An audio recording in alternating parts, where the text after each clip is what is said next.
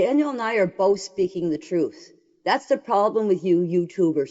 You guys twist everything around. Why do you think that I am so upset with you guys?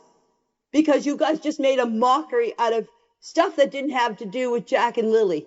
A lot of this stuff that you guys are posting has nothing to do with Jack and Lily. That is the problem. And my interview, the only reason why I was so upset with you YouTubers is the shit that you guys put out. If I would have kept my mouth shut, I still would have been drug into this. So it don't make any difference. That's why I came out. And yes, Darren did say a lot of shit. And yes, I cleared it all up. But the thing that you got to realize is you don't know how much of this is hurting us with all the bullshit that's put out there. The bullshit. There's absolutely no need of it all. Stick to the facts. You guys got to stick to the facts of what's going on. Not the way we fucking live. That's the problem. It's not about Jack and Lily anymore. You guys are saying that we are making a circus out of this. We're not. It's the YouTubers that are making a circus out of this. And that's the problem. Nobody sticks to the facts. That's all you want to do is make fun of us. What is this sense in that? That has nothing to do with Jack and Lily. You guys make me out to be a fucking evil person, which I'm not. I have a fucking heart of gold. If Jack didn't want to walk, Jack wouldn't walk. He would stand there and he would just, I'd say, come on, Jack, we're going to walk. He would stand there and he would stamp his feet, fold his arms, and just look at me. I'd have to go and take him by the hand to make him walk. Jack would not move if you didn't take him by the hand. We caught a salamander, him and I. And Daniel said, Jack, you have to let the salamander go because if not, it'll die. Well, I stuck the salamander out of the bucket. And he looked for that salamander, and he cried because we let his salamander go. I got to play kitchen for them, well, for my oldest too. If a bug got around her, she would scream. That's all they ever, from what I observed, they just played on the swings a lot. They would run around the yard, and that's all I ever heard was Lily saying, come on, Jackie, let's go, Jackie, come here and play, Jackie, come here and play. I never knew what that girl was going to come out in. And when it would come time to go feed the chickens, he goes, no, they were my friends. I'm keeping them. Lily, she was a Miss Prim girl, as I would say, if that's what you call it. I guess they call her a diva or whatever, but to me, Miss Prim. That's a bunch of bull crap.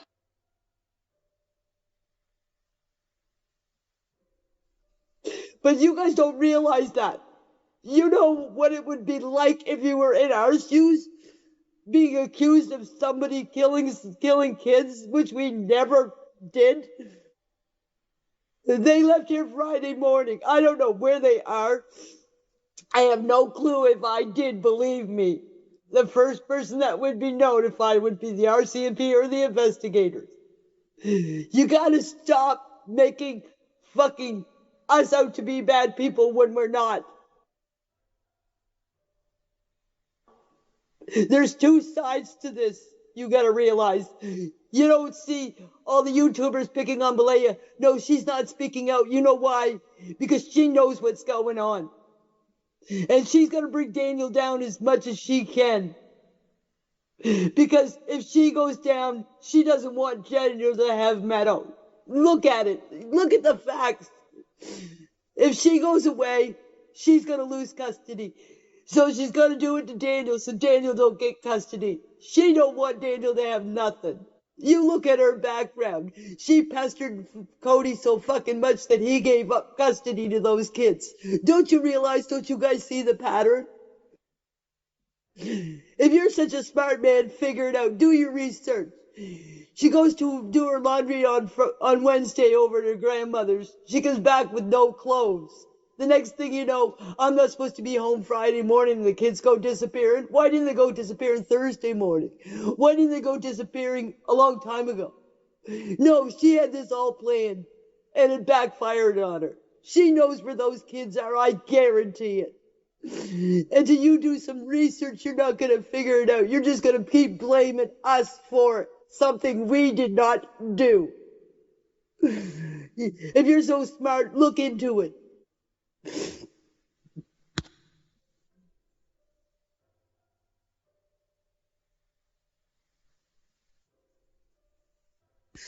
And I'm going to straighten something out for you right now. And yes, I'm upset. We went through 9 months of horror for something that we didn't do. But of course, you guys don't believe us. You believe everybody else. Oh, Malaya said this to Cheryl, and Cheryl saying this to this and to this person. We came out ourselves and talked. We didn't have anybody else talk for us. At least we have the guts to try to prove our innocence. But Malaya, she's hiding behind everybody else. So Cheryl can make up anything she wants and tells anybody, and you guys believe her. But we came out and told our side of the story. We did, not Malaya. So what in the fuck is Malaya hiding? She's got to be behind something if she won't come out, talk to herself about her. Talk to herself. I'm sorry, I'm so upset because this has gone on long enough. So why is she talking for herself? Why did she have to talk to somebody through somebody else to make up bullshit? And everybody believes it. And another thing I'm going to set straight for you too. That's the only dog I have. There was no other dog. No dog killed those kids. Those kids are still alive. And I guarantee it they are. Because they left here Friday morning. I heard them Friday morning. Where they went, I don't know. So that's why I'm saying you sit down and you look at the facts instead of believing everybody. At least we have the balls to talk for ourselves and not hide behind somebody else. That is the problem with the people on this internet. Jump to the first thing you hear. And yes, I'm pissed off because Belinda said that she heard a big dog. It doesn't matter how big the dog is, how big the bark is. It could be a tiny dog with a big bark until you have proof. But no, you guys believe everything you fucking hear from everybody else but the people that were actually here on the property when it happened. And there was no party here Thursday night. And as far as Bradley Wong goes, he never heard no car here for Friday morning. Because I never heard it, Malaya never heard it, and Daniel never heard it. But you guys believe him over the people that were here. We got nothing to hide. We're telling the truth. We're coming out and we're saying what actually happened here. So if you want to believe people that weren't here, you guys go right ahead. You can say whatever the fuck you guys want. Because you know I'm tired of this bullshit. The only people that have to believe me and Daniel is the investigators and the RCMP. But you know what? You guys are just ruining everybody in my family by putting all this shit out here. Shit that people are making up. Do your research. Go back and do your research. I'm not the smartest person, believe me, but I know what happened here. And what is my reason to lie? What is my reason to lie about it? Why would I unalive 2 children? Why would Daniel? Those children are still alive. And they're out there somewhere. And if they're not, they weren't unalived by mine and Daniel's hands. Believe me. And when the truth comes out, I hope all you YouTubers feel like shit. And I want an apology from all these YouTubers. Because the truth will come out.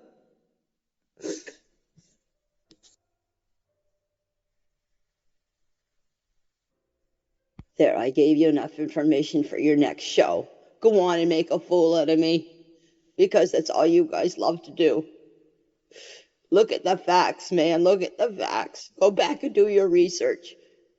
Go back and look at her side. Look, why is her family just coming out now saying all this? Why didn't they come out before? I waited 2 months. Yes, I waited 2 months. And I got so many accusations and humiliation against me that I thought I would come out and tell you something. Yes, I come out and told the story. And I had it done here so I could show everybody where everything took place and what happened. The kids are not here, not dead on this property. We did not unalive those kids.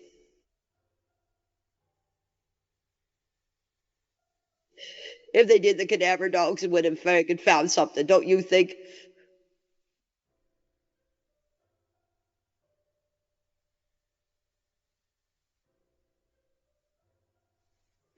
Ask me questions, I'll tell you the truth.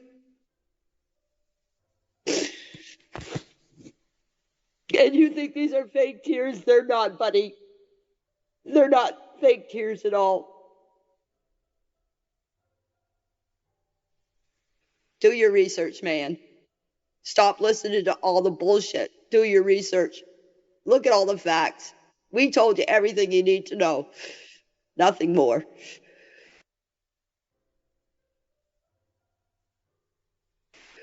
Ask me anything. I'll tell you the truth.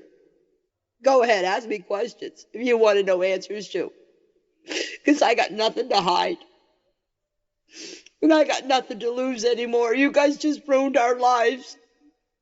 Over stupid accusations that people are putting out there. It breaks my heart what happened to Jack and Lily. They don't deserve this.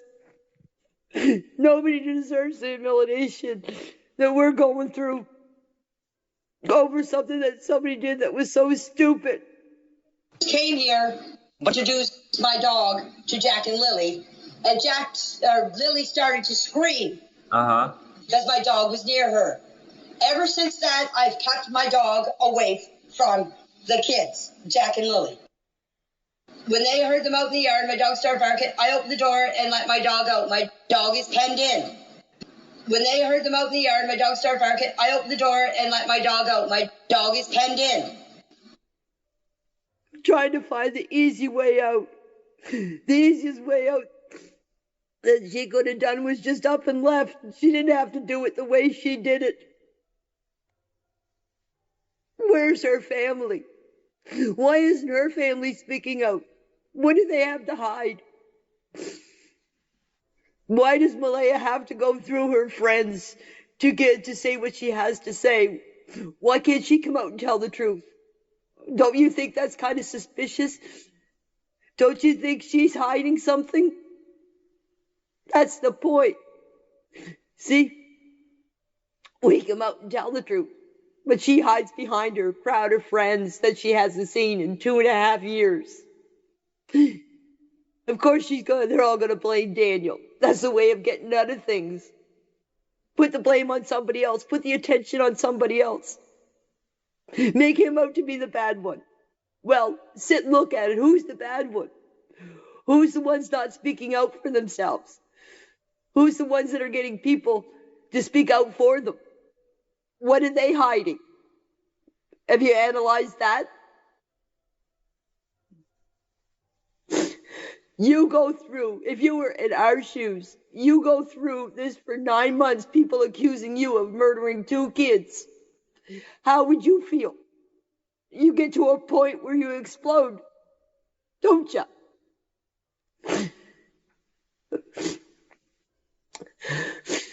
See, the thing is, why can't people just be open? Why can't people speak for themselves? Why hide? Eventually it's going to get caught up with you, isn't it? So why not just come out and tell the truth? You can tell the truth. You can't add to, I should say you can't add to the truth, but you can always add to a lie. And people think that we changed our stories. Well, you have all these people accusing you of stuff. Aren't you going to get a little bitter? I haven't changed my stories. Darren did, not me.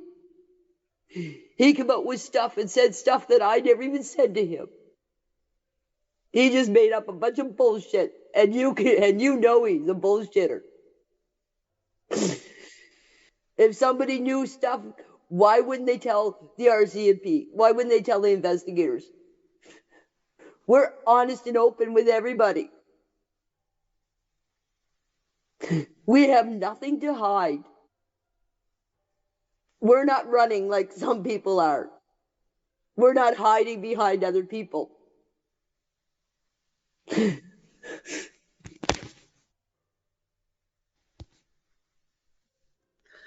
I'm just going to say this. If I were you guys, you YouTubers, if you really want to get to the bottom of this, stick to the facts about Jack and Lily. What's going on with Daniel now has nothing to do with Jack and Lily, but it's all brought in to make Daniel look bad. And as I said, when they heard them out in the yard, my dog started barking. I opened the door and let my dog out. My dog is penned in. When they heard them out in the yard, my dog started barking. I opened the door and let my dog out. My dog is penned in. Malaya knows more than what she's saying. And I'm going to tell you this. If she goes down for what she's done, because I know she had something to do with Jack and Lily disappearing. And when she goes down for it, she's going to lose custody of Meadow. And she doesn't want Daniel to have Meadow neither. So she's doing all she can to ruin Daniel's life so he won't get custody of Meadow. And that's my opinion. And I'm going to stick by it. Because the heat is on. And when this all comes down, as I said, you YouTubers are going to be such fools. And I hope that we get a personal apology from all of you guys for the misery that you put us through. I really do. If you're as smart as you think you are, or as you say you are, at analyzing everything, you would take what I said and you would sit down and you would analyze what I said. And you would come up with your own conclusion.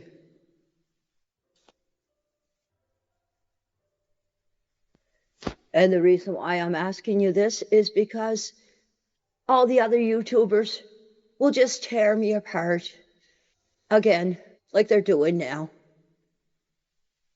And we've had enough of it. Enough. All the bullshit that's going on out there.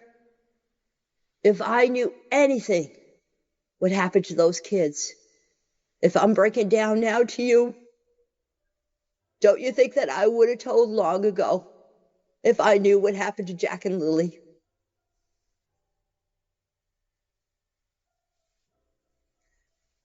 Just this here stuff on YouTube is tearing me apart. If we unalive those kids, don't you think that it would have torn me apart long ago? Don't you think that I would have broken down long ago if I knew where those kids were?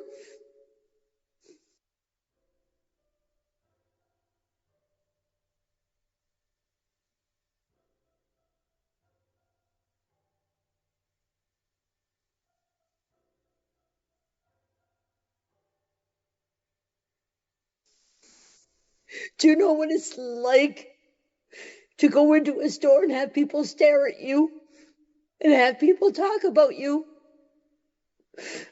No, you don't know what it's like. It is you guys that are doing it to us. You YouTubers. And we're being accused of something we had nothing to do with.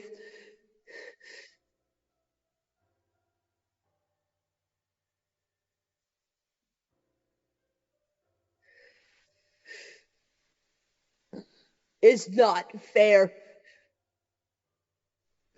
Do you think that Daniel's other two kids and Jack and Lily and Meadow aren't going to see this and wonder why this is happening to them and happening to us? Do you guys ever sit down and think of that?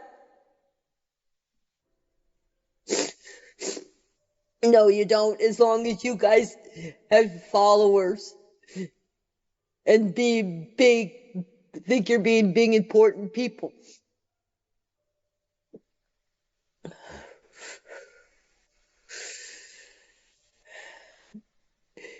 It just breaks my heart that the kids are going through this. Jack and Lily don't know what's going on. Meadow don't know what's going on, and Daniel's other two kids don't know what's going on. They can't understand. You just think of the impact that this is going to have on them when they get older and they see all this, all the talk that is said about their father, their grandmother. See, Malaya's not thinking that. Malaya don't care about anybody but herself. What mother would go to the beach? What mother would go out and party with two children, with her two children missing? I certainly wouldn't be, would you?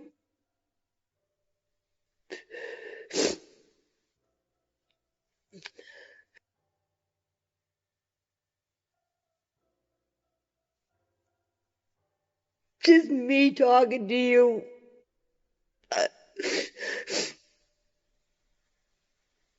And telling you all this stuff.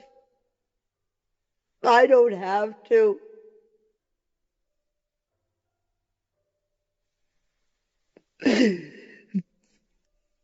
We have no one to really sit down and talk to about this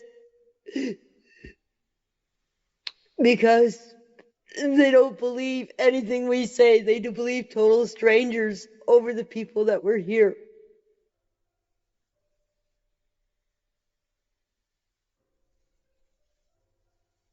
You may think that you know us, but you don't know nothing about us.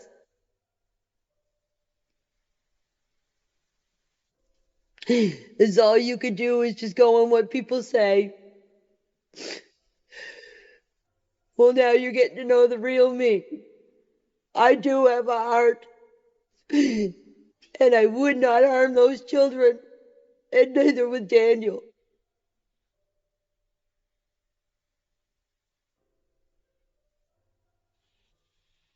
He may come off all tough and everything, but I know he had nothing to do with unaliving those kids. So you take it as it is.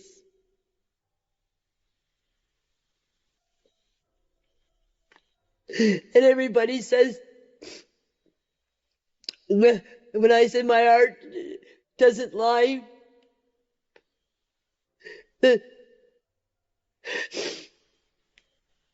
well, my heart is still not lying to me. But it's okay for Belinda to say that in her heart she figures the kids are dead. It's okay for her to say that. Now, any grandmother that would think that doesn't think much of her grandchildren. I still have hope. That's all anybody can do, is hopefully that Where Jack and Lily are is they're found soon, safe and sound. Either way, I'm not going to say it because I don't believe they are. In my heart. I'm not going to say it because I don't believe they are. In my heart. And I know those kids are alive. Because when I heard them Friday morning, they were alive. So you go on and think what you want to think. Because to tell you the truth, I've had it with all this bullshit. Our lives will never be the same again.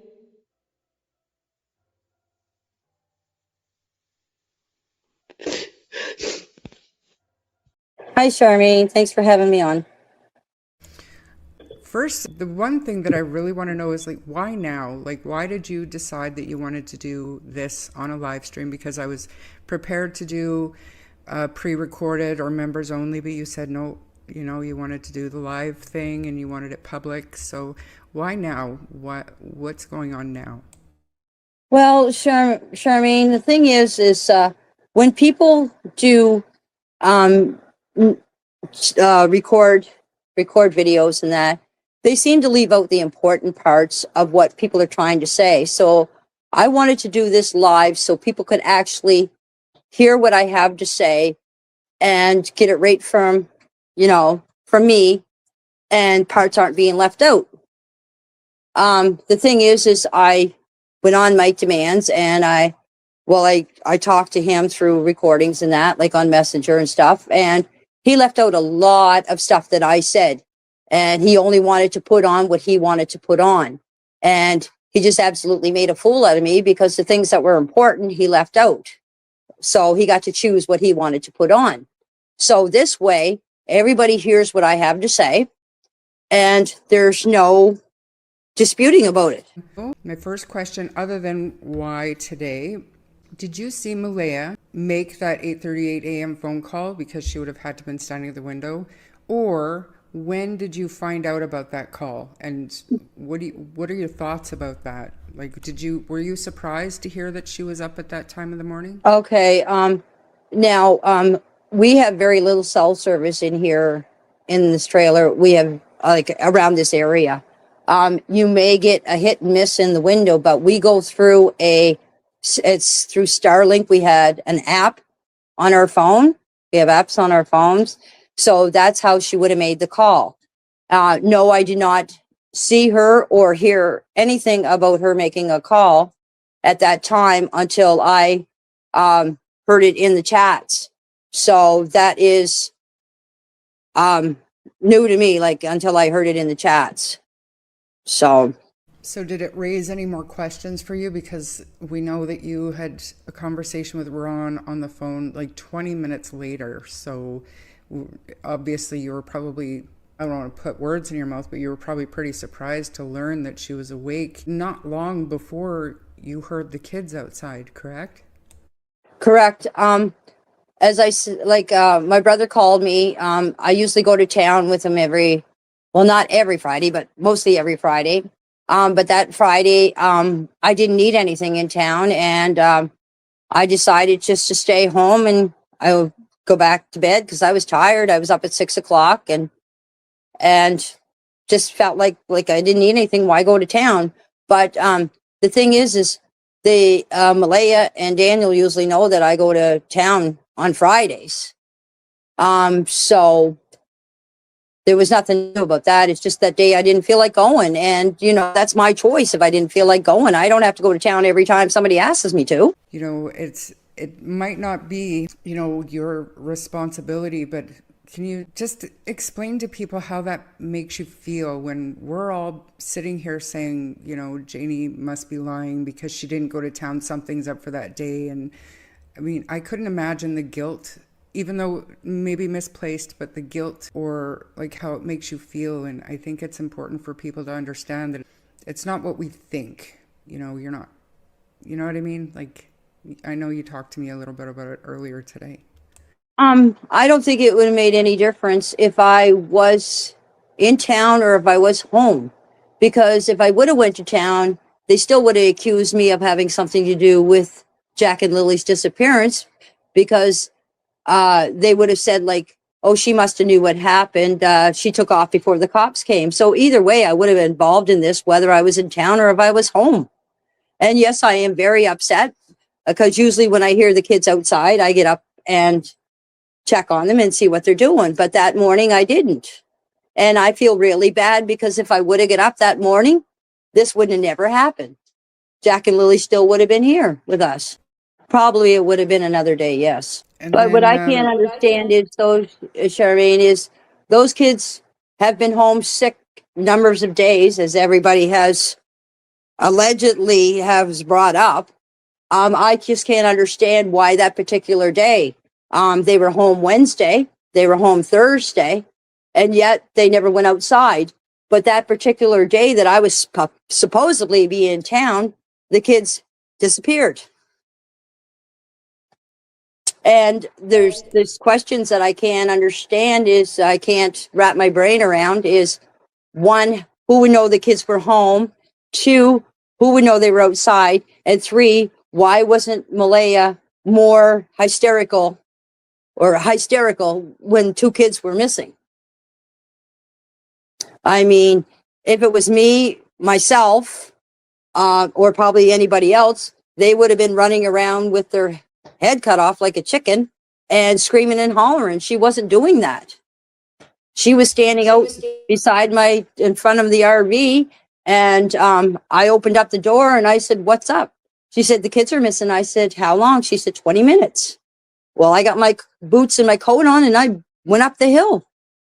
And I just couldn't understand why she was just standing there with Meadow on her hip. Like, it seemed kind of odd. was there any kind of, at what point did you let her know that you had just heard the kids not long before? Actually, I didn't let her know that I heard the kids that morning, because I just took off up in the woods and just started looking for the kids. Like, this is what people don't understand. We live in the country. So when somebody tells somebody that the kids are missing, you automatically, I don't care who you are, you check the woods, because there could be a possibility they were in the woods, right? So when I went up in the woods and I met Daniel up at the top of the old road up here at the hill, and he was in the Malaya's car, and I said to him, I said, did you find the kids? And he said, no. He said, are you coming with me? And I said, no, I'm going to search around the area here and to see if they're around there. And when I come back down, the RCMP were already here. So I could back over to the RV here. And yes, I was going to take my dog out, because I figured if Tucker could find them, hear them, he would let me know where they are, if he heard them screaming or not, because he usually lets me know when the kids are outside. That's how I knew they were outside that Friday morning, is my dog started barking because he heard the kids outside by the swing. And I figure if I took him, he could find him. But the Officer Mason told me that to leave my dog in the RV. Don't take him out.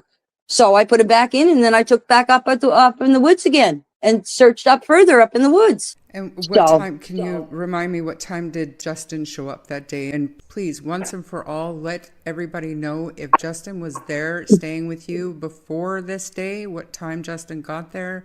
Can you talk a little bit about Justin to put it to rest once and for all, please? Justin hasn't been staying here on this property since he moved out. And he arrived here around 12:30, because I called him and told him that Jack and Lily were missing. And he came over, and I said, I explained to him, like, Jack and Lily are missing, and told him what was going on and everything. And I told him, I said, why don't you go up and get the four-wheeler? Because I don't keep it here. I said, why don't you go up and get the four-wheeler, and we'll go out in the four-wheeler. So that's what he did. He went and got the four-wheeler, and him and I took off out on the trails up back here by the pipeline, and that in the four-wheeler. Justin was not staying here. And can you talk a little bit about Justin's dog? Justin had a dog. It hasn't been on this property for I'd say 7 or 8 years when he moved out. The only dog that's on this property is the dog that you see on the screen. And I've had him for 5.5 years. He is 6 years old now. I got him when he was 6 months old. His birthday, September 12th, if you'd like to know. He's the only dog that I've had. And there's just something that I would like to say to Belinda. Belinda said that she heard the dog.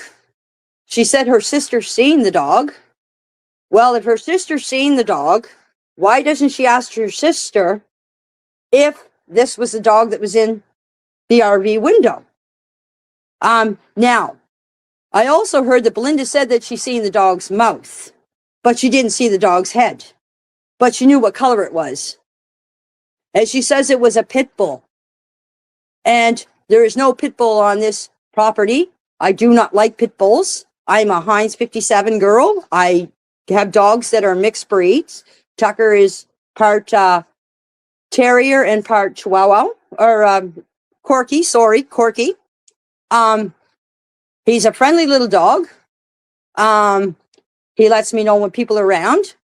I tried to introduce him to the kids, but my dog has been here all this for 2 years by himself, just me and him, and adjusted to have 2 kids here was something that he wasn't used to, and the screaming and the yelling, he didn't like it. So that's why I kept Tucker away from the kids, because they would get excited and Lily would get screaming and that, and my dog got upset. If anybody owns a dog, you know that they don't like loud screams or loud pitches or anything. So my dog, I kept to himself, him and me together. I didn't let him in around the kids. That was my choice. Absolutely. So going back to Thursday now seems to be quite the topic of debate for a lot of people. So you don't know what time Jack and Lily went into the trailer, but can you just repeat what you told me today about that they did go inside, and kind of how long before you guys went inside, if you remember at all? Okay, on Thursday when they got back from town, I was in my RV and I heard them come home. Tucker let me know. So when they came home, Jack and Lily went outside in the backyard to play. I opened up the door. They were outside playing. Between the playhouse and the woodshed, there was a board on the ground. Jack was bent down. Lily was standing behind him. And Jack was looking. He found a centipede and he found a worm. And he said, "Granny, look, I found a centipede and I found a worm." I said, "You keep looking." So Daniel came out and I said, "Daniel," I said, "can you give me a hand with the fence?" And he said, "Well, I got to go look for my drill." So while Daniel was going to look for his drill, I was raking my yard. I planned on putting up a pool. I wasn't planning on putting it up that day. I was getting ready for one. And let me ask this question. People leave their pools up all year round. So what was the difference of me setting up a pool in May? Am I not allowed to? Is there a law against it? So I was raking up to set up a pool. I wanted it level. And people keep saying on comments and everything, "Why would you put a pool in your driveway?" That is not my driveway, people. My driveway is where the cars are parked. This is my front lawn, Daniel's backyard. If people don't understand that, if you want to see it now, you drive a car down there and you see how far you get. So to put up a pool, you have to have level ground. Now, you don't put a pool on just ground. You have to have sand, a tarp. If anybody set up a pool, they understand what I'm talking about. That's where the pool was going to go. I was going to fence in the rest of the yard, but apparently there was no kids here, so I didn't put up a pool. And I know there's been a lot of back and forth about the raking. So you were not raking potholes. You were just putting gravel down, raking gravel for the pool where you wanted the pool to go. Was there ever a time that you remember that you did say that you were raking gravel into potholes, or do you remember where all of that came from? It came from people on the internet. Apparently somebody said that, well, I think it was Darren that said that I was filling in potholes at the end of my driveway. If he thinks that's my driveway, well, he doesn't know very much. The end of my driveway is out by the pavement. And why would I be out at the pavement in pitch dark filling in potholes? I was braking right here in front of my RV where the pool was going. People don't want to believe me. That's their problem. But I'll tell you something. If people want, they can get on the phone right now to the RCMP, or they can get on the phone to the investigators. They can have an excavator come in here in my yard. If they think that the kids are buried in my yard here, they can get on the phone, call Picto Detachment, call the investigators, and have them bring out an excavator and dig up that spot. They could dig up my driveway if they want to. They could do whatever they want on this property. I've already told everybody on my interview. I've told everybody on the chat room, if they want to come here and do whatever they want, they can come here and do it. They're more than welcome. I will not stop the RCMP or the investigators to come here and do whatever they want. I haven't yet, and I will not. So, people, if you're so curious to see what's in that spot, please call the RCMP or the investigators. Have an excavator come out here and dig up that spot. Please do. And shut this whole thing down, because I am tired of it. So, okay, you said that you searched the church area yourself. Do you know if the searchers or the RCMP ever searched inside the church after you did, or do you know if that's ever been thoroughly? Sorry, inside the what? The church. Apparently you had searched a church yourself. Is that correct? Where would the church be, please? I'm not sure. Abandoned church. Is there a chapel or something? I've seen a picture and somebody told me that you had searched it yourself. No? I have to correct people here. There's no church here. Are they talking about the building on up top of the hill here? If they're talking about the white building up here, it's it used to be an old community center. And that has been closed up for years. Is that something that it's got a padlock on it now? Is that what? That's the Garlock Church. That's a way to heck down the road. If they're talking about the Garlock Church, that's kilometers away from here. No, I didn't search no church. Please, if somebody could tell me what church they're talking about, I would sure be glad, but I didn't search no church. I went up and searched the community center, up around the community center, but it's not a church. So wherever people are getting that, I would like to know. Okay, I guess they are speaking of the community center. Okay, the community center, yep. I went up there and I went all the way around it. I looked underneath the holes, underneath it. I looked inside of it and everything. And they weren't there. If they were there, I would have found them. Even the RCMP went up there and searched. Okay, yeah, that was the question. And would that be the same thing as the little schoolhouse? Yeah, it used to be an old schoolhouse. It used to be the schoolhouse years ago, and then it turned into a community center. Okay, all right, that was confusing. So yes, it was confusing because when you said a church, the only church that I know of is the Garlock Church, and that's way, way down miles from here. So do you know if the RCMP, were you able to search inside that community hall or? The community center, yes, there's no door on it. You can walk right in it. Okay. The RCMP went up there and they searched the whole thing. They even searched the camp that was up there. Wow. Like, this whole place has been searched over and over again. We had searchers here, we had RCMP here, we had the investigators here, we had cadaver dogs here, we had the search dogs here. This whole place has been searched in and out. There's no other place they could search. They even went underneath the trailer with the drone. Daniel crawled underneath it. The kids are not here. So can you confirm that one more time for everybody, that this wasn't something that happened all the time? The only times those kids go into the woods is where they have their little cabins. Now, Daniel's two oldest kids started making the little cabin up there in the woods. Jack and Lily went up and helped them. They went up there and they built that little cabin. That's as far as they go. They're an earshot from us. We can hear them. We kept an eye on them. So that's as far as they would go. And the only time they would go into the woods is when the other two grandchildren were here. Jack and Lily never left that fence. When they get out of the fence, they were told, get back in it. And they would back in there. Because I always told them, don't come near the fence because Tucker's in the fence.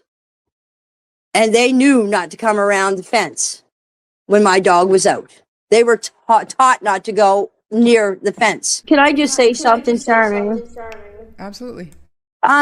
There was a search out here today with shenanigans. Bradley, Malaya was out here today, and Cheryl. So they started a search today.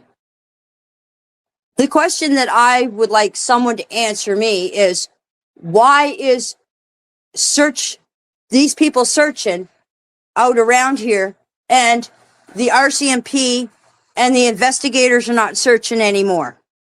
Like, I have a feeling that the RCMP and the investigators are giving up on Jack and Lily.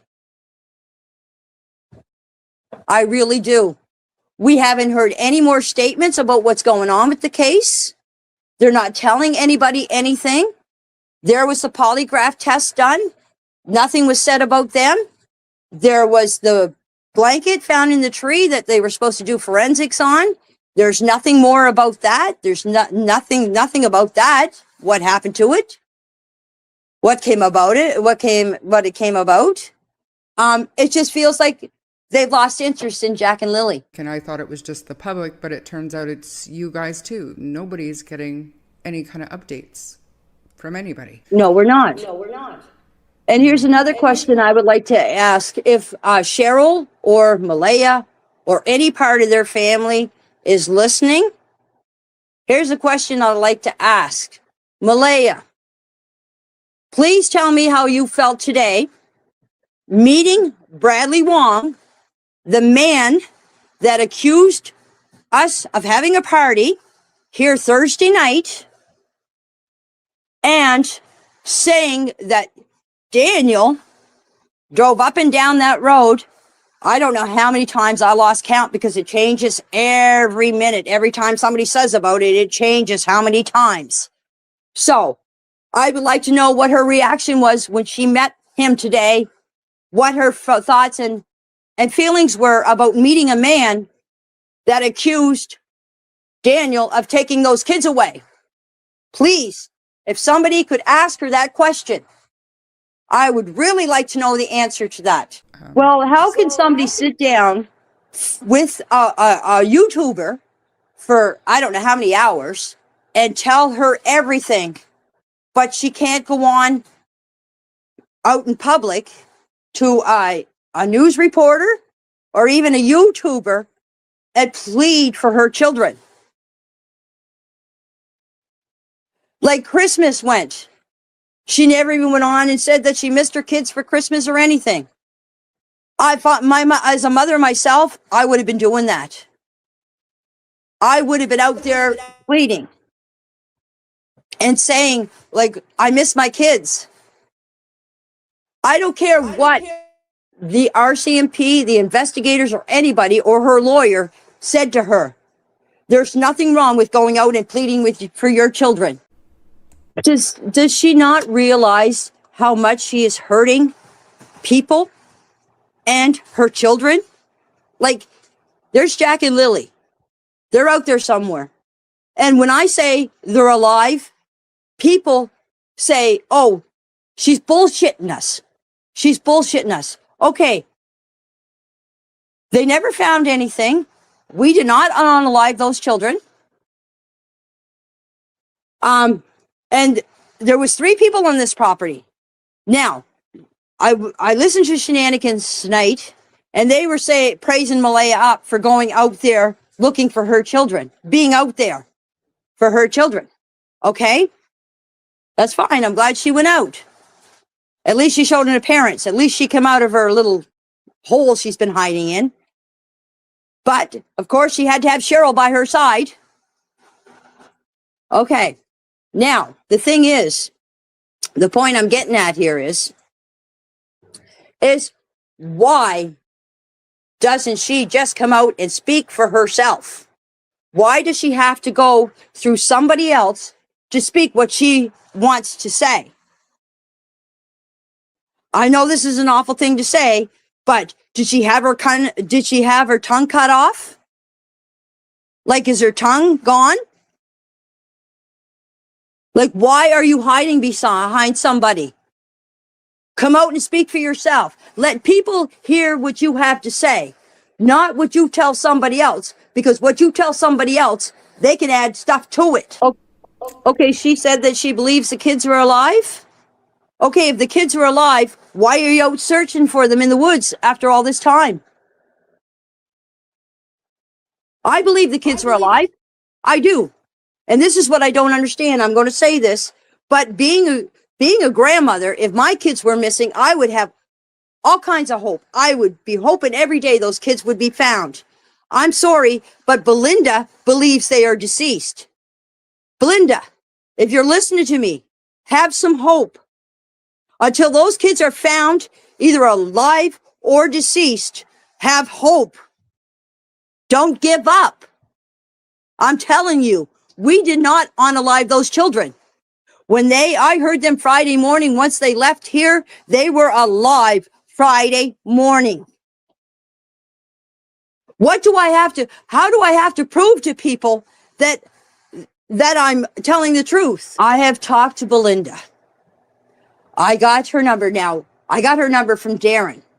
So Darren had to know Belinda. Darren had to talk to Belinda before Belinda talked to me. So God knows what Darren told Belinda. I talked to Belinda. I told Belinda exactly the same thing I am telling you guys now. Exactly the same thing as I told the investigators. Exactly the same thing I told in my interview. Exactly the same thing I told in the chat room. She asked me what kind of dog I had. I told her I had a Heinz 57, a mixed mutt. You can go on CBC on the interview that I did and see the dog. I still have the dog today. Now, if she can't see, that's the only dog that I have. Well, I'm sorry, Belinda, but there is no other dog here. You can get Cheryl. I'll tell you what. You get somebody in this chat or whoever to ask Cheryl, since we have to go through Cheryl, to ask Malaya what kind of dog I have. Okay? And when Malaya tells you what kind of dog I have, then you guys will know. If Malaya thinks the kids are alive, she should be able to tell you what kind of dog I have. Because if the dog did not kill those kids, like Mike is saying. Oh, Mike is stuck on this dog bit. The dog killed the kids. Right. And Justin's dog was another. Justin's dog was 14 years old. Can you see a 14-year-old dog chase kids around a yard? The dog had hip displacement. They could barely walk. And was put down when was Lily the dog put down? Lily was put down just before Christmas. She ended up having cancer. So we're just going to switch gears a little bit.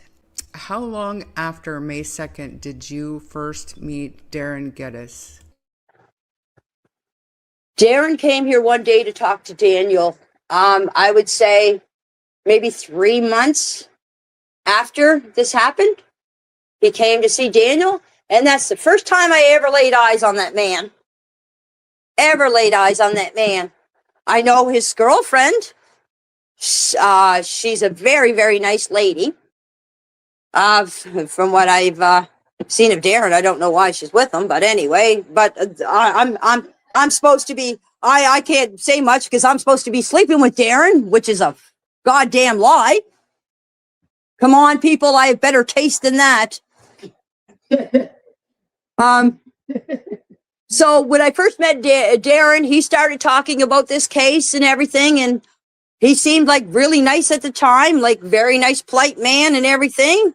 But, you know, looks can be deceiving because when you meet someone, they could be really nice to you. And then when they find out what they want, they turn around and stab you in the back. And he started talking about what he thought the case and the stories that he told us. You would be unbelievable.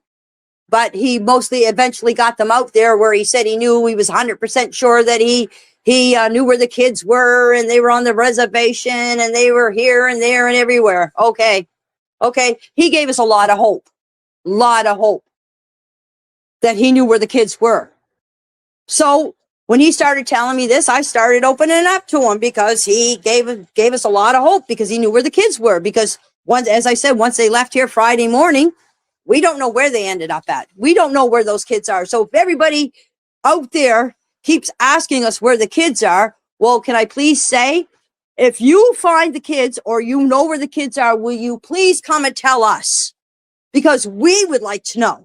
And I'm not talking about YouTubers, whatever. I'm talking about actual mainstream media. They also edit even more so than YouTubers do. And I would like to point out that I've been told, I haven't seen it, but I've been told that the interviews that were given, there has been positive things said about Jack and Lily, and there has been pleas for their return or information that just doesn't, for whatever reason, make it to air. Is that accurate, Janie?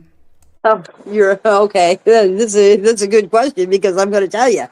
I did 2.5 hour interview with Allie.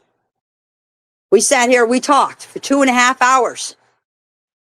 They gave me 8 minutes. 8 minutes. And she called me and she gave me the show before it was aired. And I told her, I said, you left out the most important part. I wanted you to show where my brother had called me. And she goes, oh, we didn't put that in, but I can edit it in. I said, yes. I said, edit it in because that was what this here was all about. Where my brother called me. So she put that in. She left out a lot of details.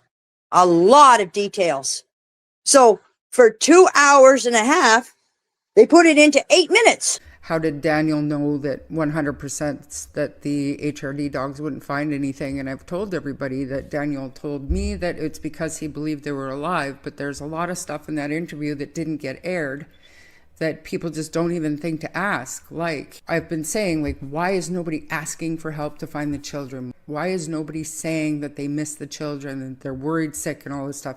Apparently, all that stuff gets cut out of those interviews. And just knowing about the 2-hour interview that Janie did and the little bit that we saw. And then we all saw Durwood's too. He got, 30 seconds of airtime? So we know that they edit a lot out. Like I pleaded. I don't know. I was so disgusted. I don't know. I watched it, but some people said there was more stuff after that. I don't know now. If I asked Malaya to please come out and tell us what happened that morning. Now, everybody says there was 3 people on this property. Yes, it was true. 3 people.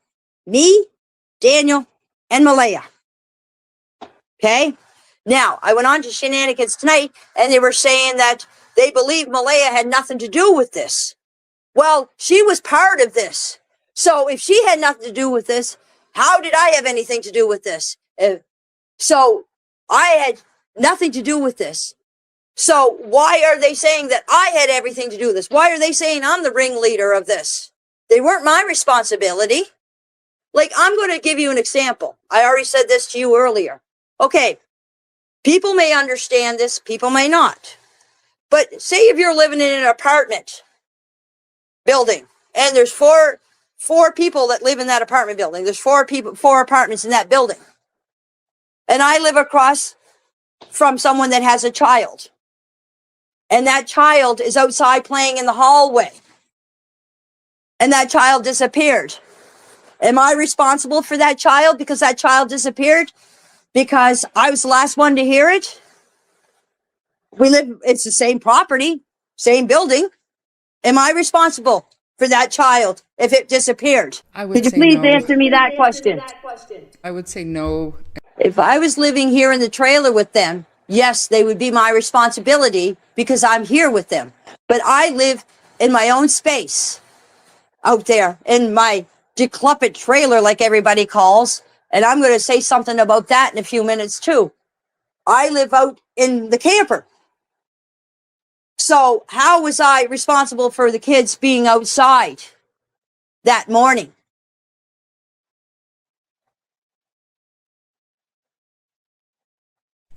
Okay, now I'm going to say something. I lived in that camper ever since Daniel and Malaya lived in this trailer. Now, people are saying that the kids were neglected, they were abused, and all this other stuff. Well, can I please say something? I gave up my home for Daniel, Malaya, Jack, and Lily, and my unborn grandchild. Okay? I chose to live in that trailer so I could give them a home, so they wouldn't be out in the street. That was my choice, nobody else's. I don't care what anybody else says. I run my own life. I chose to live out there, and that's what I did. Now, I'm going to bring up some other YouTubers, and I don't care what they say. They can say whatever they want about me. Okay. What is with AB saying that I live in an old rundown shack? The clothes I wear, what I do, has nothing to do with Jack and Lily. That is my life, my personal life. Nothing to do with Jack and Lily. The way I choose to live is my business. Nobody else's. If I want to live in a cardboard box, I'll live in a cardboard box. So, AB, the only thing I got to say to you is, I don't live with my mommy. Okay? I don't live in the basement of my mommy's. I get out and made a life for myself. I don't depend on my mommy. Okay? So before you go and sweep my doorstep, you look at your life. Okay? Here's another thing. I am really pissed off with AB, the way he puts down handicapped people, saying he wants to take Kent and push him down a hill and videotape him. That is very disrespectful to handicapped people. What he said about his mother when his mother passed away was very disrespectful. You got to remember, AB, you have a handicapped child, too. So what are you saying about your handicapped child when she's not around? So he is a very disrespectful person, and he thinks nobody is any better. I'm sorry, I have to rephrase that. He thinks he's better than anybody else. So he better sit and look at himself before he starts putting handicapped people down. Very, very disrespectful. Yeah, and Mike, don't get me started on Mike. Mike is this famous analyzer. Very, very famous. He thinks he knows everything. Well, let me analyze Mike. Mike, you only hear what you want to hear. That's all you want is negative comments to keep your show going. You disrespect me. You think you're smart, but you're stupid. And if you want to analyze somebody, you better analyze yourself. because you don't know shit about anybody. You don't know anything about me. You don't know about my personality. You don't know what I'm like. My interview, yes, I was mad.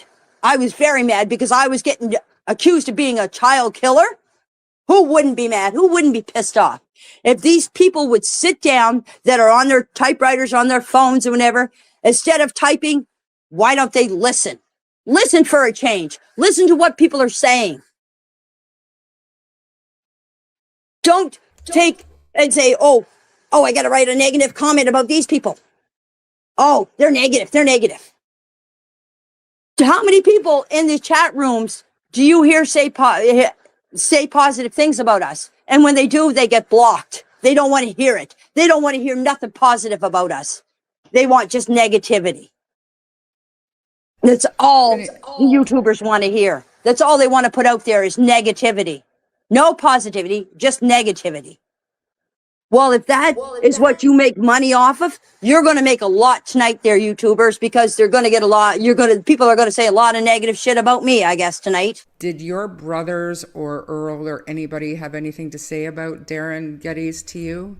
Did his name ever, did they ever talk to you about him or any of his past and their dealings with him in the past? Or did they have good things to say about him? The only thing that I could say is the woman that Darren Geddes goes with is my brother's wife's mother.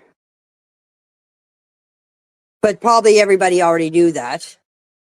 My brother's told me things, but you know what? You don't know a person until you meet them. What they're like. Like somebody asked me, do you know such and such a person? No, I don't know that person. I know of them. But knowing of them and knowing them is two different things. Like, I'm going to say something. I'm going to interrupt you there. I'm going to be Anita and just say something here. Oh, and by the way, if I'm talking and I say, Anita, attention, that's what's all she's looking for. As you know, I had a battle with her. Well, not a battle, but I said a few things in Mike's chat there the other night, what she was saying and everything. She said that she hasn't talked to Malaya since last July. Okay. But apparently she knows everything about everybody. Everything about everybody. I never met this woman. I showed you the thing the other night there. She messaged me. I did not contact her. She messaged me. She forwarded her phone number to me. She wrote something I cannot understand. I asked you today, Charmaine, if you could understand what her message was. You couldn't even understand it. So I put question mark. And then the next thing she went, oops. She knew she made a mistake. She messaged me. Now, from what her message said, I would say she was drunk. That was that Monday night after she left Mike's show. After when the Mike and everybody disappeared. Went on a little binger there, eh? Yeah, I'm going to tell you a lot of stuff that Anita's saying is nothing but bull crap. Bull crap. She should get the Oscar, and the winning Oscar goes to Anita. Attention. She contradicts herself in so many ways. If you listen to her, I'm going to say this. I don't mean to say this, but if you go on to, I don't know if I got her name right or not, Ninja or whatever her name is, she'll break it all down for you. How many times she said this car went by and she passed this car and she passed that car and everything else. Does she even know how many cars passed? 2 men show up at her door. They have masks on. She says one of them was my son and Jordan at the first time. The next time she says one was Daniel and Justin. She said she got a call from Chance. I talked to Chance about a week ago before that. He doesn't even know who in the hell she is. I didn't even know who in the hell she was until she started coming out on these here YouTube channels and started shooting off. Oh, I was looked after Meadow and I looked after this. Okay, if you were looking after Meadow, how come Meadow was taken away from Malaya then? If you were such a good caretaker, why was Meadow taken away from Malaya then? If you were supposed to be looking after her between you and Cindy, why was she taken away from her? Can you answer me that question there, Anita? Attention. I could go on and on about Anita. Anita's full of bullshit. She don't know me. She wants to go and have tea with me. I'm sorry. I don't have a $1,500 ring on my finger or a $1,700, whatever. I don't give a shit what the price is. I don't drive a Mercedes Benz. I don't live at a B&B. Do you know what, Charmaine? I would be happy with a pop ring on my finger, a 2-seat bicycle so I could take somebody with me, and I live in an RV, and I'm perfectly happy and content. Luxury things don't interest me. I could care less what she has. I don't care if she runs a business. I don't care if her husband or her boyfriend or where in the hell she is runs her business. She is the woman. She wears the pants in the family, and that's all there is to it. She's got Mike so pussy whipped that he doesn't even know what to say anymore. I'm not coming in here and telling you to let me talk. Keep quiet, Charmaine. I have to say this. Listen to me. I'm not doing that. So have you ever met Jordan? Jordan, no, I have never met Jordan in my life. I have talked to Jordan on Facebook Messenger, and that's the first time I ever met that boy. I wouldn't know him if I fell over him. I don't associate with Daniel's friends. Daniel has his life, I have mine. And okay, and then what about Brandon Lemieux? Is that somebody that you've ever met? Who? Brandon Lemieux? No, I never even heard of the name. Who is he? He's somebody that was involved in the search, and he's a witness, allegedly found some items, and his name has just come up over time. And I was just curious. But still to this day, you've still never heard his name, then he's obviously not relevant. And I do know that you know Chance. You've heard that offensive call that Anita claims was Chance Lays. Can you tell me your thoughts on that? You've talked to him in person? Do you think that was Chance? Well, if I didn't hear it on YouTube, I sure do know about it now because Anita sent it to me twice. Sent me his profile and everything, or his Facebook page and everything. Like, what do you want me to do, Anita? Go and slap Jordan, or go and slap Chance's hands for being a bad boy? No, it's not Chance. Like I guarantee, I'm going to say this, and this is my opinion and my opinion only. I think that Anita set this whole Chance thing up. She got somebody to call her and say all this stuff, because if I recall something in the Mike's channel, yesterday, last night or whatever, I don't know, yesterday, she said something that nobody would know, only someone that I told it to. And then she brought up something about oven mitts. And I'm saying, oven mitts? Yeah, about oven mitts. Where did you hear about the oven mitts? And I said, from the conversation that you had with this person. You sent it to me twice. No, I believe that she has set that up just to make Chance look bad. And you know what? Feel so sorry for Chance, what he's going through. And I feel so sorry for Jordan. I've talked to him on Daniel's Facebook. Those two boys have nothing to do with anything of this. What they do with Daniel is their business, but they had nothing to do with Jack and Lily. Nothing. Jordan was brought in this by his father. If Darren wouldn't have started going on like he did, Jordan wouldn't have been brought into this. So Jordan, I feel sorry for you. I understand what you're going through because I'm going through the same thing. And Chance, I feel sorry for you too, because I'm going through the same thing, and you should have never been brought into this, in my opinion.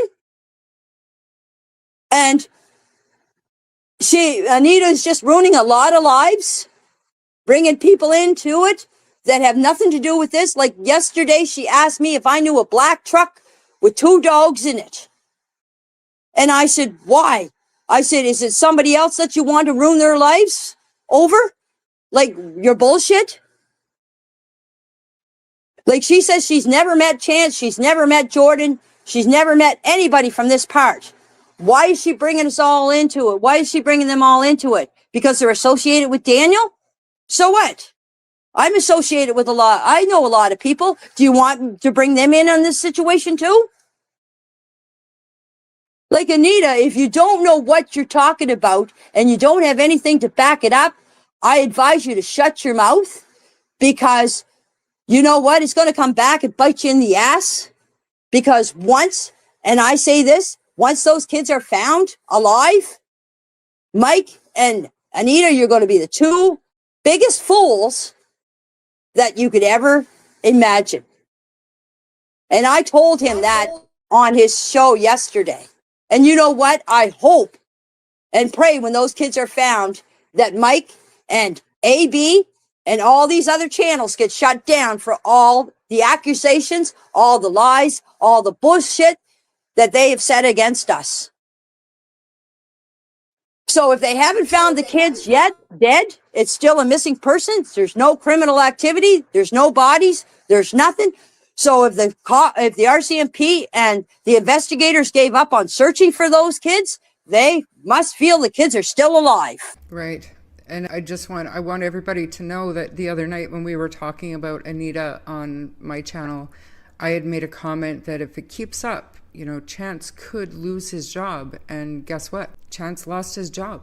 So Chance and Jordan both have been negatively affected by this case, and they've had no involvement. If they did have involvement, that's not for the public to decide.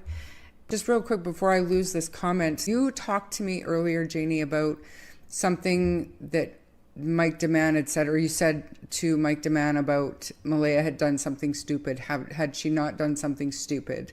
Can you explain to everybody what you meant by that comment? Yes, I can, Charmaine, and I will tell it. I hope some of Mike's listeners are in your chat tonight, and they can forward this. If not, please, Mike, please get off your high horse and listen to this channel tonight, and I will tell you. Malaya made a stupid mistake. The stupid mistake she made was, now, she could give those kids to somebody and not be charged with abduction because they're her children. If she let them go with her grandmother or she let them go with Joe Blow down the road, okay, there wouldn't have been nothing done about it. But yet, she called the RCMP and reported the kids missing. Now, you heard Daniel saying, she asked Daniel if she should call 911. Okay, she did call 911. That was her stupidest mistake she ever done, because if she knows where those kids are, she shouldn't have never got the RCMP involved, because look at what happened now. Now she's so far into it, she don't know how to get out of it. That's all she had to say. If she gave those kids to somebody, she could have said they went with so-and-so, and then there wouldn't have been none of this. She better sit down and take a good hard look about how many lives she has ruined by doing this. She ruined my life. She ruined Daniel's life. She ruined Chance's life. She ruined Jordan's life. She ruined Jack and Lily's life. She ruined Meadow's life. She ruined my other two grandchildren's lives. Like, us grown-ups can deal with it, but I sit here every day wondering how Jack and Lily are dealing with this, how my other two grandchildren are dealing with. Are they getting bullied at school? Like, what's going through their minds hearing all this, or going to hear all this? And I said this to Mike on his channel, when I was talking to him. I said, when the kids are older and see this, how is it going to affect their lives? Hearing their grandmother and their father and what happened. And you know what he says? You don't have to worry about Jack and Lily. They were gone May 1st.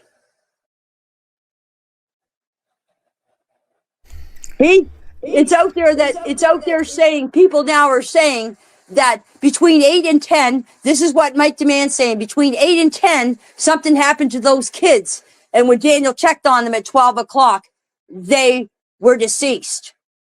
Okay, if he's saying this, well, if that's what he's saying, that they were deceased at 12 o'clock, how in the hell could the dog kill them then if they were deceased in bed? Like, people are not thinking what they're saying. Like, he's saying 1 minute the dogs killed them, and the next minute they were found deceased in bed. And then Anita says, oh, the kids are still alive. And then she says, no, they're dead. Chance killed them. Daniel killed them. Janie killed them. Which is it?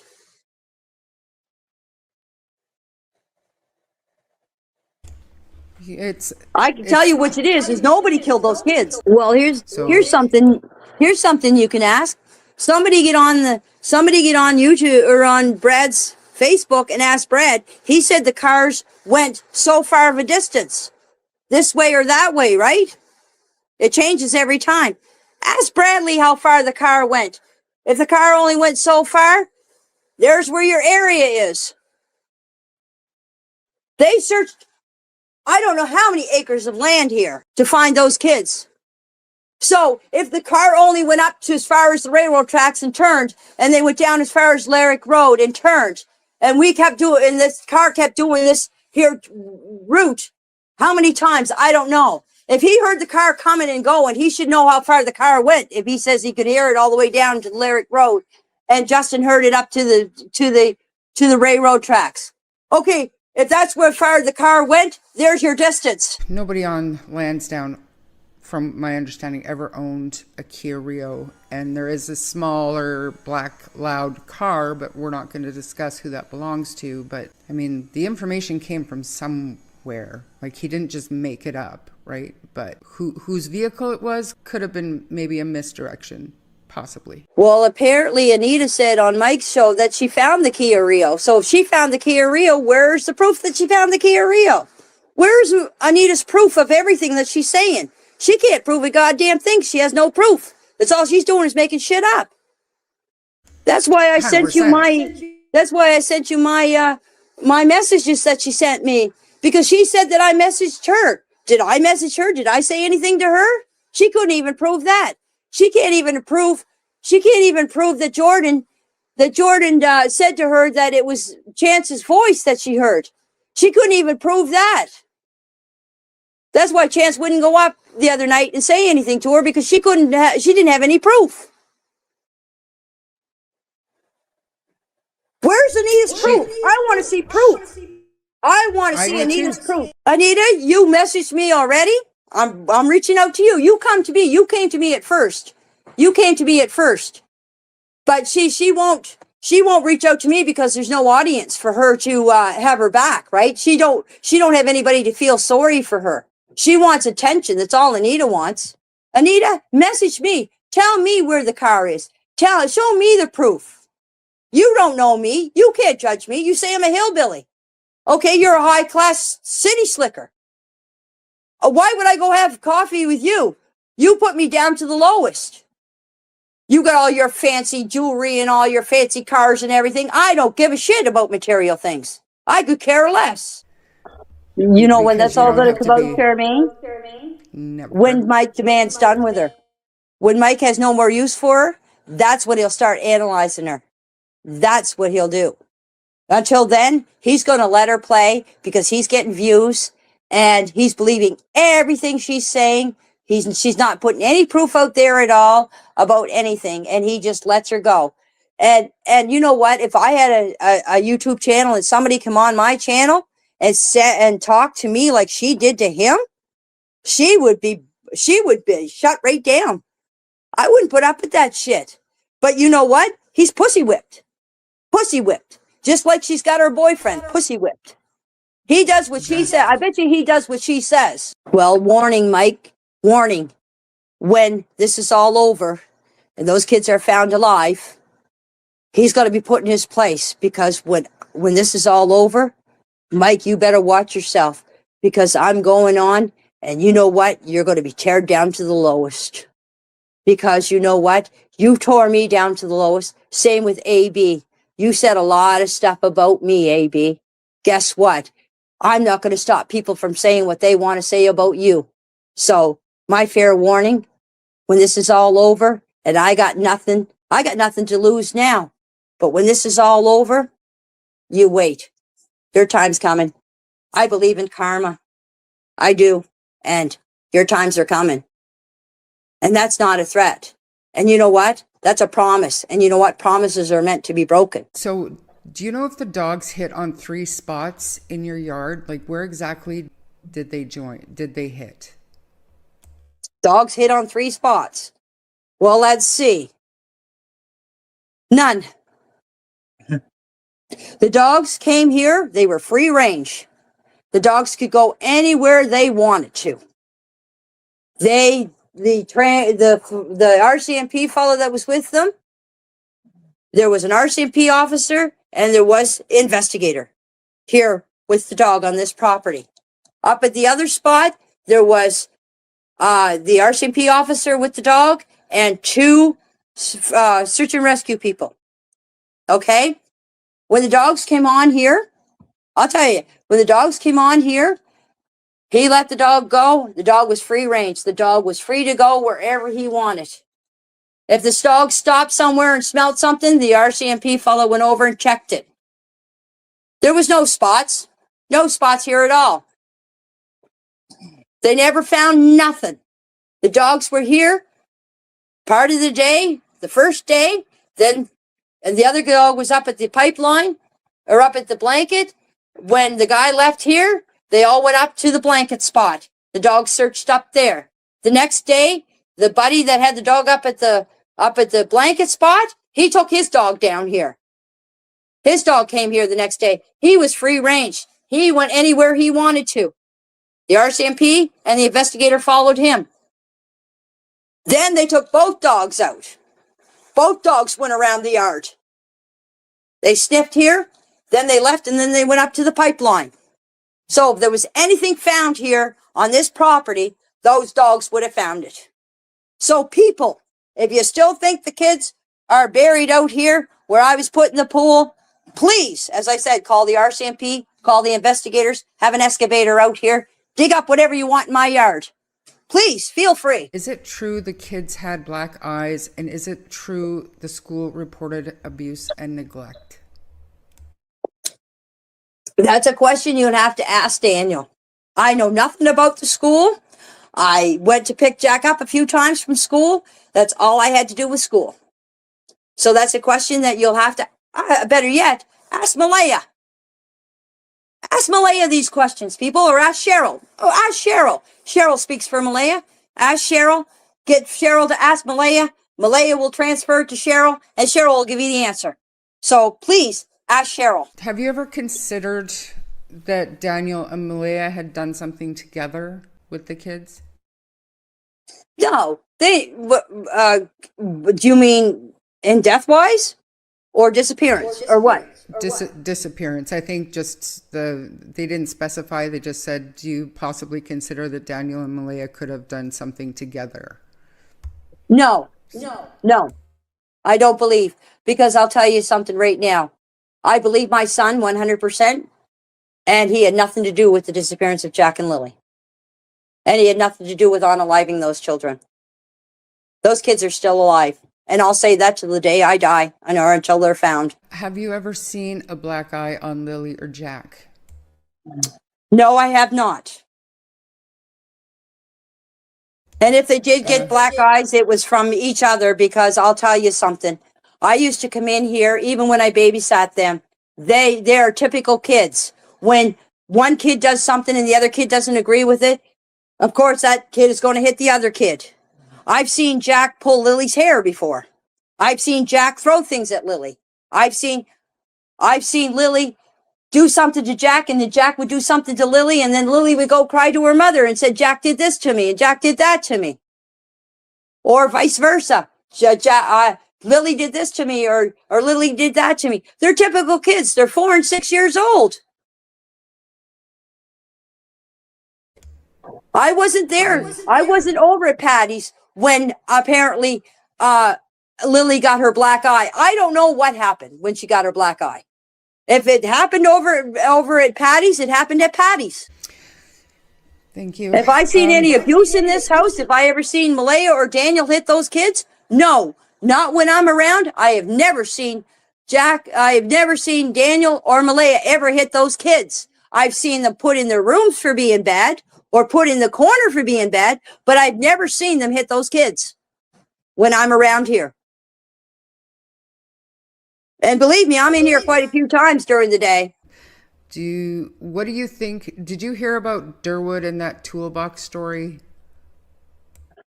No, I didn't hear anything about the toolbox story from Darren.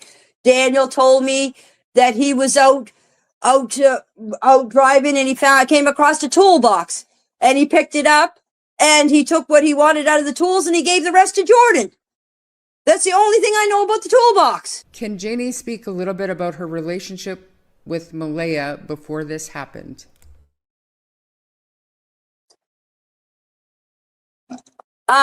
Well, Malaya is a very quiet person, and myself, as you know how I am, I'm very outgoing and very outspoken. So, to tell you the truth, when somebody is outspoken and apparently loud like me, it's very hard to communicate with people that are very quiet and soft spoken. I have friends like that, and when I would hang around with them, they would kind of look at me kind of funny, like, but that's the way I am, and that's the way Malaya was. But I'll tell you something right now. Anita said that I didn't like Malaya because she was half native. I never, ever said that about Malaya. Never. Malaya became part of this family, and I accept her as part of this family. But what I thought of Malaya has nothing to do with Jack and Lily. Where was Janie when her brother called her at 10:19 a.m.? I was out in the yard when he called. And your phone was inside the RV? Or? No, I was out with Malay and Meadow. And so can you just go over, you told me today, but can you go over like the timing, roughly the timing of when people showed up on the 2nd? Because I know you told me that Justin didn't show up till about noon. And, you know, just can you talk about that morning a little bit? When people started showing up? Okay. My brother showed up here at a little after 1. Cindy showed up not long after the RCMP arrived. Haley and Hayden and Shelby showed up a little after 1 because they got here roughly around when Logan got here. Logan just got here before her father did. Who else am I missing? I know I introduced somebody. I can't be 100% sure. There was so many people here, but I know I introduced somebody to Malaya's mother, but I can't remember who it was because people were coming and going here and my neighbors were down. People I'd never even seen were coming and saying hi to me, and I don't even know who they were. But the main ones were my brother and my other brother showed up. He showed up. He showed up after my brother Ron did. My other brother. Then there was 2 of my other brothers that showed up later on. Mostly my family was here. They showed up roughly around the same time, but they were out searching before they came here. So they were out once they found out Jack and Lily were missing. They went searching for them, and then when they called the search off, they all came back here. So I don't know what time some of my other brothers, they were out searching before they came here. So they were all back here when the search was called off. Okay. You mentioned about Malaya giving the kids to somebody. Do you ever recall any kind of conversation or conversations or anything that came up that would indicate to you maybe who she was thinking of giving the kids to? Or what are your thoughts? Like, if you had to guess, where do you think the kids could be? My opinion, I think that the kids are with her side of the family or someone that is associated with her side of the family. Because I lived here for 26 years and my kids grew up here and I had no problem. And where I live in the country, there's no random stranger going to come by and pick up 2 kids. Because how do they know you're not watching out the window at your kids? And as I said before, who would know the kids were here home that day? And who would know the kids were outside? And if it was somebody that picked those kids up and came in the back door and picked those kids up, those kids would have been going hysterical. They would have been laughing and going on and everything. Because I could tell you from my experience, when Malaya and Daniel went to pick up the car, I watched Jack and Lily. And when that car drove in the yard, Jack went up to the window and he said, Granny's here, Granny's here. And I said, no, it's not Granny. Yes, it is. It's Granny. I said, Jack, you got to calm down. It's Granny. Granny's here. And then when his mother got out of the car, I said, no, it's your mother. Oh, Mommy's home. Mommy's home. So if it was somebody that came in, nobody would come in this backyard and take those kids out of this house because Daniel and Malaya would have known. My dog would have known. Like my dog, wake up at 6 my dog hears. I want to call you somebody else. I'm very sorry. My dog wakes me up thanks to Daniel. I'll be sound asleep. Daniel will go out to the woodshed and get an armload of wood, and my dog barks. And my dog sees Daniel every day, and yet he barks at him. And he knows him, but yet he barks at him. I could be in bed sound asleep, and the next thing you know, the dog is barking because Daniel's out getting wood. So if my dog barks at Daniel, which he knows him, sees him every day, why wouldn't my dog bark at 2 kids out in the yard when they see every day? The next one, Janie, do you think somebody came in the place and snatched the kids, or do you think that somebody helped lead them out and took them? I know somebody led them out because, as I said, when they get outside that fence, they would have been yelling and screaming and hollering. So somebody had to take them out of that. And I am suspecting it was Malaya that took those kids out of this house and took them and gave them to somebody. That's my opinion. Janie, do you find it strange that Malaya made the call to 911 before talking to you or checking the trailer regardless of the dog situation? Do you have any thoughts of why they wouldn't come and check with you first to see if the kids were inside with you? The thing that why they didn't come and check with me is because apparently they thought I was away. See, every Friday, as they said, I was going with my brother to town, so they must have thought I was away. That's why they didn't come over and see if I heard the kids or anything, because they didn't expect me to be home. And I think we've heard Daniel has a Dodge Journey. Do you know what happened to it? I know what happened to it, but do you know what happened to it? The Dodge Journey is gone. It went for scrap. And yes, it was checked by the investigators and the RCMP. All vehicles in this property were checked by RCMP investigators, and God knows how many searchers have looked in the cars. We had a dryer out at the end of the driveway. You want to know how many people looked in that dryer? I could count them on my hands and my toes hundreds of times. Everybody that came in this yard looked in that dryer. Everybody looked in the vehicles. My car was actually searched by a cadaver dog. Roots would like to know if the kids had gone missing before, even for a short amount of time. Well, as the YouTuber said that Jack has gone away before, but that's when she lived in Truro with her grandmother. Apparently, Jack took off from her care before. When we used to go for walks, Daniel and I and my other 2 grandchildren and Jack and Lily, I would have to carry Jack through the woods because he couldn't make it over the brush or the undergrowth or everything. I would end up carrying Jack.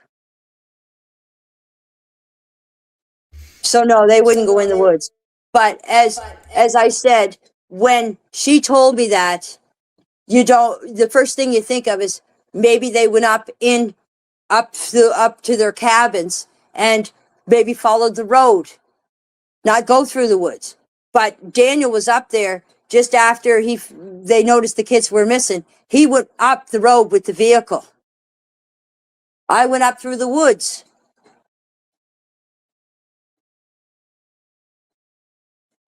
And as Daniel mentioned, when the helicopters went up and they have the heat seekers on them, they found, I think it was a beaver and something else. The heat seeker went down on them and found these here animals. I don't know much about it. I like, there's so much going around, like so many hearsayings here. They like, even the people that were out searched these areas where these here where they hit hot spots. So if a helicopter with a heat sensor can pick up animals, they should have been able to pick up the kids. Next question, where did Daniel store his tools, and did you park your ATV at Justin's house? Daniel kept his tools in the porch. No, I did not keep the ATV at Justin's house. The ATV was somewhere else, not very far from here. I'm not going to say where. Lynn, that ATV hasn't been on this property in 5 years until that day Jack and Lily went missing. And why it was so clean that day is it was raining here, people. What size of pool, please? And why not put it in the fenced area and that tree where the pool would go? It looks like it's, I don't understand this question, Lynn. I'm sorry. Oh, I understand it. I can answer that question. The reason I wanted to put the pool where in front of my RV is the fenced area where the grass is was for Jack and Lily. And I did not want to put a pool in a fenced yard with 2 kids. So I wanted to put it in front of my RV, and there's going to be a fence put up around. I never finished it. I ran out of lumber. That's why the fence wasn't finished, but there was another fence behind that fence. If you haven't looked, it was made of chicken wire with fence posts. So I didn't finish the fence that night because I ran out of lumber, but there is going to be another fence put up in where the end of the trailer is. There's going to be another fence go across the front of the yard and right back to the RV. That was all going to be fenced in, and the pool was going to be in there away from Jack and Lily. Malaya, as I said, the only time I seen Malaya cry is when Justin and I come back on the ATV, when she called me to come back. And this is when the riot started. Malaya was at the end of the driveway. Justin and I were up at the pipeline by the Matheson Road. Malaya called me, and she told me to get back here because she couldn't tell me over the phone what was going on. So Justin and I rushed back here. We parked the ATV in front of the porch here, and I went up to the end of the driveway where Malaya was standing crying. There was I didn't know it was Haley and Cheryl and them at the time. That's the first time I ever seen those people. They've never come here to visit when Malaya lived here. I want to state that the only people that came to visit Malaya when she lived here was her mother. She was here about maybe 5 times. And Patty came here for every birthday, and she came every once in a while to visit Malaya. Patty is elderly, so Hayden started driving Patty here for birthdays and stuff like that. So that's when I got to meet Hayden. I never met Haley, and I never met Cheryl, and I never met the other girl. Is it Shelby? I never met her until that day when I found out who they were. Malaya was crying at the end of the driveway. I went over and I put my arms around her. And the first thing that I thought of is they found the kid's dead, deceased or dead. I think I said dead. And she said no. And then Haley started in on shooting off. It was Daniel. Daniel killed those kids. Daniel did this to those kids. We got into a confrontation. My sister-in-law got into it. Logan got into it.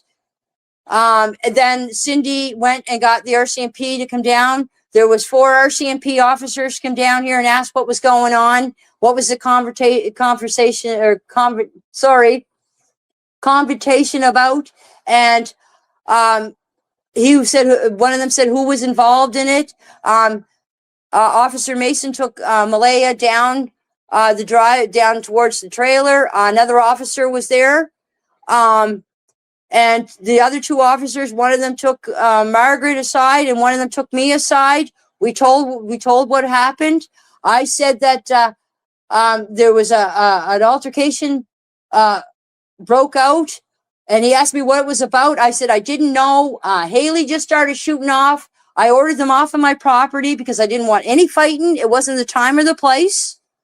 And he said, okay. And we just started talking. He asked me questions like, what was it about? I said, I didn't know what was said. And I just said, like, this is about Jack and Lily. I don't care what else is going on. I want to find Jack and Lily. And I ordered them off. Now, Cheryl said that I went after her, which is not true. I didn't go after anybody. I told them to get off my property. One of them started to come back on again. I told the officer I want her off my property. After that, everybody left. Everybody cleared out. There wasn't a soul here. Even all the officers left. Everybody left. The only ones that were here was me, Daniel, Justin, Logan, and my brother. We're left on the property. Everybody else cleared out. Corey, Cindy sent Corey back to get Patty. Patty did not want to leave here. She wanted to stay the night. She wanted to be here when Jack and Lily were found. Corey came and took her out of here, and that was it. What was his name? Cody. Sorry, Cody. Cody took her out of here. I'm sorry. I've never met these people. I don't know who they are or who's with who. It's so confusing. Haley's Malaya's half-brother. Haley's half-brother or half-sister. They're not related at all, but they're all intermingled somehow. I don't know. I really, to tell you the truth, I really don't care who's related to who. I think we've answered the first part of this about dating Durwood. That is false. It's never happened. And then, Janie, do you know if Malaya was using drugs while she lived on the property? I'm going to answer that question. And I've asked the investigators the same question. To tell you the truth, as my age, I haven't been around drugs. I don't know nothing about drugs. I may be stupid. There may be a lot of people out there like me. I don't know who does drugs and who doesn't drugs. And personally, it's none of my business. Janie, why did Daniel tell the reporters that he's 100% sure that the kids are not in the woods? Well, okay. What did they have here? They had hundreds of searchers. They had helicopters. They had drones. They had dogs here. And they never found nothing. They're not here. They're not dead on this property. Those kids, I keep repeating it. And as I said, I'll take it to the day I die. Those kids are alive. Well, if the RCMP and the investigators gave up on the search looking for them, they must be still alive, don't you think? We're always going to be, I don't care what anybody says, Daniel's always going to be a part of Jack and Lily's lives, no matter what anybody says. Belinda, you could say Daniel will never be a part of Jack and Lily's life. Cindy can say that Daniel will never be a part of Jack and Lily's life, but what they don't understand is Meadow's part of Jack and Lily.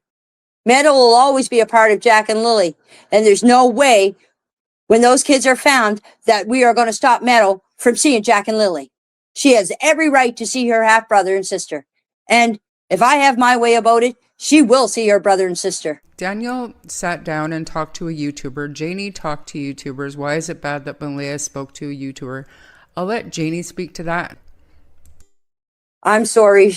I didn't quite hear that question. So Daniel has sat down to talk to a YouTuber. and Janie has sat down to talk to YouTubers. So why is it bad that Malaya has spoke to a YouTuber? No, it's not bad that Malaya has spoke to a YouTuber, but I wish she would have done it so everybody could hear what they had to say. Why go and talk to a YouTuber and the YouTuber not say anything about what Malaya says? What was the use of it? We don't know nothing. We don't know what Malaya said to the YouTuber. Why didn't Malaya come out and talk to the YouTuber on live like I'm doing to you? I have nothing to hide. What does Malaya have to hide? She did YouTube when she was younger. Why can't she do it now? If she's so shy to be on camera, she could do exactly the same thing I'm doing now. She could talk to a reporter. She could be off camera. She don't have to be seen. She don't have to be seen to be heard. Robin said Daniel and Janie didn't make pleas for Jack and Lily either. Okay, can I say this? I don't mean to interrupt you, but that question, okay, to that person that said that, okay, they said that they never heard me. Well, okay, you're going to hear me now. If anybody knows where Jack and Lily are, or whoever has Jack and Lily, feel free to drop them off at the end of my driveway. I don't care who you are. Just drop Jack and Lily off so I know they're safe. You can drop them off. You can leave. I won't chase you. I don't care who you are. As long as Jack and Lily are dropped off safe, that's for the RCMP and the investigator to find out who you are. It's not up to me. I want those kids home safe and sound, just like everybody else does. I want this to end. I want to know those kids are safe and sound. So whoever has those kids, feel free to drop them off here. I won't bother with you at all. You could drop them off, beep your horn. My dog will let me know. I'll come out. I'll get Jack and Lily. You guys take off and leave. I don't care.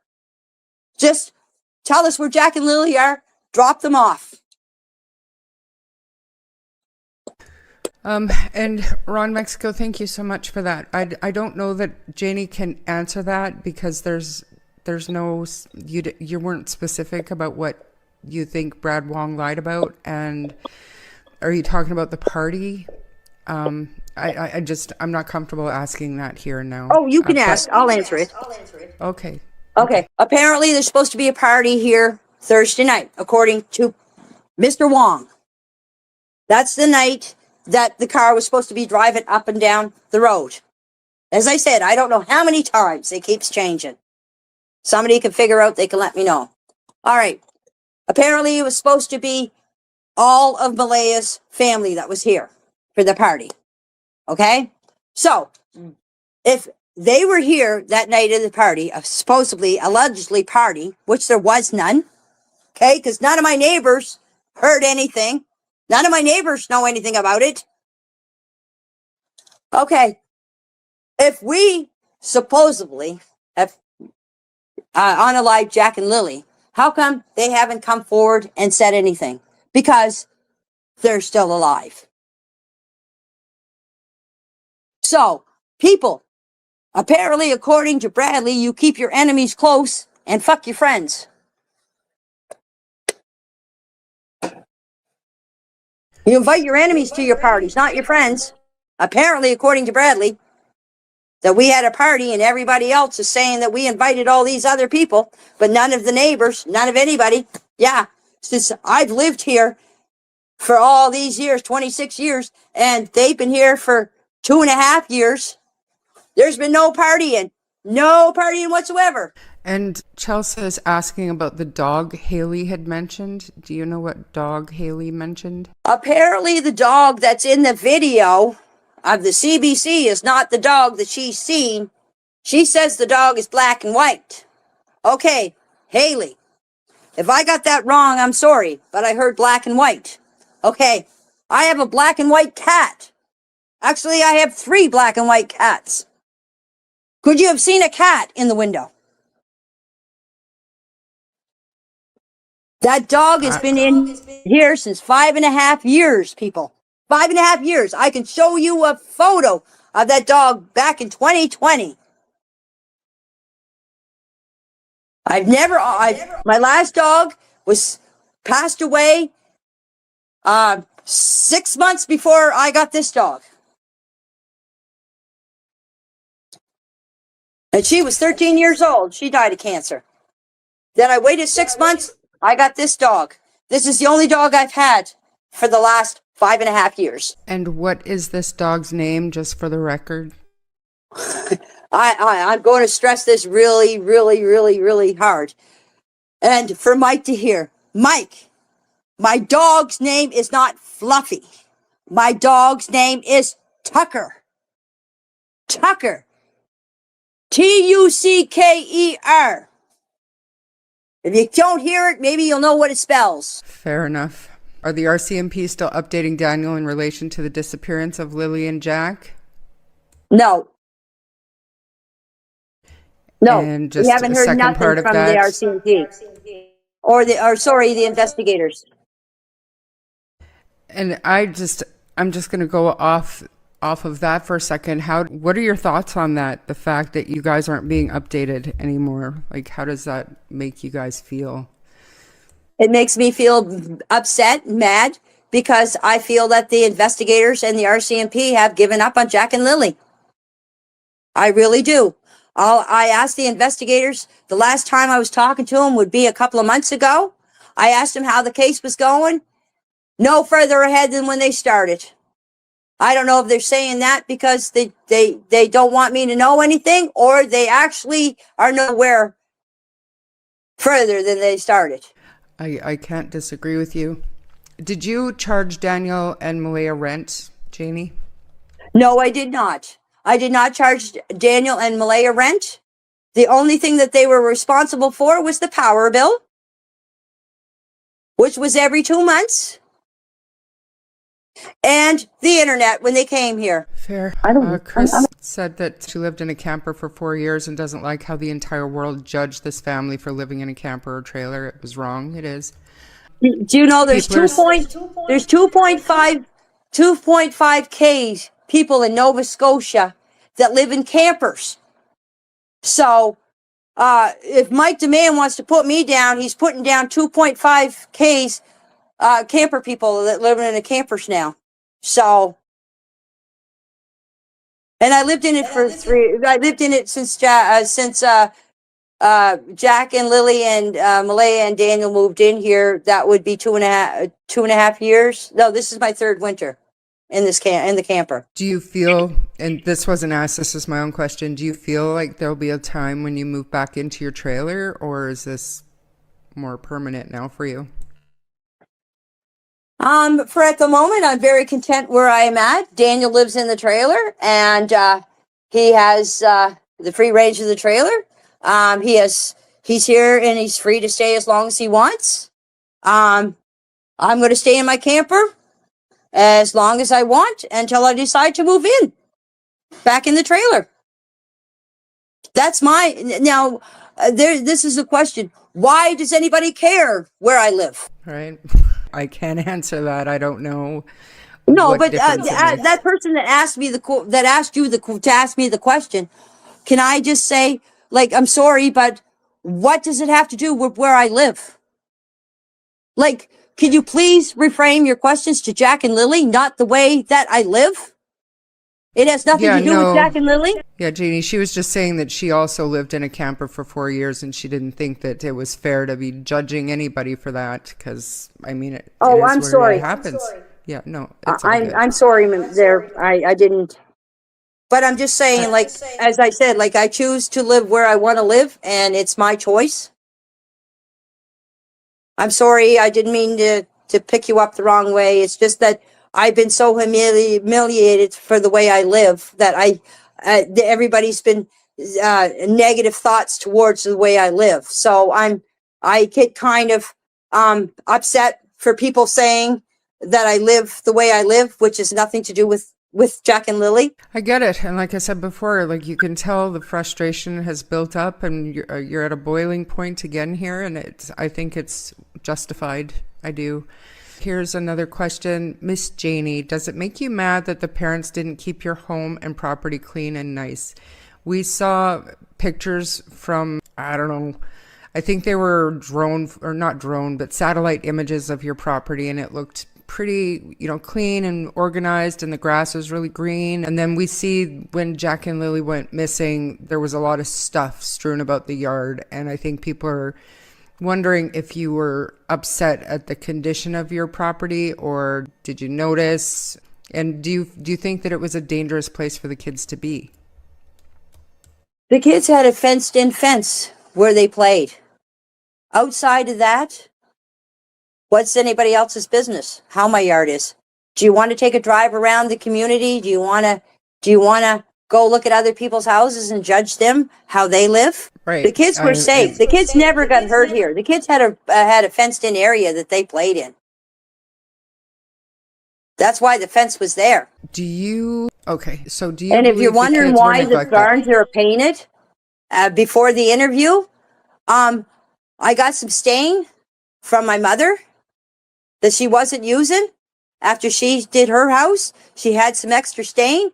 So I took it home, and I had nothing to do because I was so upset with what was going on. I needed something to keep my mind occupied. So I painted. Sue me.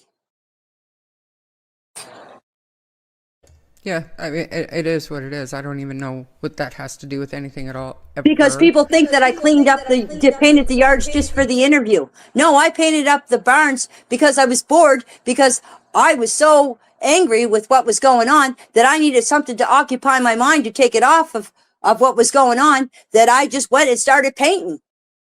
Any harm in that? Am I not allowed to do what I want in my property? Of course you are. Do you believe that the kids were neglected? And then I've got one last question after that. Okay, sorry. I was waiting for you to finish. No, I'm just gonna that one first, and then I've got one last question, and then we'll wrap it up if you're good. But do you think the kids were neglected? No, I don't think the kids were neglected. The kids had a roof over their head. They had water. They had food. They had clothes. No, those kids were not neglected. That morning, though, because we all agree that it's not your responsibility to check on the kids. It's not there. But that morning, why didn't Malaya get up or at least be aware of where her kids were? And isn't that a neglect in a way? That's a question you're going to have to ask Malaya, why she didn't get up and why she didn't watch her kids. I can't answer that. I was over in my own place.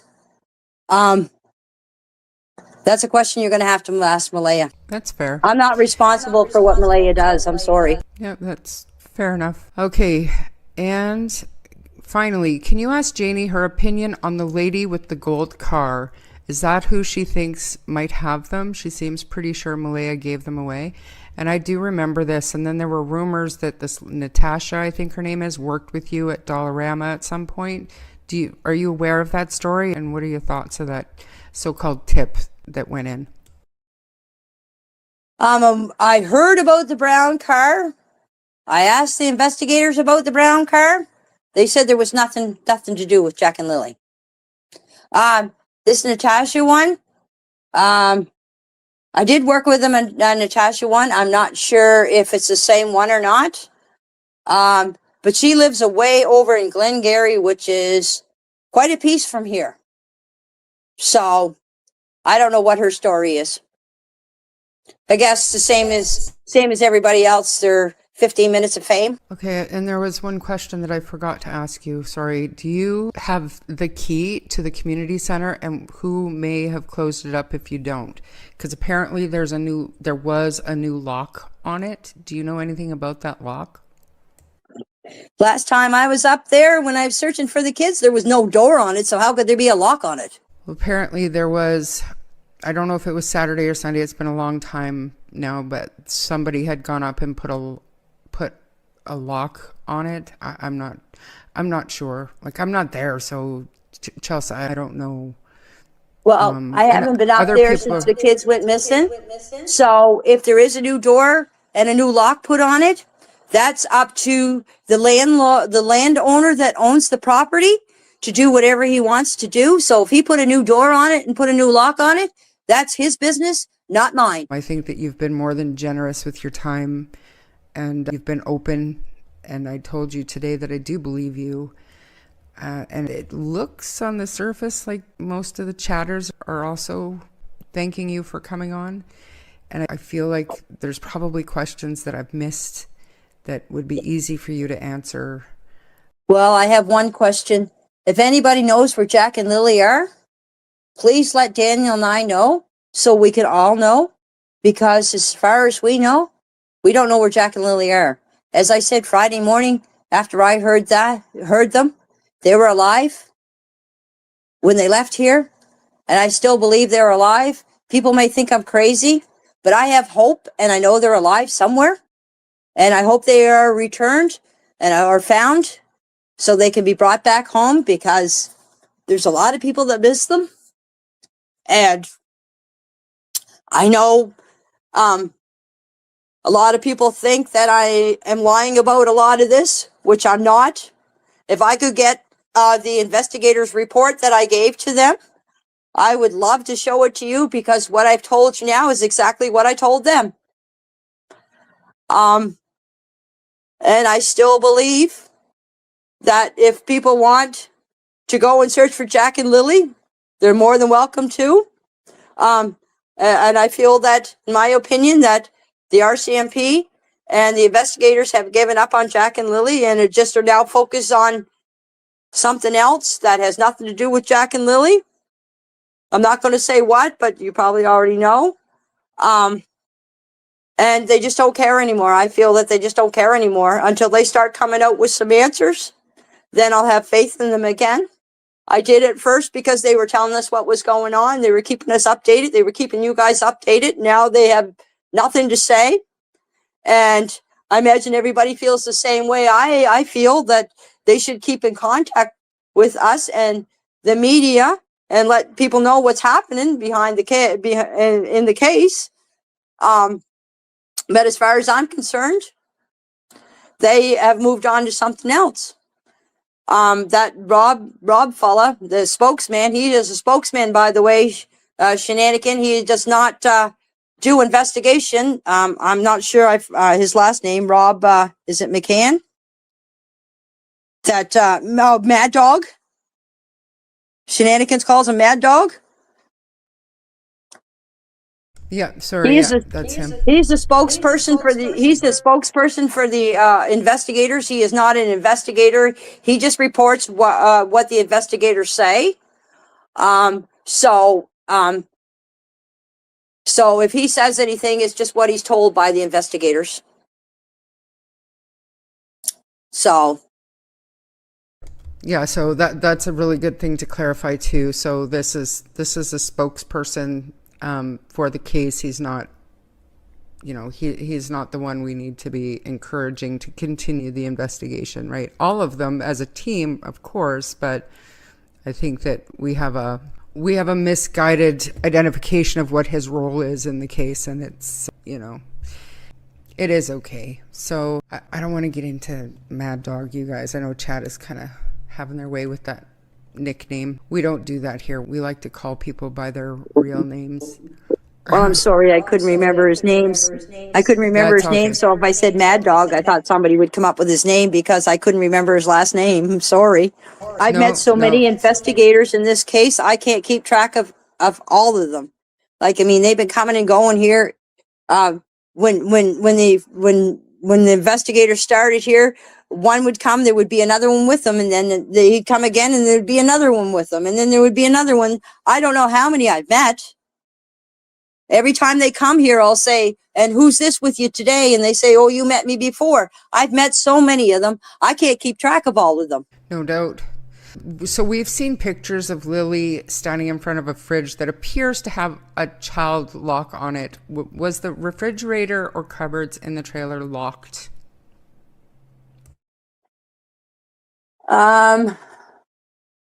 Yes, there was a lock on because Jack would get in there and take everything out of the fridge.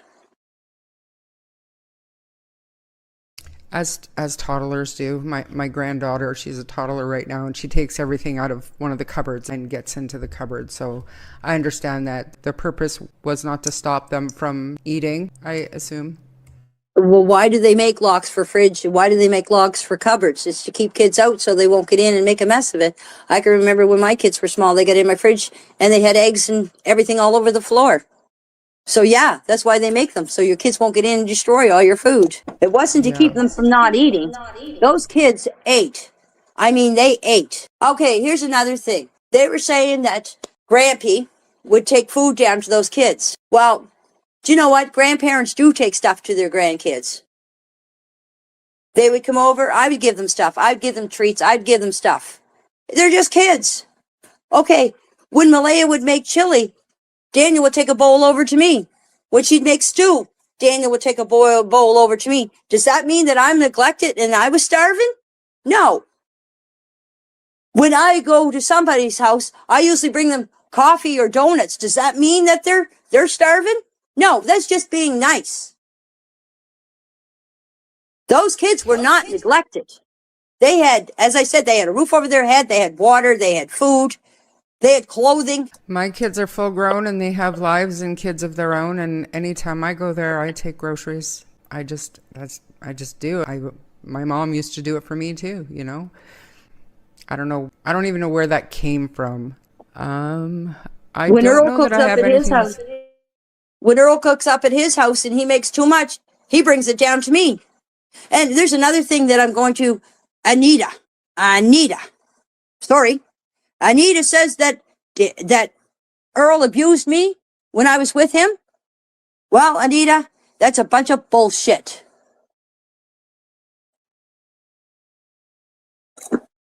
Earl I was actually going to say, I'm going to give you the floor for a few minutes, for whatever you want to say. I know that there's a lot more on your chest that you want to get off your chest, and now is your opportunity. Again, it's not censored in here, so you say whatever's going to help you get it off your chest. You go ahead. Well, okay. The kids have been missing for 11 months. Right? All of a sudden, Anita comes out of the blue. She said she spoke out before. But now, all of a sudden, she comes out of the blue and she has all this stuff to say. Where was she when it first started? Why didn't she come out with all this at first? All this information. Did she have to wait to Cindy and Wade break up before she could break her silence? She's no better than she says we are. If Cindy was telling her stuff about the kids and about Malaya and Daniel when they were friends, why did she have to bring it out when they're not friends anymore? Why not bring it out when it first when this all happened? And Fair you question. Can't tell me that Wade, I'm sorry, I keep getting his name mixed up with my brother. You can't tell me that they're not buddies. Come on. You speak for your friends. You speak for your friends. I have friends. I don't speak for them. I let them speak for themselves. My friends have tongues. Wayne has a tongue. Can't he speak for himself? Is he getting to be like Malaya? Because he only speak when somebody comes to his house and has a hidden microphone and records everything he says. Why, if he had so much to say to this Mr. Tint, why couldn't he have told the investigators or went on YouTube and told them? Why did he have to tell a total stranger? Same with my brother. Why did my brother have to shoot off to a total stranger? Like, can't they actually speak for themselves? Like, if you want something to be heard, don't go through somebody else. Speak for yourself. That's why God gave you a tongue and God gave you 2 ears to listen and to say what you have to say. Like, people have got to start speaking for themselves. I don't hide behind Daniel. I say what I have to say. I don't care if he agrees with it. I don't care if Malaya agrees with it. I don't care if the whole world don't agree with me. I'm going to say what I have to say. And if people don't believe me, that's their problem. I'm telling the truth. And when Jack and Lily are found alive, people are going to sit back and say, you know what? Janie was telling the truth. Daniel was telling the truth all along. and see how they feel. How are these people going to feel that are bashing us and negative comments when the truth comes out? How are they going to feel? Are they going to apologize to us? Is AB going to apologize? Is Mike going to apologize? Is Shenanigans going to apologize? Is Sonny going to apologize? I bet not.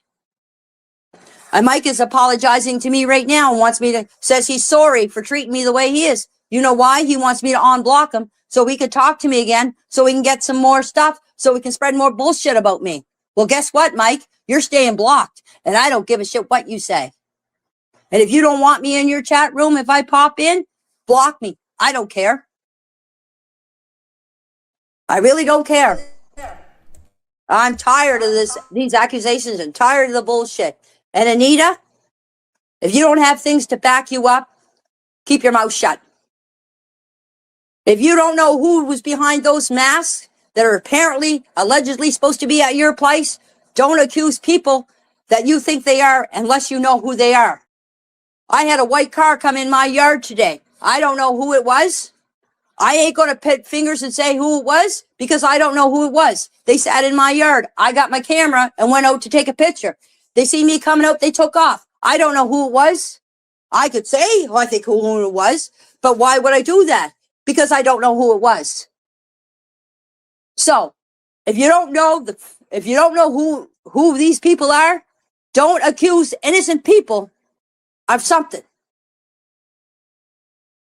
And if somebody is calling your phone and leaves 80 or 86 messages, boy, you're a daft, you know what? Why would you let somebody leave you 86 messages on your phone? Why would you let your phone ring 4 times before you answer it? You pick it up the first time, somebody says something to you, you block that number. Or if they call back, you don't answer it. That's what I would do. I got a phone call or I got a message from somebody, threatened to, said that I killed the kids. I know you killed the kids. I'm going to go and burn your house down. You know what? I sent it back to them and then I blocked them. I didn't go on YouTube and tell them who it was. I didn't call the RCMP and tell them that I got this call. That's all I did was block them. I don't have to ever hear from them again. That's what you do, Anita. You block people. Somebody comes to your house, you don't go past all these cars and go to the Talon police station and they don't know who Jack and Lily is? Oh, come on. Everybody knows who Jack and Lily is.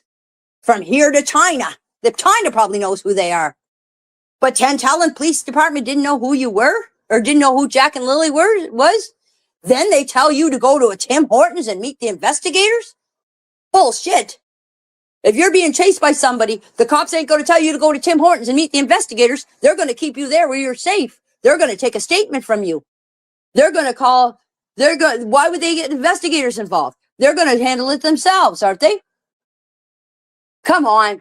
So next time, people, if somebody's chasing you and you go to Tim Hortons, that's where you're going to meet your investigators or you're going to meet your RCMP officers. Don't go to the police station. Go to your nearest Tim Hortons. That's, yeah, very, very fair point. I think a lot of us picked up on that. It didn't make sense. And I think, too, it's a little bit different when it comes to Anita. And you guys didn't insert yourselves in this online fiasco. She's inserted herself. So, and the information that she's got, it's all turning out to be unsubstantiated, right? Whereas we've come to you guys for information. You're not inserting yourself. And so that's where I kind of draw the line. It's a little bit different for me when we're dealing with somebody who's like Durwood. You insert yourselves and then you feed us full of bullshit. And then you get pissed off when we don't believe you or we call you out or we ask you for some kind of proof. Whereas on the other hand, we've come to you guys looking for answers and information because a lot of people think that you guys were there. You have to have known. When in reality, what you know is what you've said, right? And that's kind of where I'm sitting at this point. I do believe what you've said here today. Well, I'm glad somebody believes me. I appreciate that. I really do. And I am very thankful that I have got in contact with you. I don't know anymore who to say anything to anymore. That's why I've been keeping my mouth shut. As I said, I went on Mike Demands. Now, Mike, listen to me. I'm going to be Anita for a minute here. Okay? Mike, listen to me. If you like a strong, independent woman that likes to boss you around, listen to me, Mike. I went on and messaged you to give you a second chance to go back and do some research of what I said, and you didn't do it. You just twisted everything around and put up what you wanted to put up. And guess what? It's going to come back and bite you in the ass.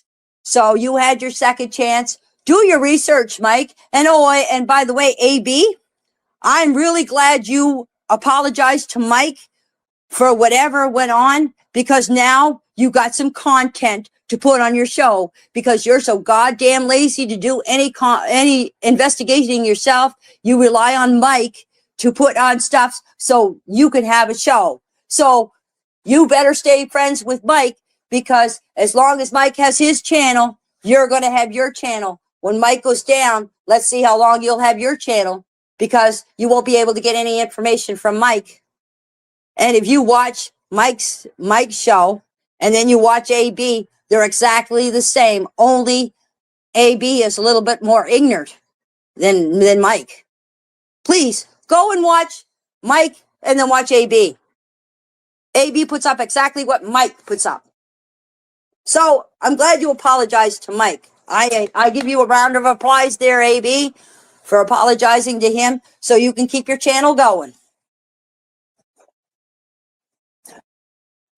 And you better be AB, you better be a member of Mike's channel. You better pay him some money to become a member, because from what I see, his last few shows have been members only. So you better become a member so you can get his information. Yeah.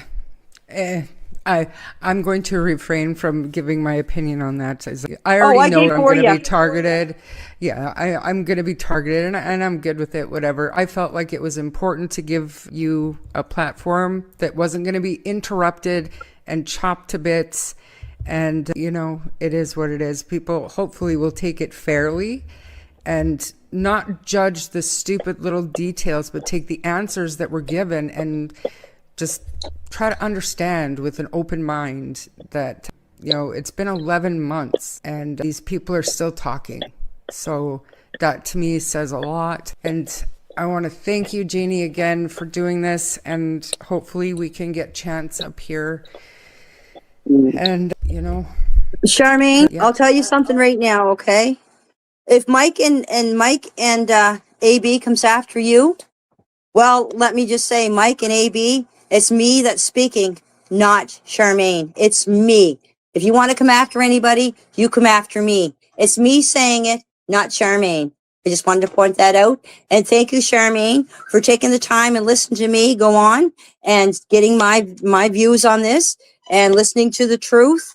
I really appreciate it. Absolutely. And you're welcome back here anytime. People are going to say I'm a pro Daniel channel. I'm a pro truth channel. I want to hear both sides of everything. And, people can label me all they want. I didn't care before and I don't care now. So, but thank you very much, Janie. And if it's okay with you, I'm just going to kick you from the studio so I can finish up. Okay. And hopefully we'll talk soon. And thank you again. Everybody in chat is thanking you very much for being here today. So I'll talk to you soon. Thank you very much, Charmaine. I really appreciate it. Janie, can I ask you questions? Anita, are you stupid? I sent my number 20 times already. I didn't got your phone number. Send me your phone number. Chance, I don't have your phone number. I'm not stupid. Where? Mike, you can't even analyze the comments. That's how stupid he is. If he knew how to analyze anything, he'd be able to analyze that my phone number was posted 20 times.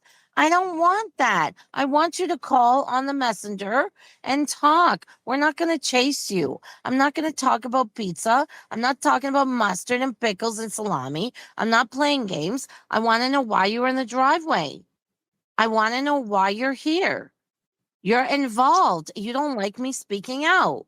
I want answers to what happened. I want to know what you told the RCMP. I want to know why Janie gets triggered. I need to know why the whole world wants to know why she's raking in the driveway. I want to know what you did. I'm looking for Janie. Hold on.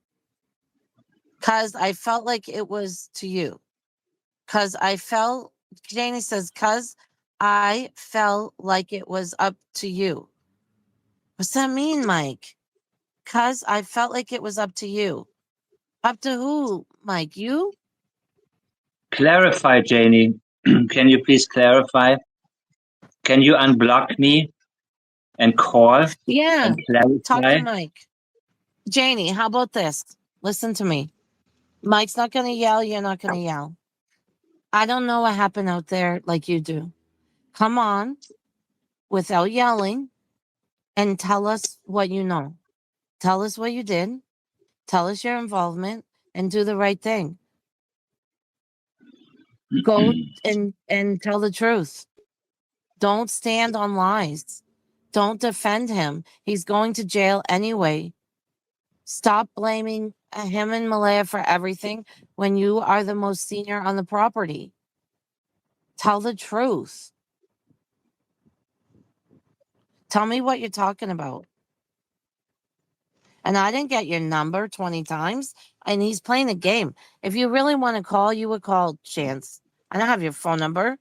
And you guys all have my number because Cindy gave it to Jordan and Jordan gave it out to everybody. And you call my roofing number every day. I listen. It says whore, bitch, stupid. It's only the people involved. Janie, can you call us? Talk to Mike. He's not going to scream and yell. Oh, she says something gross. Maybe you should wash your box. What box? I don't live in a box. Janie, Yeah, come but on, have some. I'm going to play dumb. I don't live in a box. And if you're talking about the box, I think that's vulgar. Have some class, Janie. You're better than that. You're better than that. We're talking about 2 children. Be better. Talk about why you're raking the holes in the driveway. Talk about why Mike triggers you. Talk about why you're defending your son on lies. Tell me why you didn't help the children.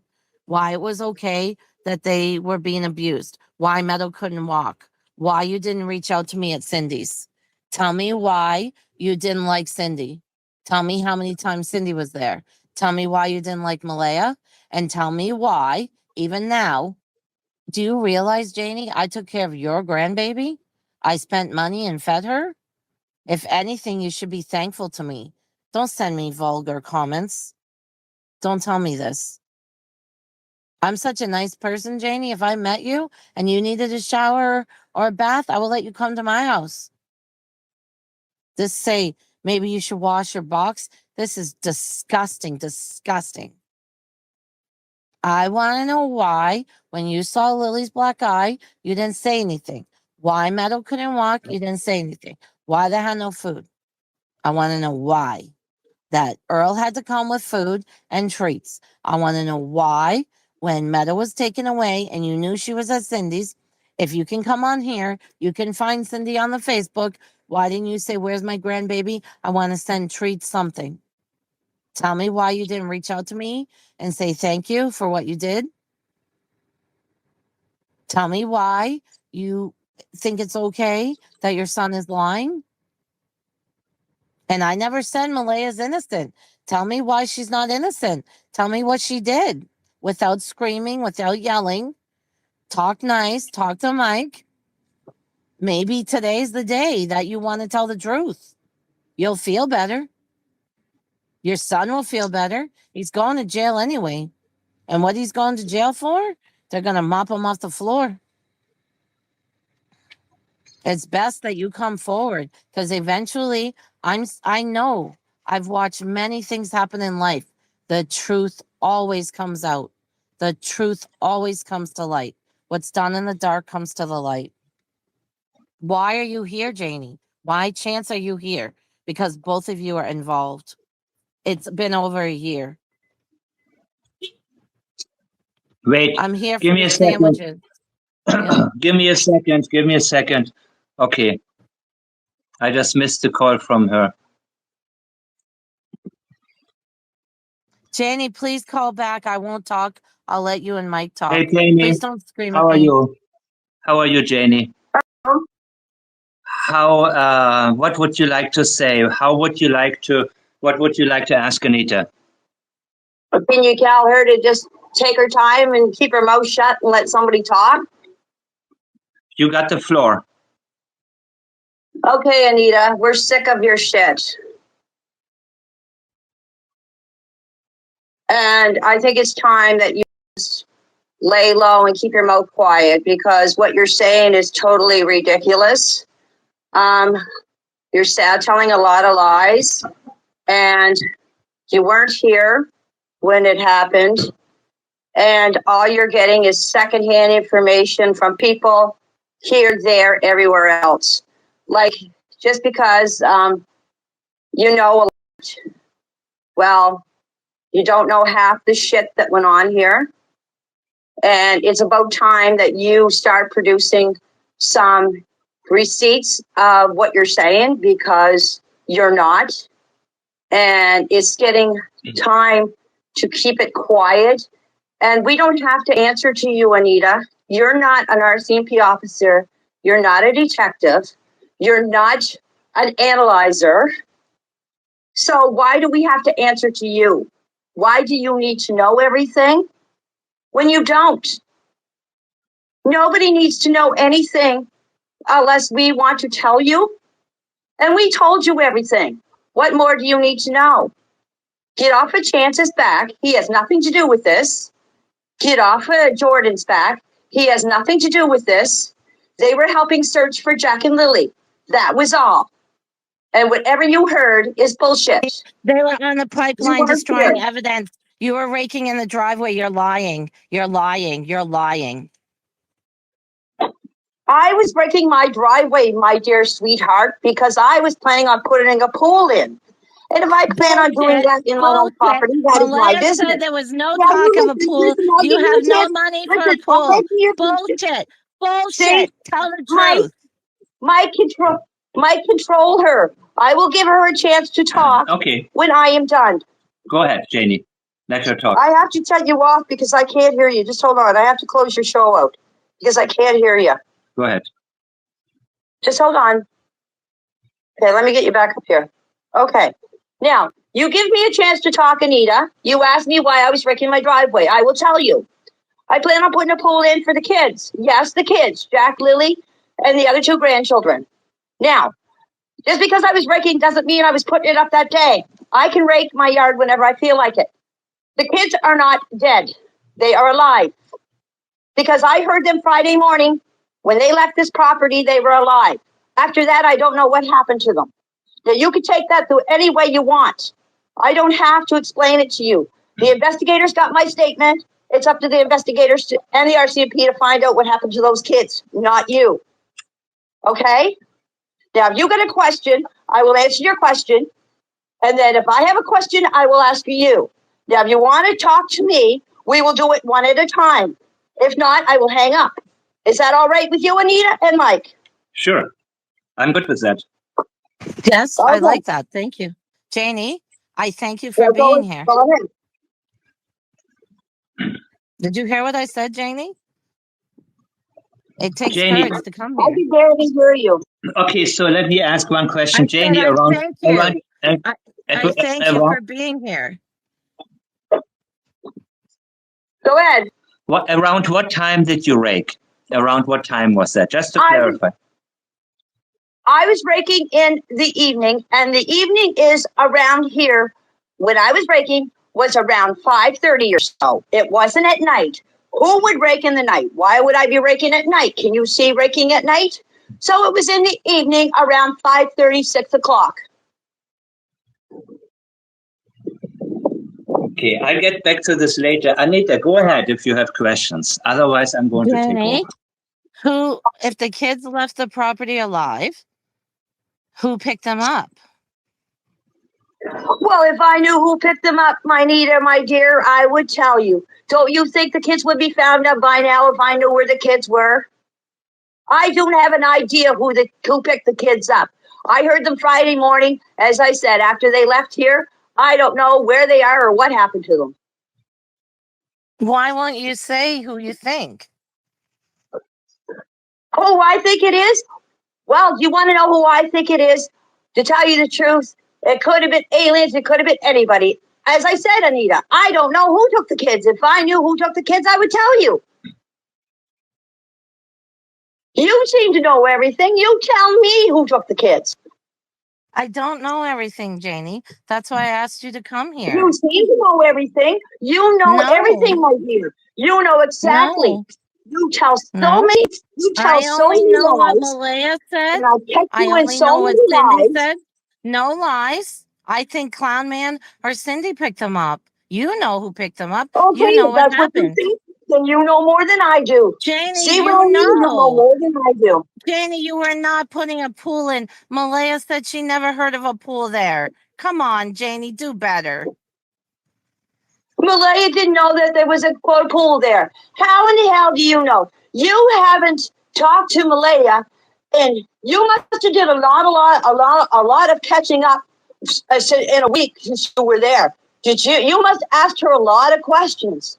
I got a lot of answers from her in a week. Janie, Because do you know that yesterday you came on a Cindy and Monday Malaya and you wanted to left on talk a to me? Sunday. Janie, I did you am know having a very yesterday? hard time hearing you guys. Anita, wait. Let Janie finish. Let Janie say everything that she has to say. Go ahead, Janie. Please. I'm having a hard time hearing you guys. Okay. I will not talk. You will talk. And please go ahead and finish what you wanted to say. No, I'm just saying, Anita, you got if you're going to be the famous detective you are, or the famous RCMP officer you are, you got to get your facts straight. Because when you say something, you turn around in a couple of days and you have everything twisted. I wanted to touch so many lies. I don't know which lie to believe. You're lying. You know who picked up the kids. Malaya and Cindy wanted to make up with me yesterday. They wanted to talk to me. I don't want to talk to Malaya. I don't. Well, I want to talk to you. I believe you know. That's up to you. Janie, you hold the secret. You don't want to talk to Malaya. I can't make Malaya talk to you. I can't make Malaya talk to me. But I'm telling you, Anita, you're getting yourself in over your head, because the stuff you're saying is nothing but a lie. Then tell me what's the truth. Listen, why were you raking the driveway with the holes? No, you let me talk, Anita, because I've heard everything you had to say, and I'm going to correct you on some shit. Okay? Now, you said that the two people that came to your house, you say one was Jordan and one was Justin. 1 minute you're saying you never seen these people before, but you're saying one day that you could tell it was Justin by the way he moves his shoulders.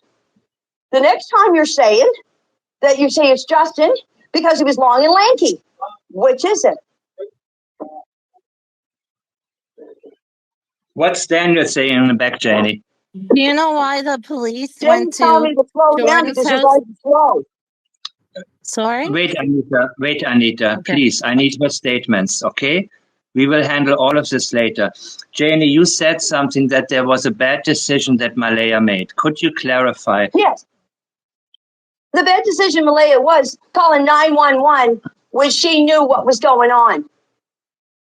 Okay. How do you know that she knew what was going on?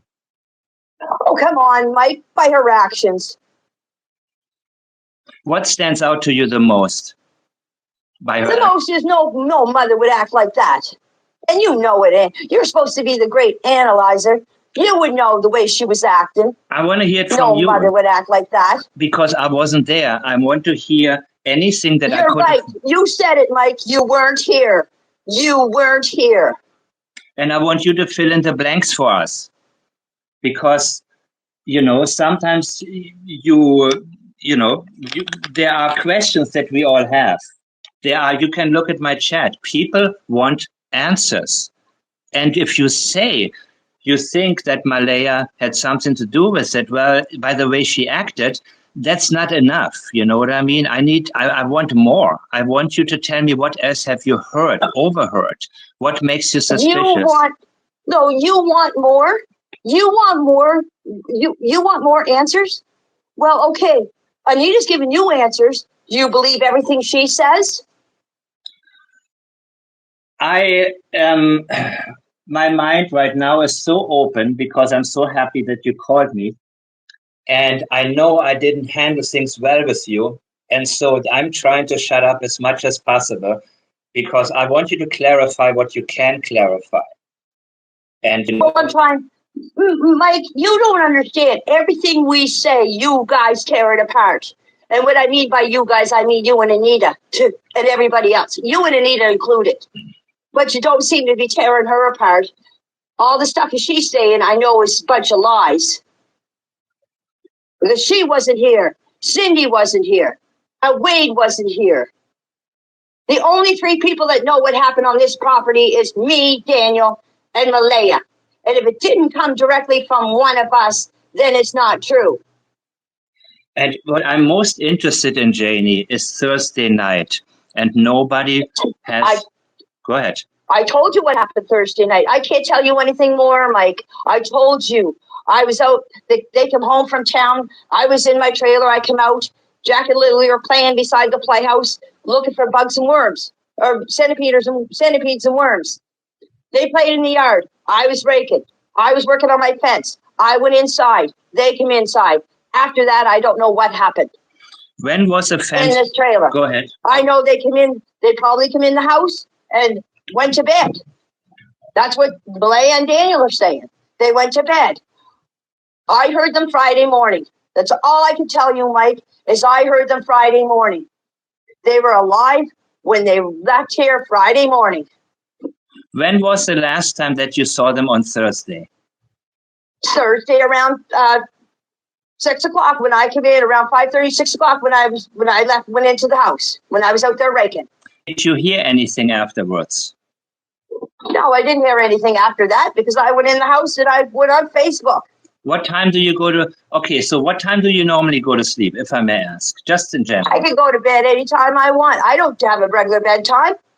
Okay. How about Thursday? When did you actually go to sleep? Just I want to make sure that, you know... I don't know what time I went to sleep.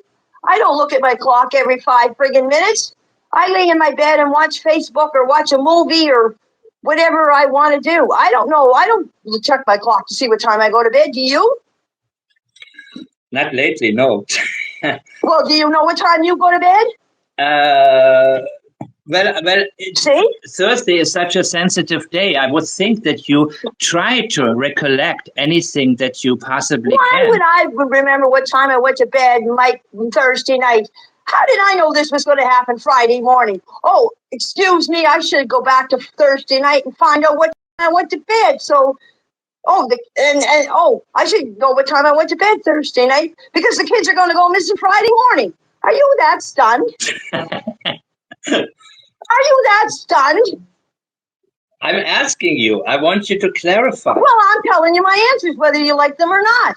But you were there on the property, so it's only natural that I... Yes, I was here on the property. But does that mean that I have to remember every fucking time I go to bed and what time I go to bed?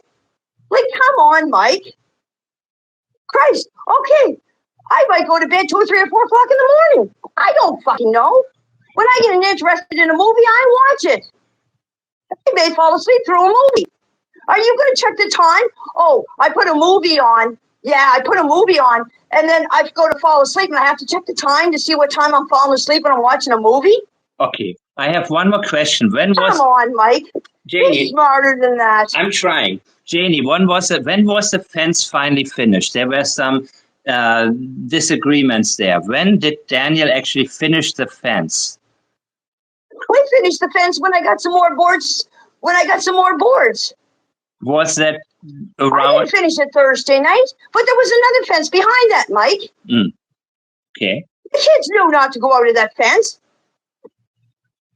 Because every time they went out of that fence, and here's another thing, Mike, you answer me this question. The kids were home how many times? How many days were the kids home from school? And all of a sudden they picked Friday to go missing? You better sit down and look at the facts, Mike. Really, between you and me, you sit down and look at the facts.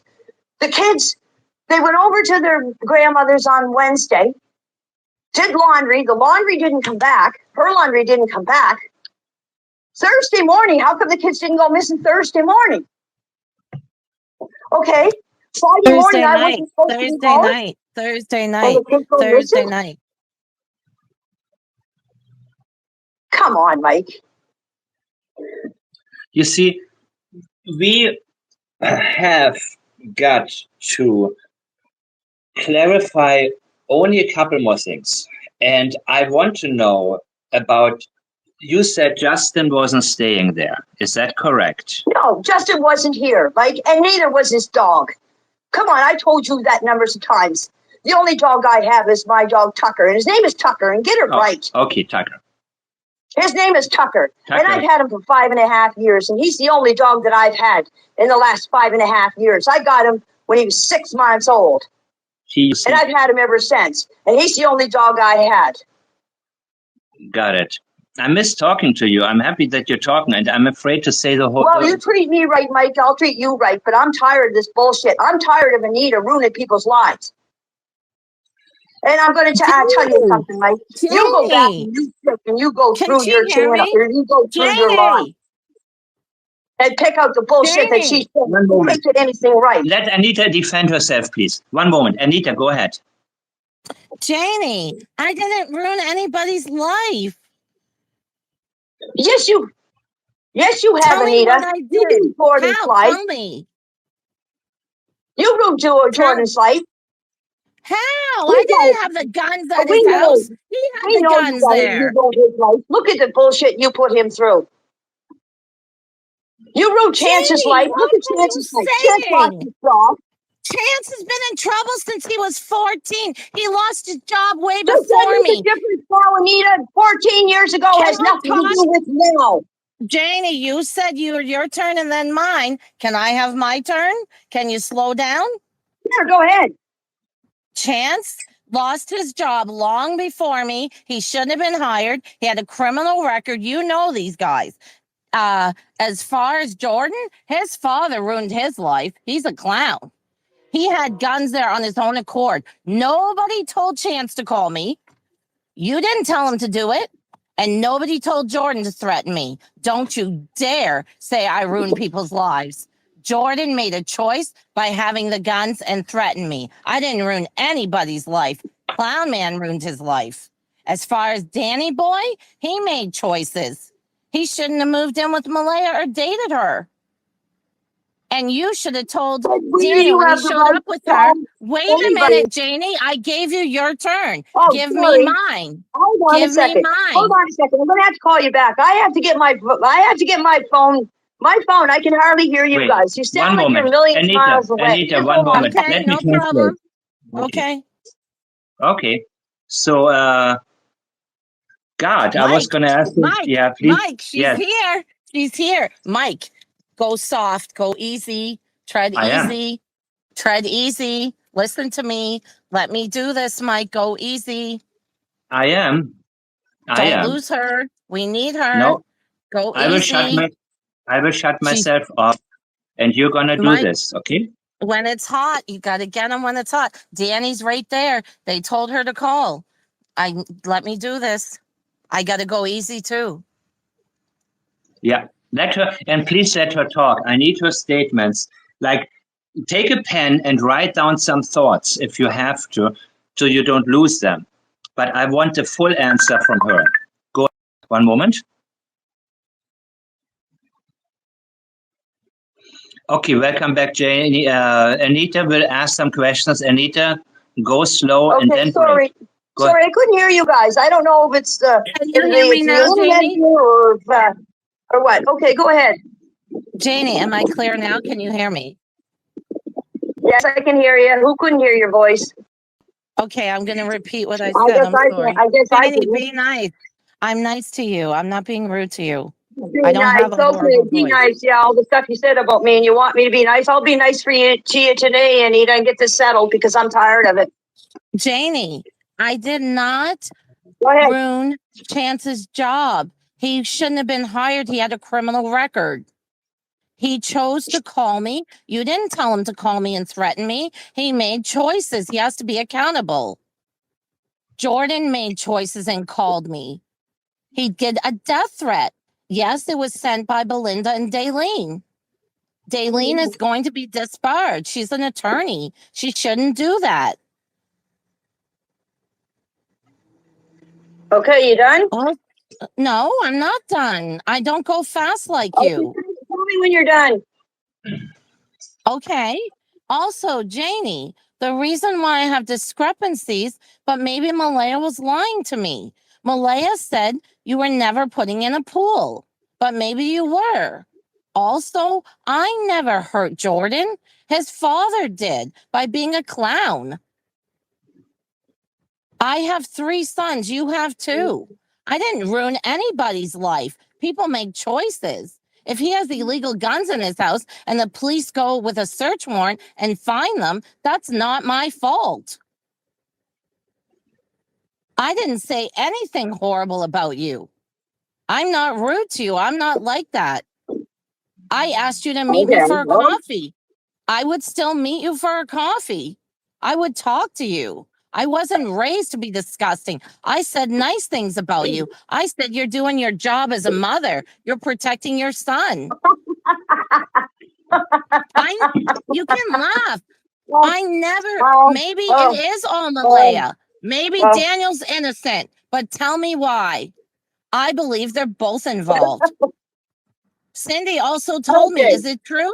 I'm Wait now, asking you, no, Janie. hold on now. You're Janie, getting I'm way ahead. You talking. want answers, I but gave you a you're getting chance. carried Let away me when you talk. talk. Janie, I You gave you want a answers? chance. I was No, you want answers to questions. Listen, you want answers to questions, but then you don't give me a chance to answer Yeah, the give it. questions. You just keep done. babbling I on, gave you a babbling on, Anita, babbling on. no. Anita, please I let her. Okay, go ahead. okay. I Janie, want. was I'm Cindy gonna hang ever up okay? now. Go No, ahead. Anita, Set it Anita, up. stop. Janie, answer. Anita, stop. After you ask a Okay, question, let her talk. let me answer you about Chance. Chance, it doesn't matter what Chance. Now, you keep saying that your husband or boyfriend had criminal records years ago. That has nothing to do with Jack and Lily. Okay, now you're saying Chance shouldn't have been hired because he has a criminal record. That's not up to you to decide that. That's up to the employer to decide whether they want to hire Chance or not. Not up to you. There's millions of people out there that have criminal records that get a job. Your husband is supposed to be running the company, working for you. If he has a criminal record, why is he working for you? So He don't was tell me cleared that with a bullshit. pardon. He was And cleared with a pardon 25 years ago. as far as Jordan goes, Jordan was inserted this by his father, yes.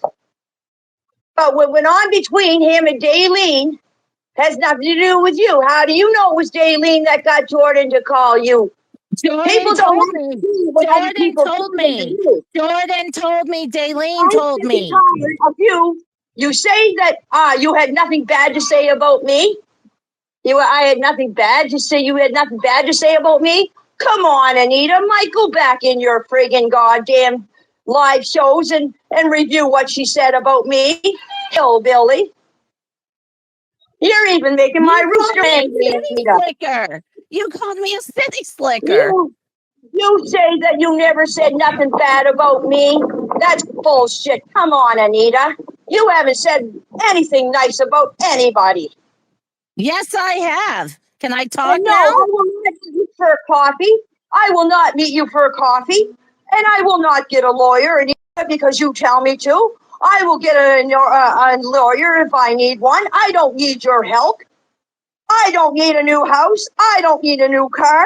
Stop trying to bribe people with I have this, I have that. I drive a Mercedes. I have a beautiful ring. I have a nice husband. Who gives a shit what you got, Anita? It's not about you. It's about the kids. I couldn't care less if I had a friggin' pop ring on my finger and I drive a bicycle built for two. Or if I live in my RV, which I love living in. And that's another thing. What does it matter where I live or what I do? It has nothing to do with Jack and Lily. But you make it all. Follow the money, follow the money. Whoever talked about money but you, Anita? You, Anita. Now come on, Anita. Follow the money. Did anybody ever ask for any money for Jack and Lily? But that's all you talk about is what you got. Who gives a shit what you got? We're so sick and tired of what you're saying, Anita. Come on. You've got to give it a rest, Anita. If you I'm not told all going to this be to the silenced cops by or the anybody. RCMP, I'm you going let to the RCMP continue. and the I will investigators do not their be job, not silenced. you. Whoever lashes out at me is involved. You're involved. You're covering up. You're Oh, I'm covering up. involved. Yes, I'm involved, Anita. Yes, I'm involved, Anita, because I was here on the property. I am involved, but that doesn't mean that I'm involved with the disappearance of Jack and Lily. Get it through your darn head there, woman. Well, where were you? Yes, I'm Not involved. home? I'm here on I this know the property. Yes, property. I'm You were involved. home. Can I talk? You're Yes, lashing out at me because you're listen here. involved. Listen, You're honey. Listen, involved. darling. Listen, sweetie. You listen. This is the You're calm you down. involved. I'll call you whatever you You're want. involved. Yes, I'm involved in this, Anita, because yes, I was on their property, but that does not mean that I had anything to do with the disappearance of Jack and Lily. Now, does it? If you were here, if you were staying here on this property and something happened, yes, you're involved, but that doesn't mean that you were involved in the disappearance of Jack and Lily. Just because we're here, you don't make sense, Anita. You don't make Oh, it sense. makes You're sense. telling I triggered secondhand you. bullshit. I'm making a lot of sense. Tell me what happened. Tell me You who's tell me involved. what sense Tell you're me why making. you're angry. Tell the truth. Tell me who I'm picked telling you them why up. you're angry. Come on, Anita. What You you come get on, angry? Janie. Listen, I Come listen to on, some of Janie. your Come comments. on, Janie. Come on, Janie. Tell the truth. Come on, Janie. Come on, Janie. How do Two you can play know? this game. How do you know I'm Were not you in telling the the truth, Anita? where were you, Janie? If you weren't there, the I'm property's here not in the big. You'd property. hear the car. Come on, Janie. Come on, Janie. Tell the truth. I See, won't be Anita, silent. see, Mike. See, Mike. Do you really think that that is mature the way she's acting? Janie, I want to know.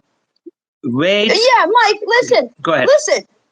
Do you think this is mature the way she's acting? Come on, Janie. Come on, Janie. No wonder people are getting frustrated with her. You see, no, she acts like that with you. You may have a little bit more patience than other people do, Mike. Come on. That is immature, Anita. I'm trying to explain here to you what's going on.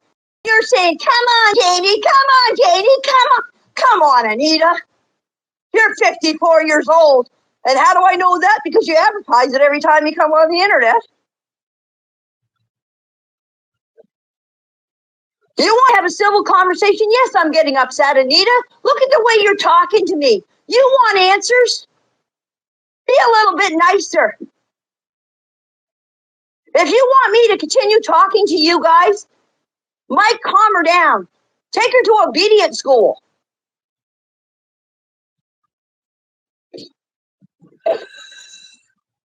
I have a couple of You know, questions. this is a very difficult time Is for it us mature, Mike? because When we're she here on tells this me to property, wash my yes. box? Janie, you're not going to overtalk. You're not going to control. Is it mature to tell me to wash my No, box? I'm not Is going to it be able to, mature you to don't want not me let to be me able to talk? tell you You different, won't let Anita. me talk. I gave you a forum. You won't let me talk. Come on, Janie. Come on, Janie. You should be a goddamn comedian. You know what happened. It was no goddamn Friday morning. Tell the truth. It was Thursday. You were there. You hear Tell the me the cars truth, pull in. Anita. You Tell the won't truth. listen. What do you want me to do, Anita? Tell me, Anita. You tell me what I should say to convince everybody what is true and what's not. Since you know all the answers to this case, this, and you don't know shit, you tell me. You tell me how your stories never line up. Now, I'm going to answer this. I'm going to ask this question, Anita. And I know it's bullshit. Okay? You said Meadow couldn't walk, couldn't hold a spoon, couldn't hold a cup. She was malnutrition when she came to Cindy's house, and you looked after her.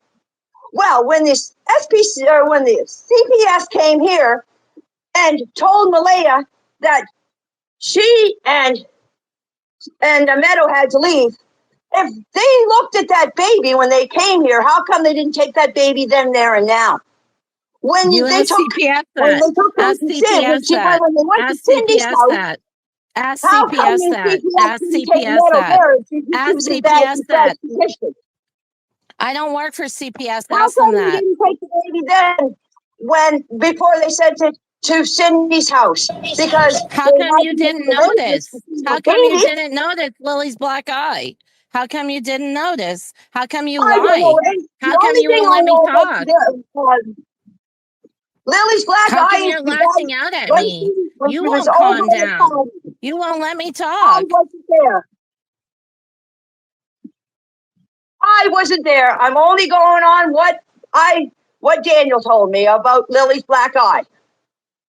And I heard that from him. I didn't hear it from Wayne and Cindy and blah, blah, blah, blah, blah, blah, blah. I was here. So, anyway, if you had anything to do with Meadow, through CPS, you're not supposed to say a goddamn thing about that baby because that baby's That's under not true. CPS. They And never another told me to thing be is, silent. and another Not thing is, true. Not true. Not true. Not oh, that's true. bull, They never that's told me to be bullshit. silent. Not true. Janie, tell the truth. You know That, what happened. It listen, was there's not a Friday. Tell case the going truth. on. There's a case going on with Meadow, and people aren't supposed to be talking about what's going on with Meadow. And another thing too is, what does Meadow have to do with Jack and Lily's disappearance? She's safe and sound. So what does she have to do with Lily's case? And she's We're safe not from talking you about because Meadow you here. failed I the mean, we're talking children. about Jack and She's Lily. safe from you. She's safe from you. Oh, well, She was under congratulations. your care and had no Congratulations. food. I'll give Say, you a why hand. don't you I'll slow give you a down? Why shake don't for you that calm because down? you Why are thought, you so if you angry? thought that she was in danger and you took care of her, congratulations. But Meadow is not in this conversation. We're leaving Meadow out of this. You keep your mouth shut about Meadow because Meadow has No, nothing to do I'm with not the shutting investigation my Jack and mouth. Lily. You're not controlling me. You're not going to tell me to be silent, You and you're can not be controlling controlling. everybody. Man. This is not your You, show. This listen, is Mike's nobody show. wants to. Nobody Oh, wants the to public know. wants to Meadow is know. safe. You don't want to know the public. She's Meadow is safe safe from and you and your sound. son. She's safe from you and your son. Okay, good, good, good, good. If you think that, you go right ahead. See, you think that, you go right ahead. Well, let me tell you something, Anita dear. And I I get to hope see she you, never meets and you're you. going to I start hope she listening never to that. sees you. I hope that she doesn't know who you are. I hope the other children never meet you. Honey, I hope that Danny goes to honey, jail. I hope that when you sit one day in your karma and your bullshit trailer with Tucker Fluffy, you realize you failed 3 children, and the other kids who are your real grandkids are going to be one of the witnesses that you were there. You saw Lily's black eye. You let the kids be hungry. You heard the screams. You know why you're here, Janie? Because I triggered you. You know why you're angry and lashing out at no, me? honey, Because you're involved. no, honey, You're you didn't involved. trigger me. You're involved. No, honey, You're you didn't involved. trigger You're me. involved. Don't tell me to calm down. You're involved in the disappearance of 2 children and you're lying. Lying, lying, lying, Honey, lying. honey, you didn't trigger me. You didn't trigger me, honey. I'm just tired of hearing your bullshit on the internet. I am. I'm really tired. Then don't go Everybody's on tired of the hearing your internet. Are bullshit you on the dumb? internet. Don't go on Mike's show. Don't listen, dummy. Dummy. So come on your show. Is that what you just said? I said Mike's show, Mike's show. Don't listen. Don't go on the Oh internet. well, When the police I talk to thought, you, I thought, Janie, I how thought did it you was sit your there and show listen because to when you Lily said cry? over, I thought How it was did your you listen show. to Lily cry? How did you let 3 kids starve? Let's Well, get let's to the see. real. How did you Let's see see. the black eye? How did you let Daniel beat women? How did you let Earl be their father? Don't come at me. I'm coming Can back for you. I you won't be show? silent. Can you please show some receipts there, Anita? I don't Now know you about said that receipts. you I abused don't need me, okay? receipts. You know what the receipt have is? you ever Right met now, me? your reaction to Have me. you ever met Earl? No, you I don't want haven't. to meet You Earl. know not From what the my video of Tim, relationship was like, but he's yet fucking crazy. you That's say, why you're oh, crazy. you know what, Mike, Yeah. Mike, Yes, ma'am. Mike, control her or else I'm gone because she wants to know answers. I'm trying to give her answers and she's not listening. I'm tired of talking over to her. I'm trying to answer her questions and she tries to answer me a question and she doesn't tell me when she's done. So I don't know when to step in to speak. So it's got to stop. Yeah. Okay. So we're gonna do it like this. Anita, you say something, and then I want to hear everything she has to say about it. The statements are important. And Mike, Yes, ma'am. Mike, she gets to answer the question once and no more because I'm tired of answering the same question over again. So if she wants a question answered, and there's nothing more said about Meadow, because I will not answer any more questions about Meadow. Okay. And I'm not going to say anything about Meadow. Meadow's not involved in this case of the missing Jack and Lily's. Meadow is safe and sound. Yes, she is. And there shouldn't be anything said about Meadow. We're looking for Jack and Lily, the answers to Jack and Lily. And I will answer your questions about Jack and Lily and Jack and Lily only. Okay, so you mentioned that Lily had a black eye at Patty's on Wednesday, right? You made a statement about that. Oh, me? Are you talking to me or her? You. Well, the question is here, Wade saw marks on the children, black eyes. You are telling us that you never saw any marks on the children or heard them complain that they were starving, that they didn't have enough food. Please go ahead. Okay. Now, if this incident happened on Wednesday, the black eye from her getting hit from a truck, okay? That's what Daniel said, that she was playing with a dump truck. The dump truck flipped up and hit her in the eye. Okay? Now, for Wednesday, they didn't get home till late. So I didn't see Jack and Lily on Wednesday. Okay? Now, Thursday, I didn't see them Thursday morning. They went to town Thursday and didn't get home here till around, I'm not sure, 3:30, 4 o'clock. Okay? I was out here in the yard working on the fence and raking. I just seen them from a distance from where I was standing out in the yard where I was working on the fence, and they were here beside the playhouse. Now, if you look from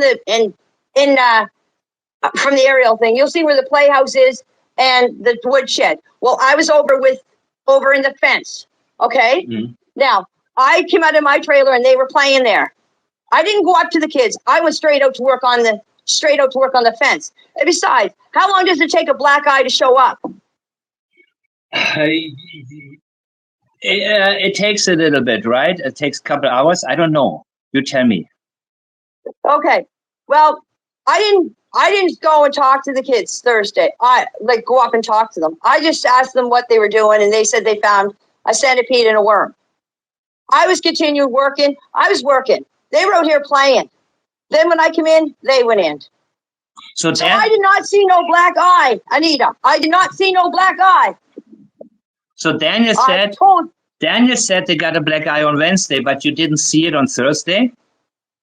No, because I didn't see them Thursday. I didn't pay, they were out here playing. I was working on my fence. But you talked with them briefly, right?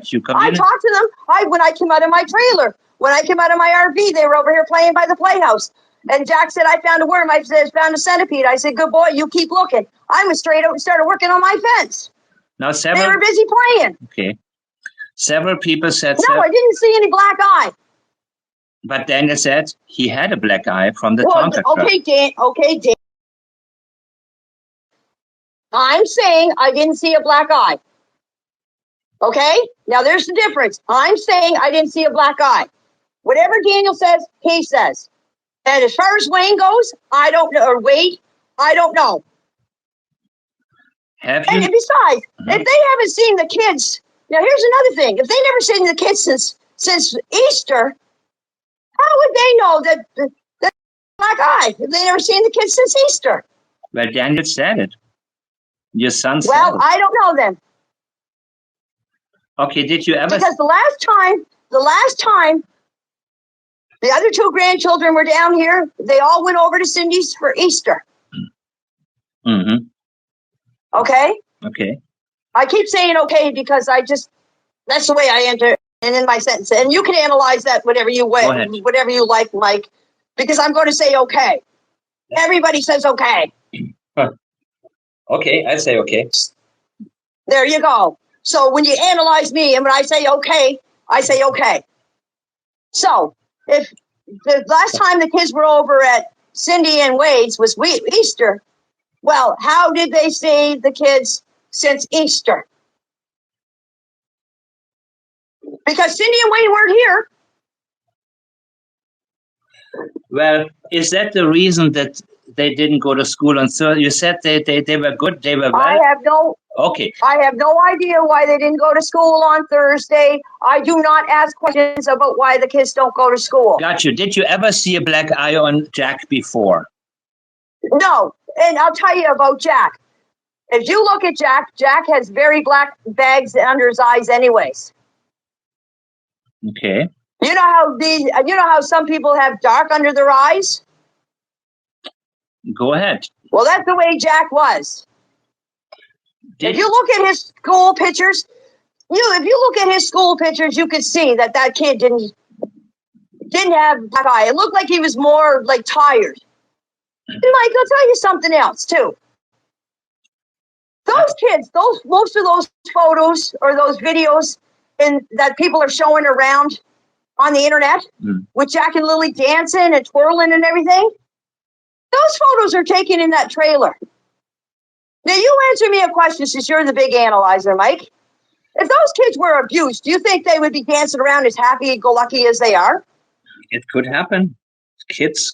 Oh, it could it? No, I mean... Well, from what I've read and what I've seen, abused kids are really quiet and withdrawn. I know the background of those photos, and those were taken at Patty's house. Their clothes were changed, they were cleaned up. They're not. Oh, yes, you're lying. Yeah. You're lying. You're lying. The one with Jack and Lily dancing, Lily in the blue dress and Jack dancing, are taken here in the trailer.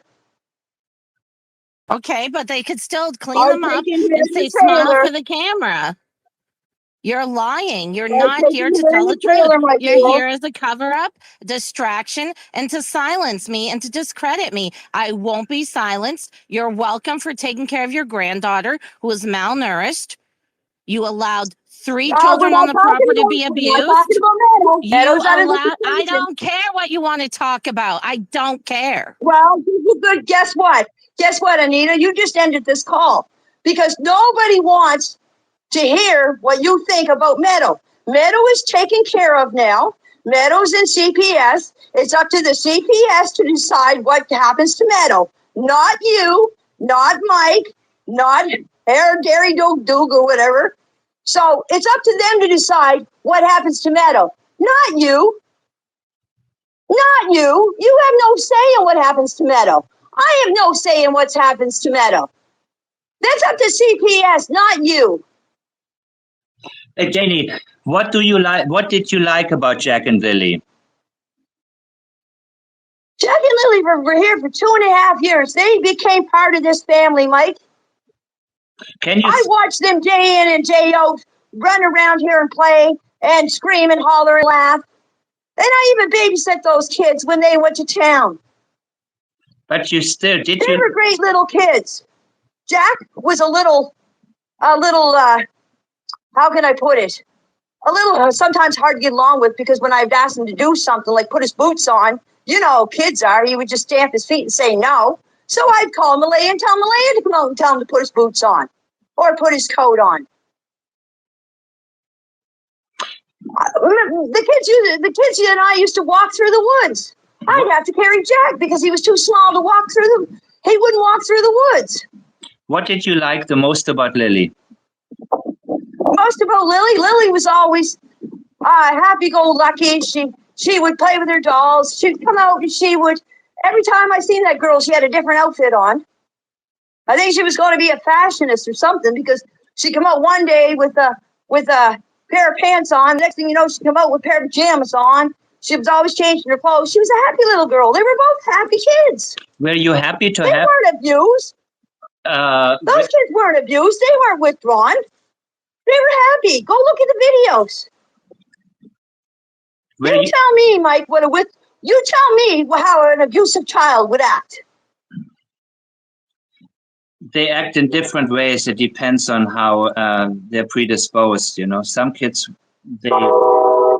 what was that? Oh my God.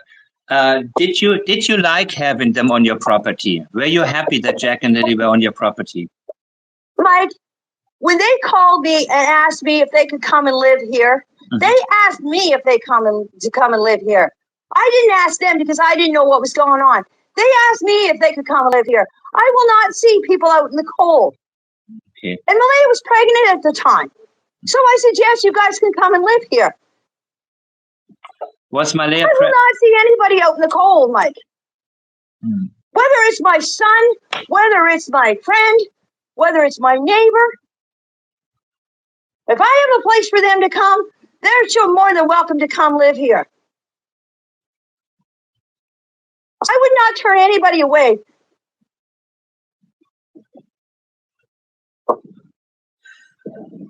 And yes, Anita, if you needed a place to stay, yes, Anita, I could probably put up with bunking you up too, letting you come live here, because I wouldn't want to see you out in the cold.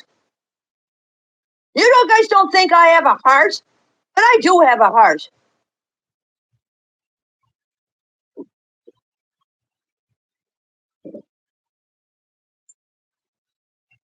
I want to make up for all this. Yeah. And all the stuff that's going around is nothing but bullshit.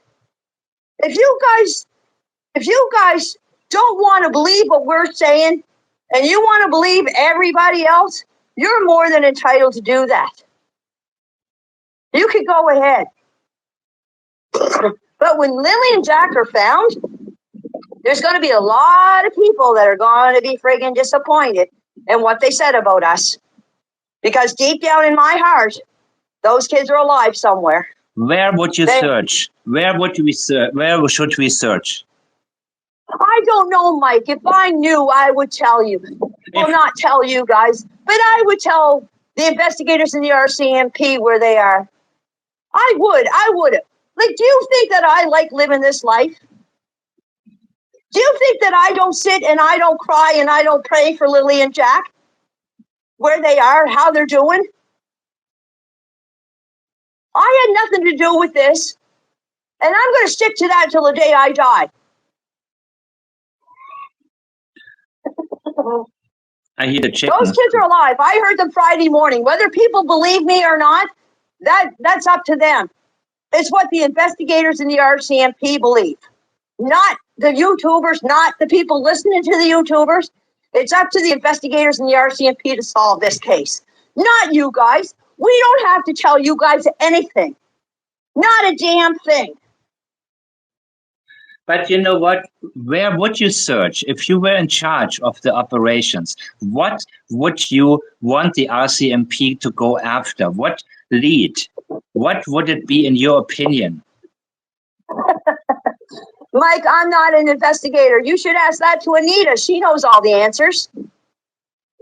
I wouldn't know where to look. Before you said Cheryl knew all the answers. I don't have all the answers. That's why I want you to talk. I can hear Daniel in the background laughing.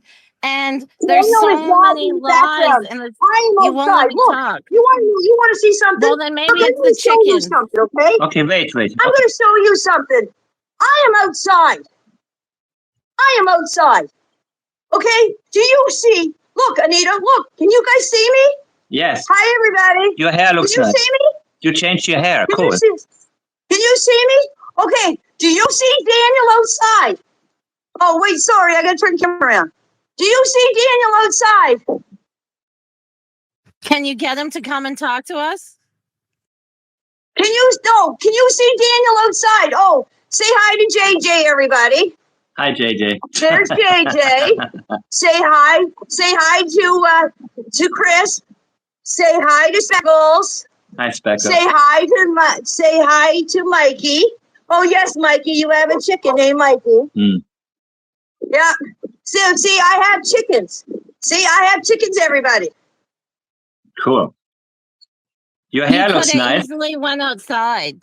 You went outside probably. I've been talking outside since I've been talking to you.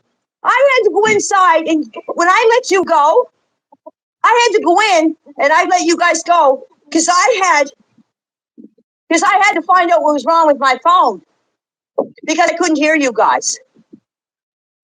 I am outside in my yard. Did you just not hear a train go by?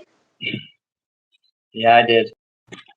Well, then if I'm inside, then you wouldn't have heard the train. Well, I don't know how loud the train is, so But Janie, the RCMP said no chance of survival. Janie, the RCMP said no chance of survival. Look, Mike, you see up the road there? I do. Way up the road, that's where the train is. I don't know how to zoom in. Whoops. That's going up the road. The black house is up there. So that's where the train is. The train's right beside the train, or the tracks is right beside the black house.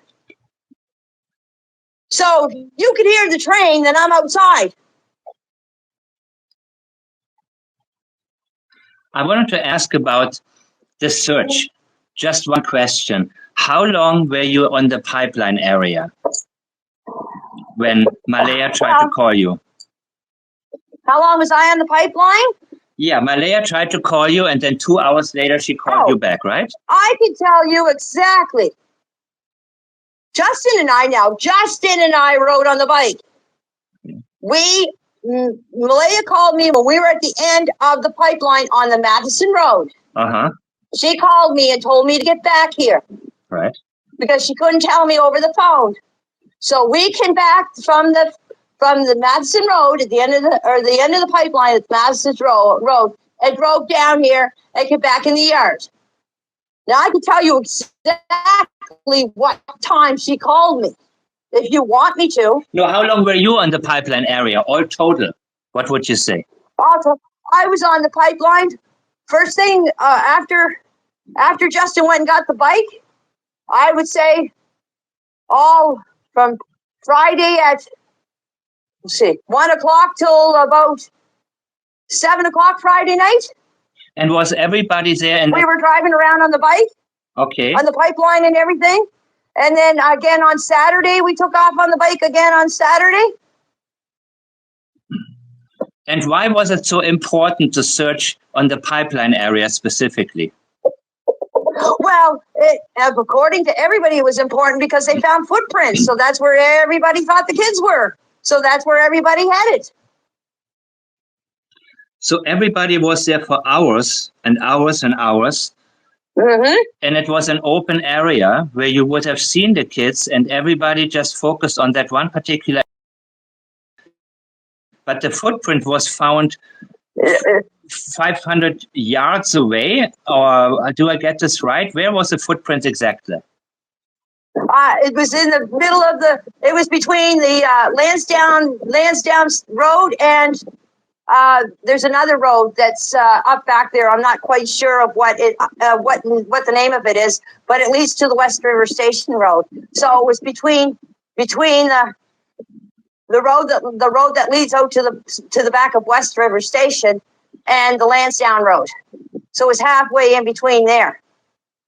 So if you look on the map between Lansdowne Road and the road that goes out to West River Station, like go up the pipeline, it was in between there somewhere. That's all I know. I didn't even know about a footprint until Malaya messaged me and told me. So there was only one footprint found on your property, right? Could it be one footprint found in my property? Yes. Could it be and I did not plant it there because how did I know the kids were going missing Friday morning? The same as you asking me what time I went to bed Thursday night. No, I'm not going to ask that again. But how would you explain only one single footprint being there rather than several? Mike, I don't know. Maybe he only stepped on the little part of where I raked. I didn't rake the whole friggin' area. I raked one little spot. I don't know why he didn't walk and all. Like, I don't know why he only left one footprint. I can't answer that. Rick, if I knew all the answers, the kids would be found by now.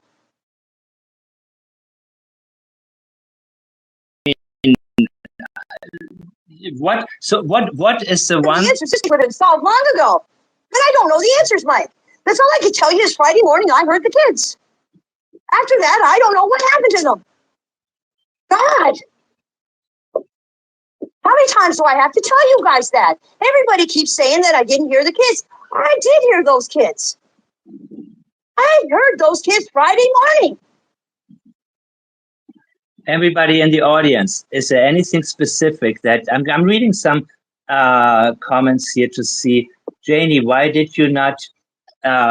What was it? One moment. Why did you not answer Malaya when she called you when the kids went missing? That's what somebody asked in the chat right now. Why did you not answer Malaya's call for 2 hours? Which call are you talking about? No, you said she called you and you had a missed call, and 2 hours later she called again. Why didn't you call her back? Because maybe, you know, she would have told you the kids were found. That's what people are wondering. Why you didn't answer? Yes, ma'am. Malaya only called me one time, the one time. And that's when I said, when I was on the end of the pipeline at the Matheson Road, was the only time Malaya called me. Do you want me to send you my phone records, Mike? No, but you said. Oh, no, wait, the investigators already got that, so you don't need to do it because they'll do it for you. No, I'm just wondering why you didn't call her back for 2 hours. Malaya didn't call me. I called Malaya right back. But you. Malaya called me. No, I'll tell you. You just hold on here, okay. Mike. I will tell you when Malaya called me and when I called her back. I'm going to settle this argument. Malaya called me at 5:38 on May 3rd, Saturday, May 3rd, at 5:39. Or sorry, at 5:32. Malaya called me. I called her back at 5:39. But you said 5:32. She called me. You said you had on the pipeline, and I answered it back at 5:39. But you said you had a missed call around 3 something while you were talking to a lady with a child on an ATV. That was at the end of the pipeline. That's where I met the lady. We were talking to her. You got to go back and listen to what people are saying, you guys. At the end of the pipeline, we met a lady on a four-wheeler. Go back and look at the statement. Go back and look at my interviews. We met a lady on an ATV with a little girl. She stopped and talked to us. I knew the lady, but I can't remember her name. I know her to see her. That's when Malaya called me. And I said, we got to go back to the trailer. That was at 5:39 when I called Malaya back. We left the pipeline, get down the Madison Road, get back in the driveway. That's when the altercation started. That's when the altercation started, people. Is after 5:39. I got it right here on my phone, Mike. I can send it to you if you like. You can, but I don't. Yeah, why not? If you like. I want to know. Okay. But the investigators already got it, Mike, so they're already looking into it. So good. Yeah, we don't need to do that. We don't need that. I mean, I guess you cannot talk about the CPS, but there were several CPS. No, I'm not talking about CPS. But there's one thing that I would like to address Anita if she's still there. Anita, are you there? Yeah, I'm listening to all the lies. Okay, go ahead. Okay, I'm getting coffee. You guys talk. I got proof, Anita. But Anita, here's something I want to ask you. Why did you message me?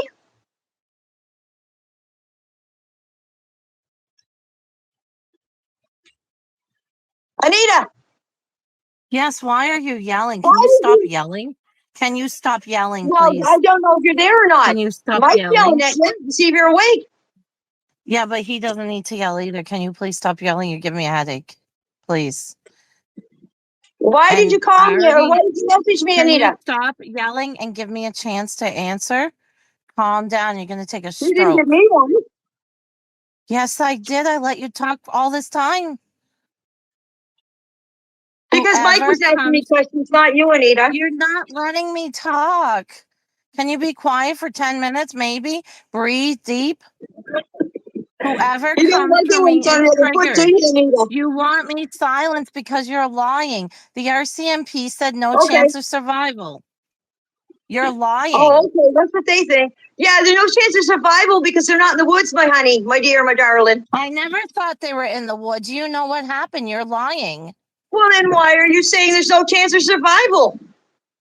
Because the RCMP said that. And then go back to the original press conference and watch the video 3 times. No chance of survival. The officer is visibly upset. You know what happened, Janie. No. You're involved. Your son's involved. Malaya's involved. You don't want to go to She's jail. involved, Anita, because I was here. I'm involved in this. It doesn't mean I did anything. Meadow was there too. Meadow was there too, and affected by all of you. And Forget you're about yelling. Meadow. Forget about Meadow. We're not talking about Meadow. Meadow is out of this equation. You keep bringing Meadow up, and I I'll won't talk about Meadow all I want. Then hang up and be gone. I'll do whatever I like. You're not controlling me, and I won't be silenced. You're a liar. I want to know why A liar. you messaged me, there, Anita. You send me roses. Why are you lying? It's not about me. It's about why you're lying. I'm going to send. Listen, you're honey, lying. I'm going to send I don't care what you send. What did you do? Why are you raking the driveway? You did not hear the kids Friday morning. You did not hear the kids Friday morning. Avoidance. One moment. The kids went missing Thursday. Just wait a second here. Thursday. Let me find. You are lying, Janie. It's not about me.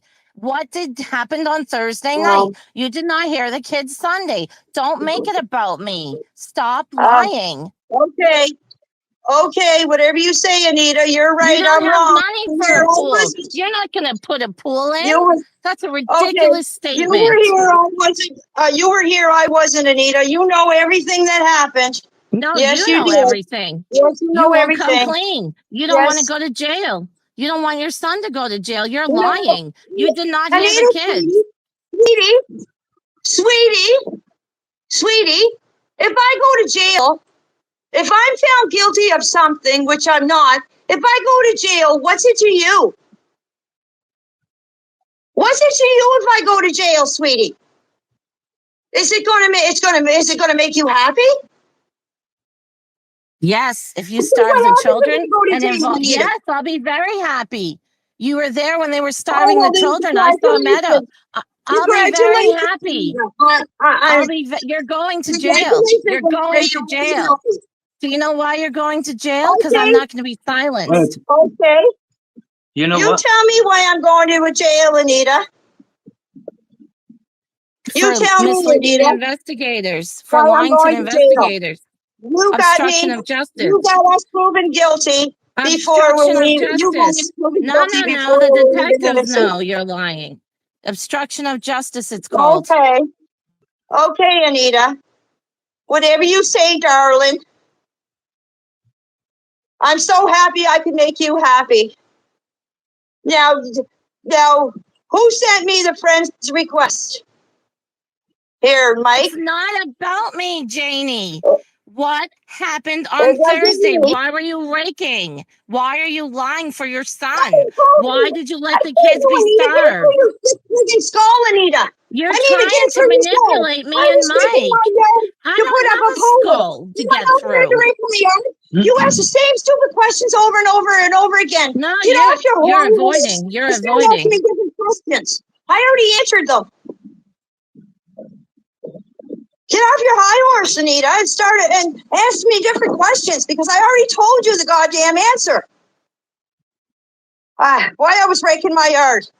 And do I have to have an excuse to rake my yard? Oh, I shouldn't have raked my yard Thursday night because I knew the kids were gone missing Friday. Come on, people. I knew this was going to happen. Yes.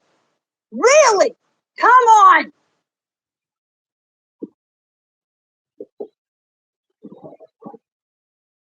I have no clue what happened on Friday, where those kids went. I have no friggin' clue.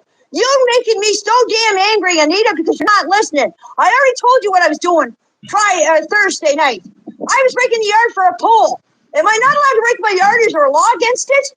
God, you're stuck on stupid fucking questions.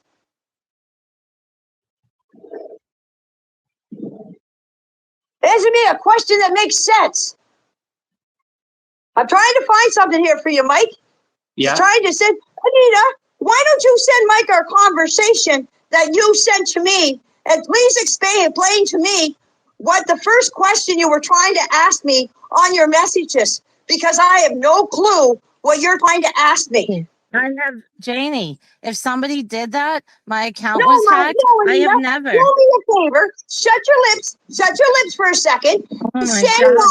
Mike our conversation where you messaged me, because you said that I'm sending you flowers and everything. Janie, You send Mike Janie, listen to me. our I'm messages. gonna let Mike take You it. send Mike our I'm gonna messages. stay in And quiet. tell Mike He's to gonna figure out what analyze those you. messages, because I'm trying to Janie, find you're it not here, here to tell and the I'm having truth. a You're here hard to time. lie. You're lying. I triggered you. I'll let Mike take it. I'm gonna stay silent. I'm gonna let you tell on yourself. It's obstruction of Send justice. Mike our messages, because you sent me a friend's request. Did you not, Anita? Anita, did you send me a friend's request? You did, because I sent it to Mike. Mike showed them. Yeah, but what's wrong with that? I mean, he wants to reach out to you. I don't understand. Yeah, but I didn't accept it, did I? That means I didn't want to talk to her. But she messaged me anyway, and I'm trying to find it. I'm trying to find the message here. Janie, it's not about me. What It's did she say about you about the watching roses? 3 kids be neglected on your property, including your own granddaughter. It's about the disappearance of 2 kids. Oh They my were never God, in the my God, my woods. God. My No, God, my my God, God, my a God. liar, a Yeah, liar, a liar. It's been a year. You're a liar, liar, liar. You did not hear the kids Friday morning. They you like a went fucking missing rhinoceros, don't Thursday. ya? I'm never stopping. Nothing I'm since never then. stopping. Janie, did you know the bus driver? Did you know Anita, Lily I'm told gonna the be talking truth? just like you, Anita. Janie, did you know the bus driver? Did he tip you off? Did he tip you off? Lily was talking. Did you see Lily's black eye? You don't get a black eye from Tonka truck. Lily told me her. You know what? For a girl that's 5 years old. No, sorry, 6 years old now. She told me her whole life story, Anita.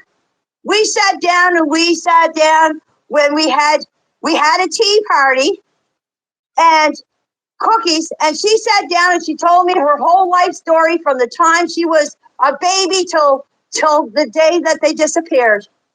She told me her whole life story, Anita.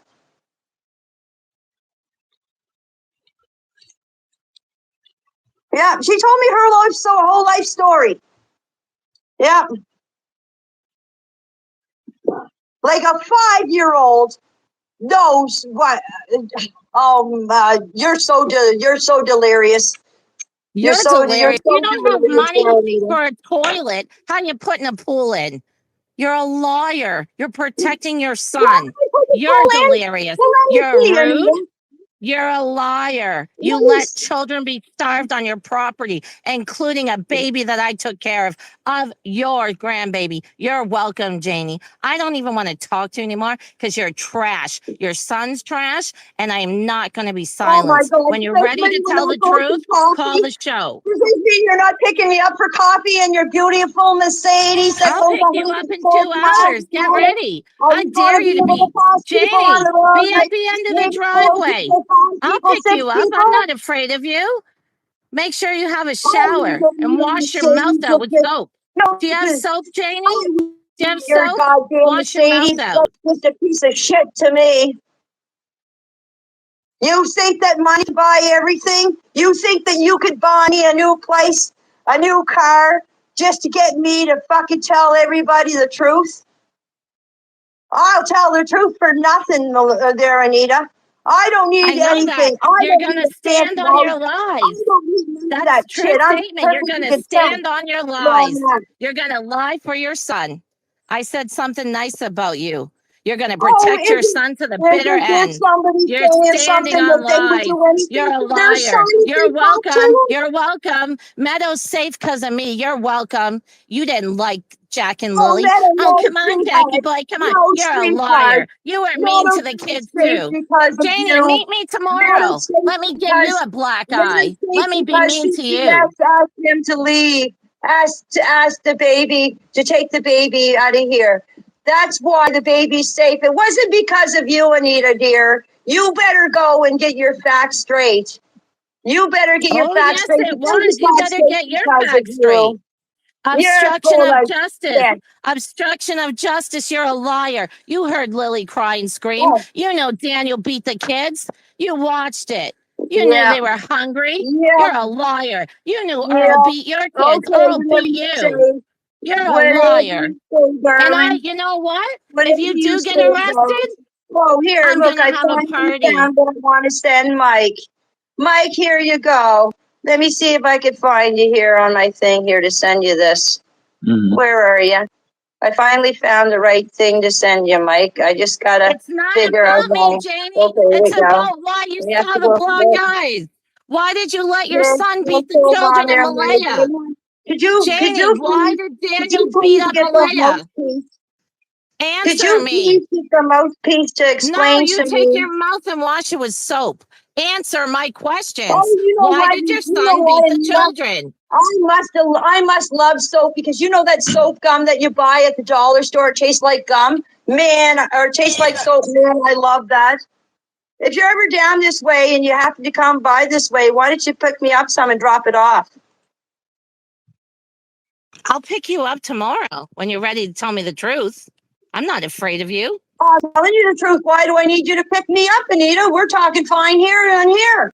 You don't need to Because pick your me up. son crashed I your wouldn't go with car. you. You don't have I a wouldn't car. go He with crashed you. your car.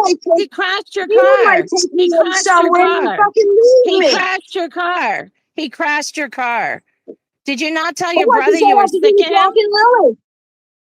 Because it Do you shows the know why? behavior of your My son. kid could smash as many Anita, my kid can smash as many fucking cars as he wants. I don't give a shit because you know But he why? can't smash He doesn't children. got good. He And can't beat up children. I'll tell you a He lesson can't there, beat up Anita. children. Material He things are can't beat easier up in life. children. People aren't. You should learn that. You You should should learn that. learn that you can't beat children. You should learn that you can't starve children. You should clean your mouth out with soap and your Can property. you actually prove that, You should tell the Anita? Can truth. you actually prove that we starved the You kids? think Can you're you going to come actually at me and prove I'm that not going we to come beat for the kids? you?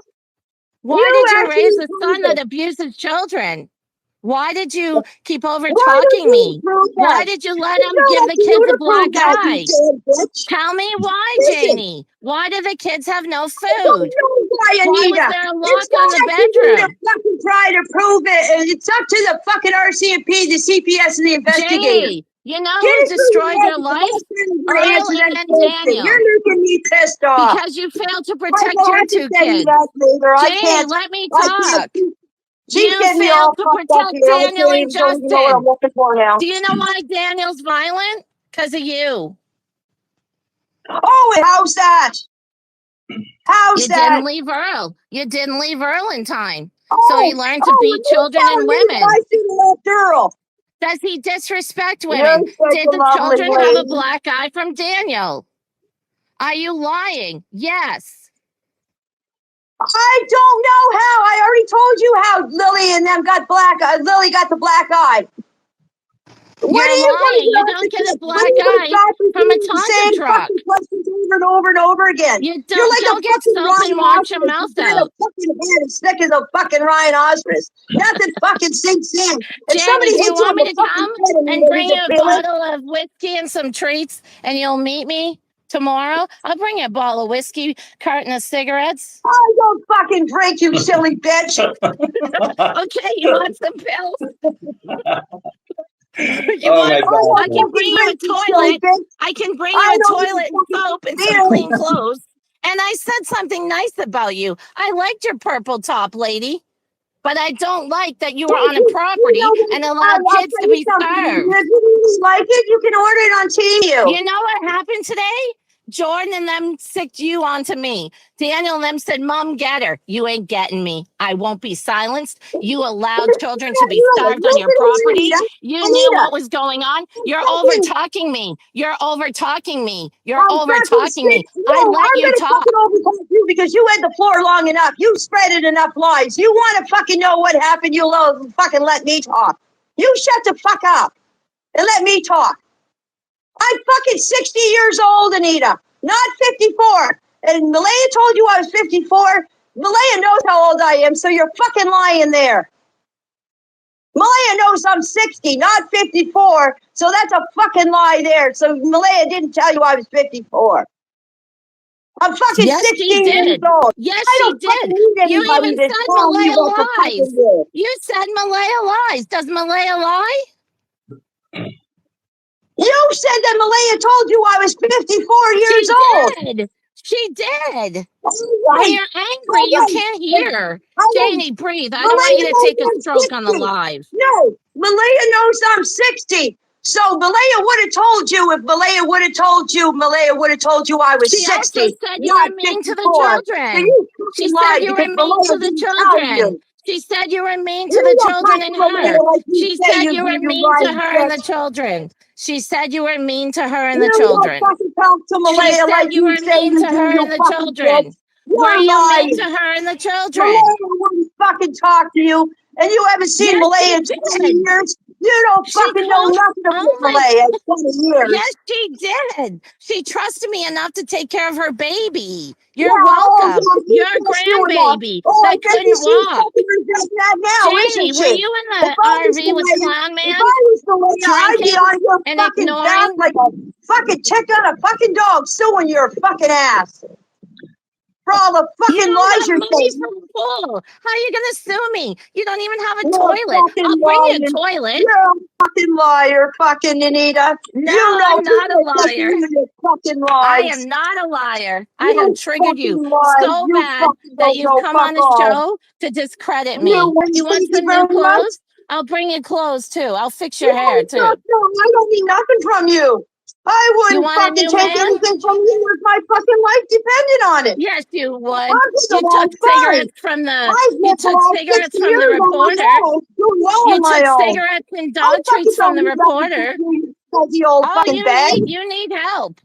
I'm not an old bag. You need a I toilet. need You help. need new Well, clothes. I'll tell you what, Anita. You come pick me up in your fancy fucking Mercedes, and we'll both go see a therapist together, and we'll have our little battle in I front of don't need them a and see therapist to fucking tell me you're a psycho. liar. I don't need a And therapist see to you tell me fucking that you psycho. watch kids be It abused. ain't I fucking don't need gonna a be therapist me. to tell me that you are so angry and triggered today because you're standing on lies of your son. And He hurts fucking children Andy today, and can you you see ignore why the I behavior. can't You smoke it? But ignore I'm the trying to keep my behavior. You career with you, talk over woman. me. You talk over me. You ignored his You behavior. talk over everybody else. No, You talk I over let you Mike. have a chance. Guys, Mike, let's hear it. when are you going to get a fucking backbone? Guys, let's talk. I want to hear what Janie has to say. Janie, Mike, please. I'm asking you a question. Well, there are. When are you going to get a backbone and stop letting her run all over you? I'm on here as a guest, and I come on here of my own accordance, right? Yeah. To settle some of this shit. And you're still letting her fucking babble her mouth on.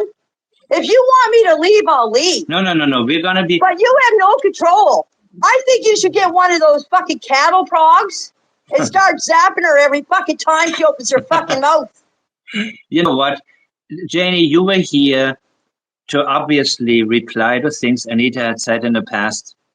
And so I wanted to let this between you guys. But Anita, just, say what you say. And I do want Janie to make her statements. It's important for me to, let her reply, let her respond.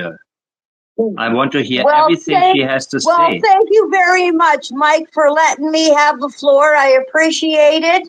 I never fucking took over.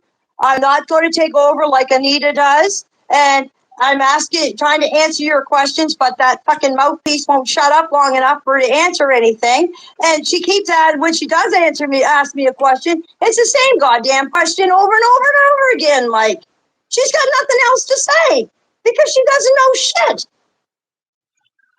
When you talk, do you notice it's the same? No, Mike, do you notice the same questions over and over and over again that she keeps asking me? Come on, Mike, answer my question. I'm going to be like Anita. Come on, answer my question, Mike. If you answer her questions, if I'm mean like her, will you answer them for me? Anita, I got her statements. The statements are the important thing. I need her to talk. I need Janie to tell us, what do people get most wrong about you, Janie? You have been listening to other people talk about the case. What do you think it is the biggest misconception? Not just me or Anita, but anybody in general. The most big conception that everybody has is they got us guilty before we're innocent. That is the big thing. Saying that we're guilty of doing stuff to the kids and have them hid away somewhere or kill them or whatever. They got us guilty before we're innocent. It's not up to you guys to judge if we're guilty or innocent. It's up to the investigators to find out what happened. That's a big thing that's going on here now. I know everybody has their opinion, yes. But come on, people, you're taking it way too far. The investigators in the RCMP are the ones that are going to figure this case out, not you guys. Where Daniel and not you guys. You guys got nothing to do with this. Like, all you guys are hearing is hearsay from this person to this person, from this person to that person. The investigators got it right from the horse's mouth. Sorry, shenanigans. Right from the horse's mouth. We told them Friday morning what happened. That's all anybody needs to know. What we told them is what they know. We're telling you guys what you're asking us. We don't have to tell you guys every fucking detail. You guys aren't the investigators or the RCMP. Do you think, Mike, you're fucking living way over in Thailand, that you're going to solve this case from over there? Come on. Yes. Investigators are having a hard time solving it here. Do you think Daniel and Malaya were good parents to Jack and Lily? As far as what I've seen when I've been around, they are great parents. Now I'm going to tell you this. I've never seen Malaya hit Jack or Lily. I've never seen Daniel hit Jack or Lily when I'm around. Did you hear them ever cry? And I can say that because I have two eyes. And if you don't think my eyes are very good, that's why they gave me glasses. Did you hear a lot of noise from their trailer, like arguing and fighting? No, I did not. So why, under their watch, did Lily and Jack disappear? I have no idea. If I could answer that question, I would be able to answer it. I was in my own place when this all took place. I got up at 6 o'clock in the morning. Now I'm going to tell you. Now I'm going to show you something, guys. I have no blackboard here. Nothing. See? Look. Okay? Nothing. Here's my hands. I got up at 6 o'clock on that morning. I sat at my table and I had a cup of tea and some cigarettes and was playing on Facebook and Emu. I sent something to my brother off of Facebook at 6:24. It was some kind of a little cartoon. I came out here at 7 o'clock and fed my kids. I went back into my RV, sat down, and I had another cup of tea and cigarettes. And yes, I smoke. Yes. And I don't care what anybody says. I'm 60 years old. I'll do whatever the fuck I want. Okay? My mother called me at 8:48 and asked me to go to town. And I said, no. I said, I'm going back to bed. Now, I can go to bed whenever I feel like it. I don't need anybody's permission, okay? To go to bed whenever I want to. We talked for 2 minutes, 59 seconds. I didn't go to town. I went back to bed. I was looking on Facebook. I dozed off. I heard the kids out here. I don't know what time I heard the kids. I didn't look at my clock or my phone. The dog woke me up. And I said, Tucker, that's Jack and Lily. I told him to be quiet. I went back to, must have dozed off. I dozed off again. The next thing I knew, I heard Daniel hollering for Jack and Lily. I thought they let my chickens out because around my fence, there's holes. And Jack used to take the blocks away from my fence and look for worms. When he did, the chickens would get out. And he would chase them around the yard. Okay, so I thought that Daniel was yelling at Jack because he was around the chickens. Malaya, I didn't hear a damn sound from Malaya. Not a sound. If I would have heard Malaya yelling, I would have got up a lot earlier because Malaya don't yell. So I dozed back off again. The next thing I know, when I woke up, I opened up the door. Malaya was standing in front of my RV where I showed on the interview. And I said, what's up? She said, Jack and Lily are missing. I said, how long? She said, 20 minutes. She was standing there with the baby on her hip on her right side. She wasn't crying. She wasn't out of breath. She wasn't screaming. Nothing. Just standing there.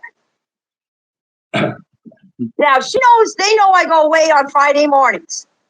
But I didn't go away that morning. I didn't have anything to go to town for. Do you think? So I didn't go. Mm-hmm. Okay. Do you think Malaya knows what happened to Jack and Lily? In your heart Do of you hearts? want to know the honest truth? Yes, I do. That's my opinion. Yes, I do. I do believe Malaya knows what happened to Jack and Lily. Now, I'm going to say something. After a year, you're going to go search for your children? And you think they're still alive? Come on. Come on. Mother Day goes by, and she's not on saying, on anything saying, oh, I miss my kids. I wish my kids was today, blah, blah, blah. How many interviews has she done? That's my opinion. Everybody can have their own opinion. I don't care what anybody says. That's my opinion. Do you think Daniel knows what happened to Jack and Lily? To tell you the truth, no. Daniel is as dumbfounded as I am. Because he jumped in that vehicle, and he jumped in that vehicle, like he said, the vehicle wasn't here when Leia was sitting in front of my RV. I went up the hill, when he got my boots on, I went up the hill. I met Daniel at the top of the hill here.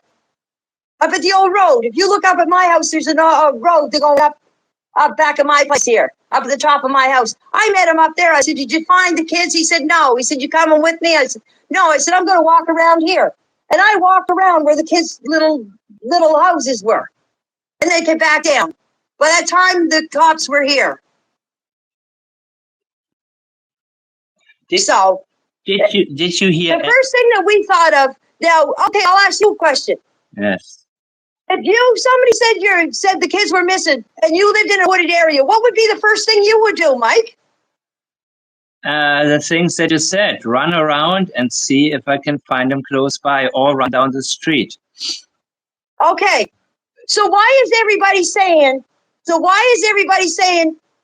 didn't think we were in the woods if we knew what happened? If we knew what happened, do you think we would have ran up in the woods? If we knew what happened to those kids, do you think we would have ran up in the woods? Well, I mean, you want me to tell this honestly? We ran up in the woods. Daniel took off in her. I ran up in the woods. Malaya's still here in the yard. I didn't see you run into the woods. I heard you say that you did. I mean, I would look. You can fucking. There's an officer that was here. The first one that came here. When I came down, she said, "You stay out of the woods." Okay, so how long before the cops got there, did Daniel take off the search? He went to search in a vehicle. Daniel wasn't here when the cops got here. I met Daniel up at the top of the hill, as I said. I met Daniel up at the top of the hill. The cops weren't here when I met Daniel up at the top of the hill. And what? Then when the cops got here, Daniel came down. Daniel was up at the road here. When the cops got here, and when he drove down the road, the cops were already in the yard, and he parked the car over here at the next person's property. Did you notice? The cops were already here when he came down from top of the hill. Did you notice wet clothing on Daniel? Daniel was gone all. I wasn't here. Daniel was gone all day. I was gone on the bike all day searching. When he the only time I seen Daniel was when the altercation was here in the yard, and he was around here, but he wasn't involved in the altercation. So he was here. Okay, so you went back into your trailer while the cops were showing up. You were back in your house, right? You were back inside, right? When the cops showed up here, I was coming down from the woods.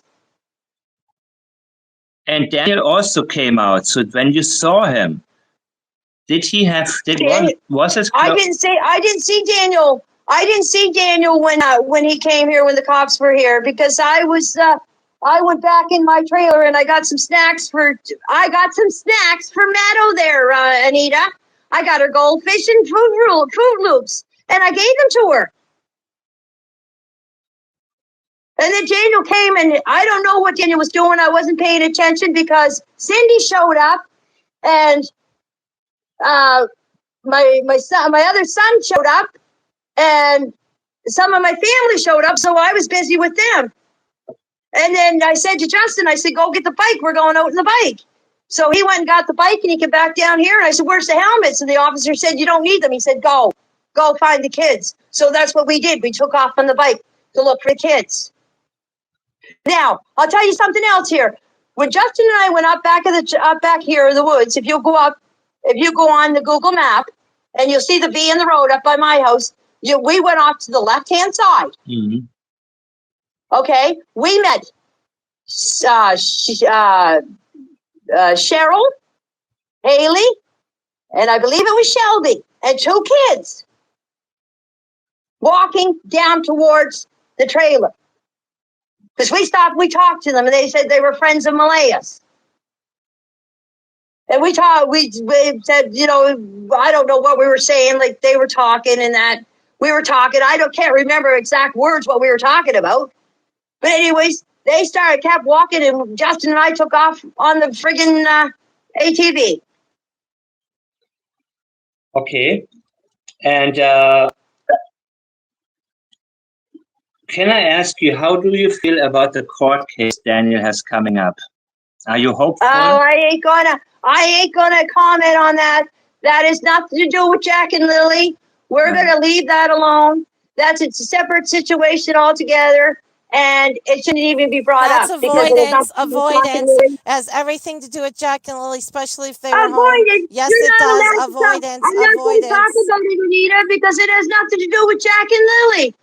Yes, it does. We're here to talk about Jack and Lily, not about Daniel's court case. So keep your mouth shut and keep avoidance. Yes, it does. Yes, it does. So you know what, Mike? It's nice having a conversation with you without that damn battle axe button in. You know what? I want to know a little bit. Okay, so listen, I mean, we heard so many things about when they searched your trailer, for example. Right? Oh, I'll tell you about my trailer. No, you don't have to ask questions. I'll start from the beginning there, Mike. Thank you. Okay, I was away searching. Now, Malaya told me, because she was here, Anita, and Malaya told me because she was here, she said that she let an officer in my RV when I wasn't here. Now, I didn't tell anybody this because it's nobody's business, but there's so much shit going around because I wouldn't let anybody in my RV. But Malaya did let an officer in my RV. Why? Okay. And I said, did you hold on to the dog? She said, no. I said, next time, you hold on to the dog. Well, Anita, if you think I'm lying, my trailer was searched by search and rescue people by a guy named Rick. They came and was searching the back of the back of the RV here, and I asked the researchers if they would search my trailer. And they come in and they searched my trailer. There was 4 of them, honey. 4 of them went in and searched my trailer. I said to them, would you please tell Officer Mason that you searched my trailer? And they said yes. Okay, Officer Mason came here Sunday morning and came and walked down the driveway and tapped, and I seen them because I stayed in the big trailer. And came and tapped on the windshield of the RV, and I come out the back door, and I said, yes. She said, would you please remove your dog so we could search your trailer? I said, yes, no problem. And I went and removed my dog, and she searched the trailer. So my trailer was searched 3 times. You're lying. You did not. You fought with the officer. You're lying. I said to the officer, I will explain that to you, Anita, my sweet darling, since you're being so good. I was sitting over on the sawhorse and I was crying because I blame myself because I didn't get up that morning to see the kids. And I said, if I would have got up, this wouldn't have never happened. Okay? I blame myself because I didn't get up. Okay? There's a neighbor going by. You want to say hi to Bradley? If you went to town every day, why that certain day you didn't go? Another lie. Avoidance. Why I didn't go? Because I didn't need anything in town there, darling. And if it's any of your business, I can go to town whenever I feel like it. It doesn't matter if it was Friday morning or if it was Thursday morning or if it was Wednesday morning. I have a quick question, guys. Janie, why? No, let me finish my question. Okay. Well, what was the question? I forget now. What was the question? What was the question you asked me?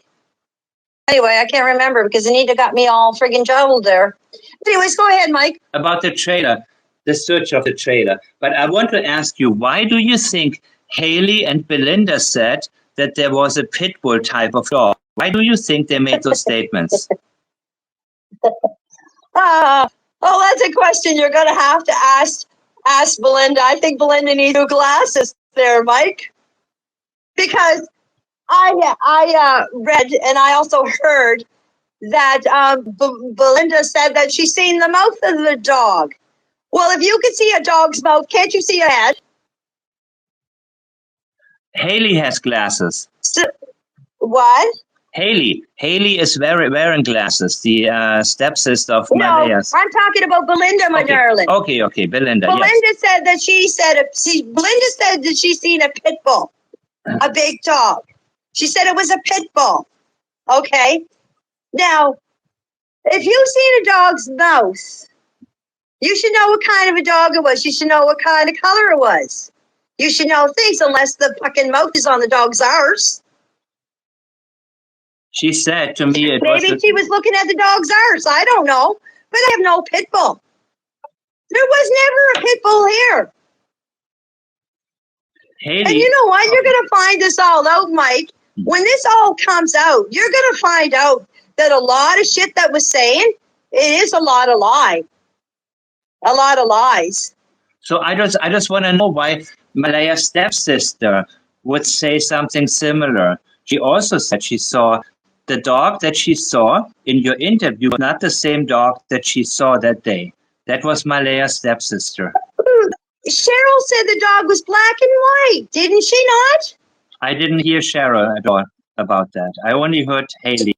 Well, I'll tell you, I have a gray and white cat that sits in the RV on the window, on the dash with the dog. The dog is on the dash of the RV. And that's where my dog would have been laying that day. Would be on the dash, just like it was in the interview. And the reason everybody's saying another thing too, why didn't the dog go crazy when the film crew or when the CBC News was here?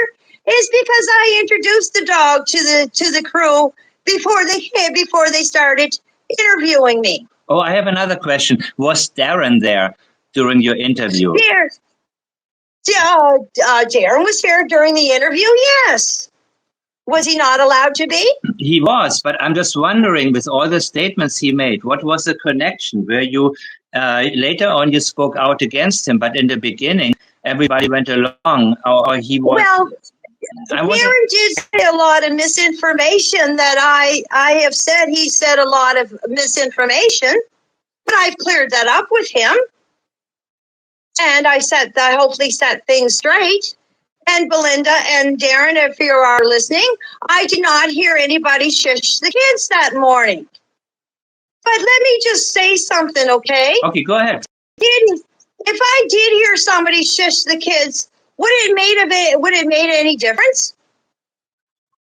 It would make a difference if one time you say you did hear it and then you say you didn't, because there would be an inconsistency. That's what I'm pointing out. You know what I'm? That's But what I I want to didn't clear. hear anybody shush the kids. That's the thing. I didn't hear anybody shush the kids. I heard the kids laughing and talking out here. What they were saying, I don't know. I just heard them for a few seconds, and then the next thing you know, they were gone. I didn't hear nothing. Until I heard Daniel yelling was the thing I heard. And I don't care if people believe me or not. It's not up to you guys to believe me or not believe me. It's up to the investigators in the RCMP to solve this case, not you guys. I could give a shit what you guys think. But I do with Anita, because Anita's spreading a lot of shit that's ruining people's lives. I don't believe you. No, I didn't ruin anybody's lives. When you send a death threat and you have guns, you ruined your own life. You ruined your life by not leaving Earl, and you have a son who's abusing children. I'm talking. I didn't call. They're listening. They're listening to you right now. They're listening to you, Janie. Did you know? You're under investigation of a double homicide of 2 children. They're listening to you right now. Under investigation of a double homicide. You're saying a double homicide? They haven't ruled those kids are dead. It's not a homicide. Because they have to leave it as a missing person because it's a broader scope. They're listening to you. It's not a homicide. Obstruction of justice, Janie. You're going to jail. Okay, will you come see me, Anita? Will you come visit me? I'll make sure I bring a toilet, soap, a new top. I'll bring you some coffee, treats for Fluffy Tucker, whatever. And I'll bring a crew. Do you need a new roof? Do you need a new roof? I'll bring a crew to clean the yard. You don't need to worry about it. Maybe I should call your boyfriend and ask him if they do supply stuff in the fucking jail. He doesn't know anything about this. Been clean for 25 years. It's not about me, Janie. I'm not under investigation. I'm not under investigation. I'm not under investigation. You are. You are on the property. You're lying. You're lying. You're standing on lies for your son. You're a liar. You're a liar. You're a liar. You're a liar. Listen, everybody. Listen up, everybody out there in TV land or YouTube land or whatever. I was here at the property. Okay, Anita? I told everybody I was here at the property. Okay, people know that I'm here. I was here. Yes, there was 3 of us. Me, Daniel, and Malaya. We were all here. Everybody got that? Okay. Now, Anita, I'm hoping there's somebody out there that can friggin' do something about you and hopefully get you on some damn someone to take care of Fluffy. So we'll check your goddamn work. Get a babysitter for Fluffy because they're coming for you, Tucker, whatever.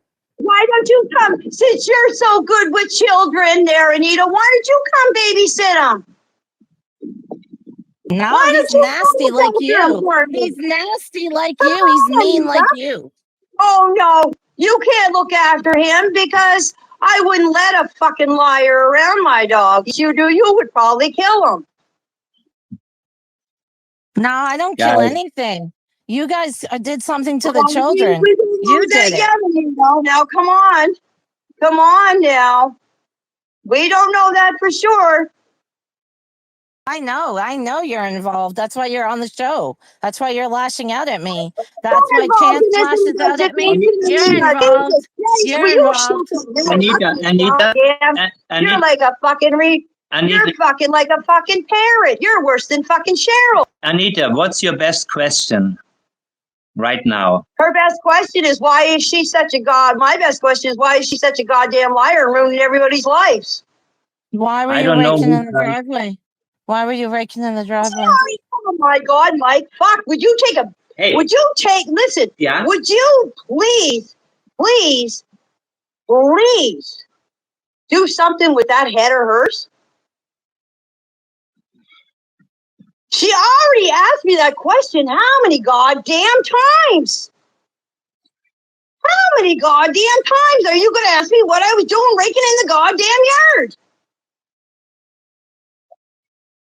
Another question. Holy Jesus. Okay, guys, so. Right. Can't you find anything better, any other questions to ask them? They're friggin' Anita know-it-all. I got another one, Anita, Janie. Anita, Were you destroying evidence on the pipeline with your ATV? Were you destroying evidence on the pipeline with your ATV? Did you tell the investigators the truth? No. Did you pass your Wait, don't polygraph? answer. No.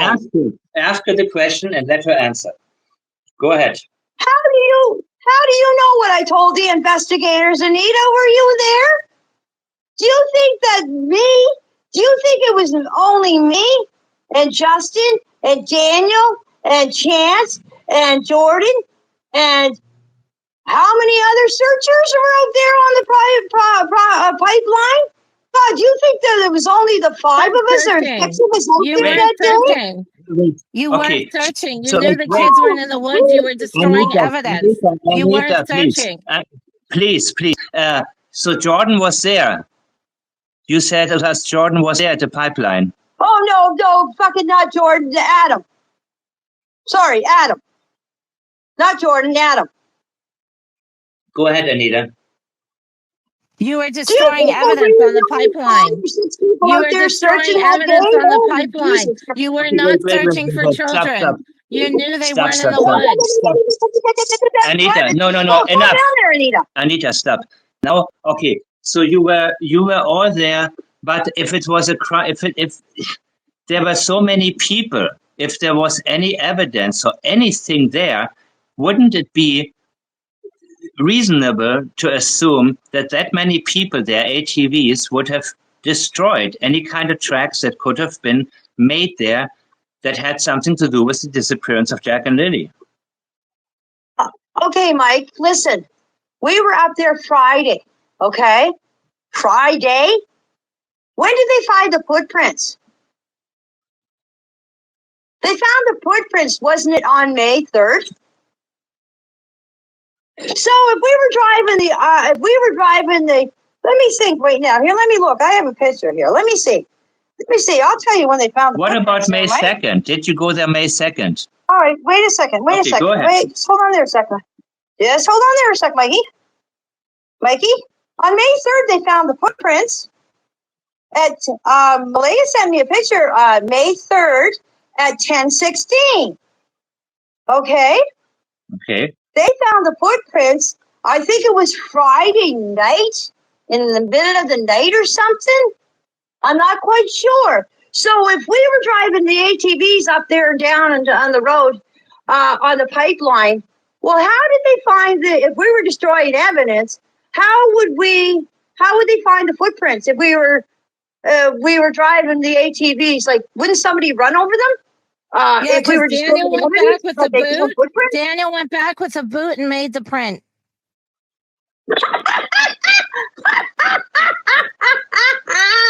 Oh, fuck, that's a good one, Anita. Oh, that's a fucking good one. What about May 2nd? What do you guys do May 2nd? Oh, fuck, that's a good one, Anita. Fuck. Ding, ding, ding, ding. You won the golden prize, Anita. See how you're coming up with shit after somebody mentions just something that I mentioned, that how could they destroy evidence with the ATV if they found the footprints, and you come up with that? Oh my fucking Anita, God, you're good. Okay, go ahead, Mike. What about May 2nd? What did you guys do on May 2nd? Were you at the pipeline May 2nd? We already told you. Well, I already told you. We were driving on the ATV, looking up in the woods for the kids. Right, so you said May 3rd. We were the only ones out searching, Mike. God, we were all searching. My whole family was out searching. Again, they found only one footprint. Could it have been that there were more footprints, or there was a lot more that on May 2nd could have been destroyed? Where are you talking at? What part, Mike? At the pipeline area. I don't know, Mike, how many footprints was up there. I found out about on May 3rd. We when Malia sent me the pictures, I don't know how many footprints was up there. I don't know who destroyed footprints. I don't know what went on. Oh my God, Anita, fuck you, make me laugh. Sorry, Mike, I'm very sorry. That just made me laugh. Oh, okay, go ahead, Mike. Well, my question stands. Everybody was there May 2nd at the pipeline. And if there was a footprint found, wouldn't you want to preserve that area to make sure? No, Mike, I'm not an investigator. Why don't you call up? What's his name? Rob, what's his name? McCann, is it? And ask him these questions, Mike, because I don't fucking know nothing about saving footprints or anything like that. You should call up and ask him these questions. I don't know what to tell you, Mike. I really don't. I will let you simmer down and get. Oh no, Mike, she just got me laughing. So there was only one footprint, an isolated single footprint. You don't think that's strange? Just one. Mike, I don't know. This whole case is strange to me, Mike. This whole case, like we told everything that we could to the RCMP and the investigators. Mm-hmm. They came here on Friday morning, like after the kids disappeared. They weren't long after coming, and they sat each one of us in their vehicles, and they talked to us individually and asked us what happened, like what we were doing that morning, and what we were doing that morning. So they got us first thing when they came here. They got us first thing, and we gave them our statements. Like they didn't wait till like Saturday morning or Friday night or Saturday morning or Sunday. They took our statements first thing when they got here. Okay, so we sat in their car and gave our statements when they first when they came here. Like each one of us was taken individually and gave our statements. Okay, let me summarize. So when Haley said on Sunny's show that she saw a pit bull type of dog, you're saying that she was incorrect. There's no pit bull here, Mike. There was no pit bull here. Like if somebody could reach out to Malaya, like if somebody could reach out to Malaya, if anybody's close to Malaya, they could find out. If they want to know the truth, if there was a pit bull here or not, they could reach out to Malaya, and Malaya will tell you what dog I have. Yeah, but what dog there was at that day, that's what Haley said on Sunny's show. Yeah. So if somebody could reach out to Cheryl, like if Malaya can answer that question, she can tell you what kind of dog is here and what kind of dog I've had for the last 5 years, because I had the same dog since she moved in. And there's only one dog here, and there was only one dog. Actually, there was only one dog here ever since I moved here 26 years ago.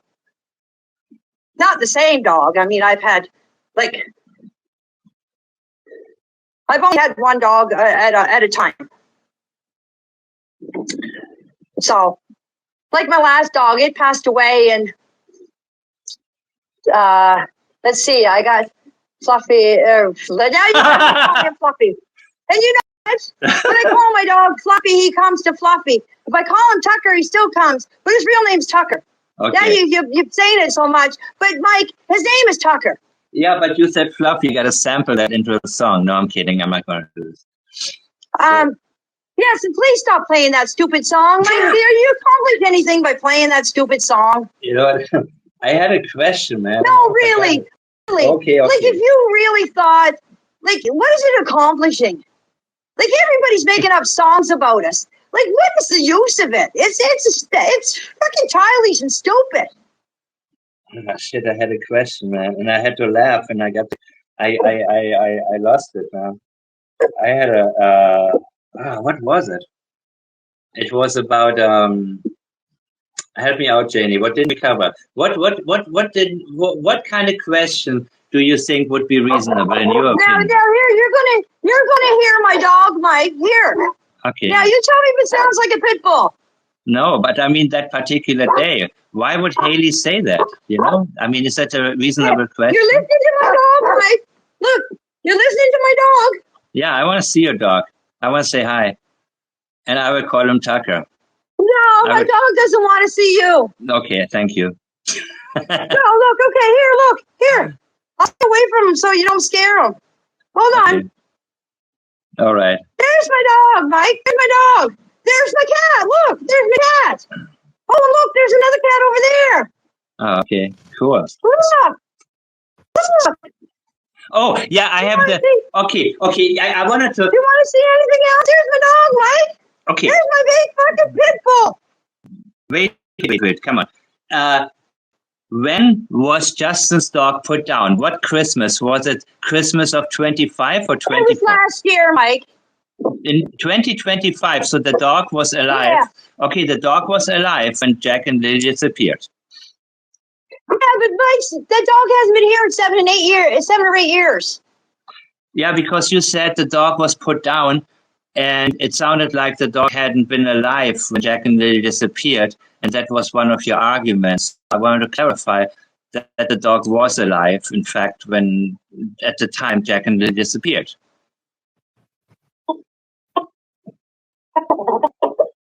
I hear chicken. Taki, stop. Now you got my dog off. Taki. What's wrong? You got everybody's got my friggin' animals all friggin'. Okay. All right, he's settled here. Okay, good. What questions, if I have a chance to talk to Malaya, what questions should I ask her? Whatever you want to ask her. I have no say in what you have to ask her. Okay. You can ask her whatever you want. You guys want to find out what happened? You ask her. I don't have to ask her nothing. I'm just waiting for Jack and Lily to be found. And then guess what? You say karma? I'm living karma? No, honey. You guys are going to live karma. Because when those kids are found, you guys are going to be all wrong. Well, because those kids were alive. Those kids were alive Friday morning when they left here. After that, I don't know where they went or what happened to them. So if those kids are deceased, or if those kids are deceased, it wasn't by anybody on this property. Was it if those kids are alive? Could it be that they're alive? Could it be that an accident took place that you don't know about? No. Do you think that if something happened here, we would not call 911? Well, come on, Mike. You said that Malaya, it was a problem. She called 911 to you. It was a bad decision that morning. Yes, because she knew what was going on, Mike. She knew what happened. Okay. You can tell. Come on, people. You can tell by the way her interview. She has no remorse. I'm sorry, Malaya. I'm speaking out. But I've seen what I've seen. You guys seen it too. See, that's a different thing there, Anita. People seen what Malaya acted like on her interview. They didn't have to hear it from anybody else. They seen it with their own eyes. So calling 911 was a mistake because she got the police involved. And when she got the police involved, she couldn't get out of it. It was already started.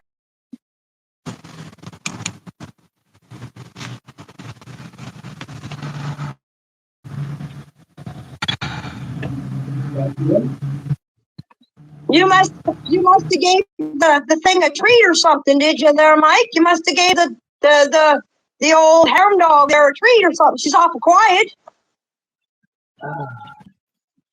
No, we have to used to. I mean, this is how can I say this? I mean, Did she run away? Did she run away because she knows she's lying and she doesn't want to hear the truth? You know what I'm saying? I'm listening to you implicate yourself. I'm listening you tell a crime. The investigators are listening. I am not a dog. Okay. Please don't refer to me to that. Keep talking, Janie. Keep talking. Okay. I'll tell you what, Anita, when you go to call the investigators on me and tell them what I'm saying, They're I listening. bet you They're will laugh in your listening. goddamn face because they already heard this from me already. They already heard everything I said. Don't you forget that I did an interview. I talked in the chat rooms. I went on a couple of talk shows, and I told them everything that I'm telling now. So they have heard my story by now, Anita. So you can say whatever you like to the investigators because I don't give a shit because they know what I said and what I didn't say. It's what you're saying is what they don't believe. Yes, they do. You sound high. Are you on pills? Oh, yes, I'm as high as a kite. Look at this. Look at this. I'm as high as a kite. I'm flying high. Do I look high to you there, Mike? You want to see my eyes? Tell me, Mike, am I high? Am I high, Mike? You look all right. I don't do drugs, Anita. I like I your don't do drugs. I don't fucking drink, Anita. I don't do shit. That's all I do is smoke, and I smoke cigarettes. I don't sit down and drink no fancy wine, Anita. I don't drink wine. I don't I'm drink not that wine. I don't fancy drink here, honey. wine. I don't drink wine. You don't drink wine? Is that what you just said? I'm reading some comments here. Repeat what you just said there, Anita. Tucker needs a hug. I'm reading some comments, guys. I'm reading your comments. I want to see if there's something good. Mike. Yeah, Ben. Did she just say she don't whine?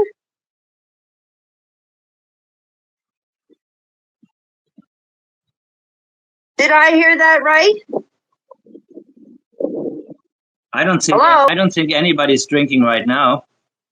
No, I didn't say right now. I said, but she just say that she don't drink wine. I drink wine sometimes. Yes, I don't drink wine. I don't drink wine. You don't drink wine? Oh my God, Anita.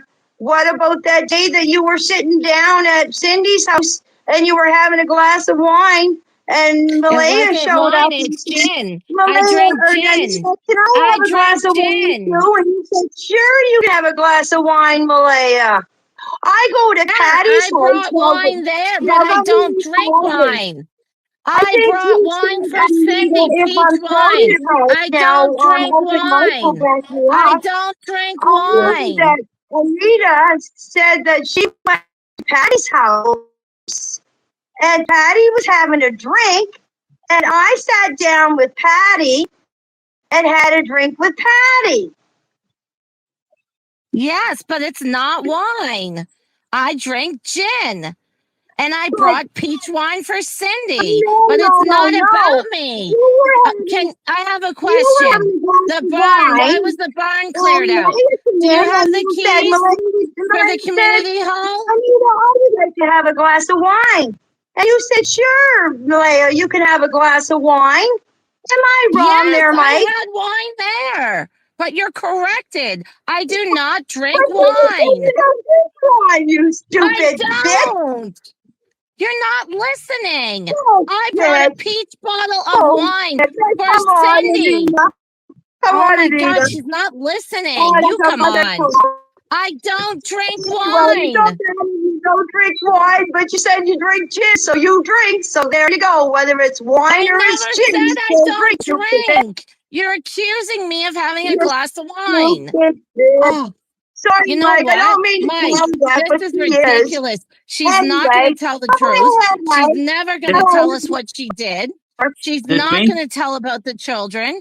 She's not going to tell about what her son did because it implicates herself. I'm not going to tell you fuck all, Anita, because you're not my goddamn. You're nothing to me. I don't have to tell you a goddamn thing. I don't have to tell anybody a goddamn thing. All the investigators in RCMP. So get it through your head. You've got a goddamn fucking rhinoceros head. You could run into anything and it wouldn't hit you because nothing sinks in you, goddamn thing. After Jesus hearing your Christ. voice, listen, Anyway, after Mike, hearing go your ahead. You're voice, like a I'm fucking going to get a rhinoceros. case of wine. You Oh go my ahead. God. Goddamn thing. It does nothing sinks into you. I feel like Go having. ahead there, Mike. I feel like having some gin and some wine right now. Oh my God. There you go. You go right ahead, Mike. You go. Hey, maybe Anita will join you.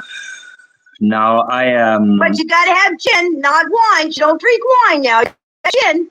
I haven't had gin in a while. Are you a Vulcan man there? Aren't you a Vulcan man there, Mike? Am I what? Oh my Aren't God. you a Vulcan man? Don't you drink vodka? I do once in a while, yeah. It's been. I heard that now. You can't deny that. See, at least Mike, you'll admit it. She won't. But anyway, go ahead. I don't give a shit what you drink. You can drink whatever you want. I don't give a shit. Anyway, go ahead. Yeah, and I don't care what she drinks either. I don't care if you drink or not. But Mike, you really should sit down and go through your lives with her and pick out all the false that she's saying. Because she does tell a lot of lies, and you know it. Come on, Mike, face it. Address one thing that she said that you really, really disagree with. What is the number one thing? One thing. No. Let me see now. One thing. Well, for one thing, the other night there, she was on and saying that she accused Chance of knowing what kind of car. Well, Anita, you explained that a white Honda came to your house, and then you changed it to a white van. You said there was two people in it. You said one was Jordan the first time, and one was Justin. You said you knew it was Justin, but you never seen Justin before, and Jordan. Yes, but you could tell by Justin because of his shoulders. I've seen Justin before. Then the next I've seen him on the news. I've seen then Justin. The next time you said it was Jordan and Daniel. Or was it Daniel and Justin? I don't know. It's getting confusing. But you said it was Justin because he was long and lanky. Then you said that they chased you down the road, but you didn't have your phone. You left without your phone. And Never you called 911. Never said that. Never said that. Now, let me explain, and then you could say whatever you want about me. You said you left your phone, but you called 911. You went to the Challenge Police Department, and you went in there, and they didn't know who Jack and Lily were. Well, that's a bunch of bullshit, Anita, because everybody knows Jack and Lily's case. So from here to China, everybody knows who Jack and Lily. Not true. But you said the RCMP people told you to go to Tim Hortons and wait for the investigators. And somebody's chasing you down the road. You're doing 140 in your Mercedes. You pass 6 cars. Then you pass 3 cars. Then you pass 4 cars. You don't even know how many cars you're passing because you can't keep track of what you're saying. So you go to the Challenge cop station. They tell you to go to Tim Hortons. Now, Anita, if somebody's chasing you down the road, trying to kill you or chasing you, you're not letting me talk. They brought me in the station first. They brought me in first. They brought me in first and interviewed me. They brought me in first and interviewed me. You're putting your own spin on it. And I'm done. Okay, one moment. One moment. Okay. You wanted to hear my side of the story, honey. That's who heard your side of the story. You wanted to hear my side of the story, I'm telling you.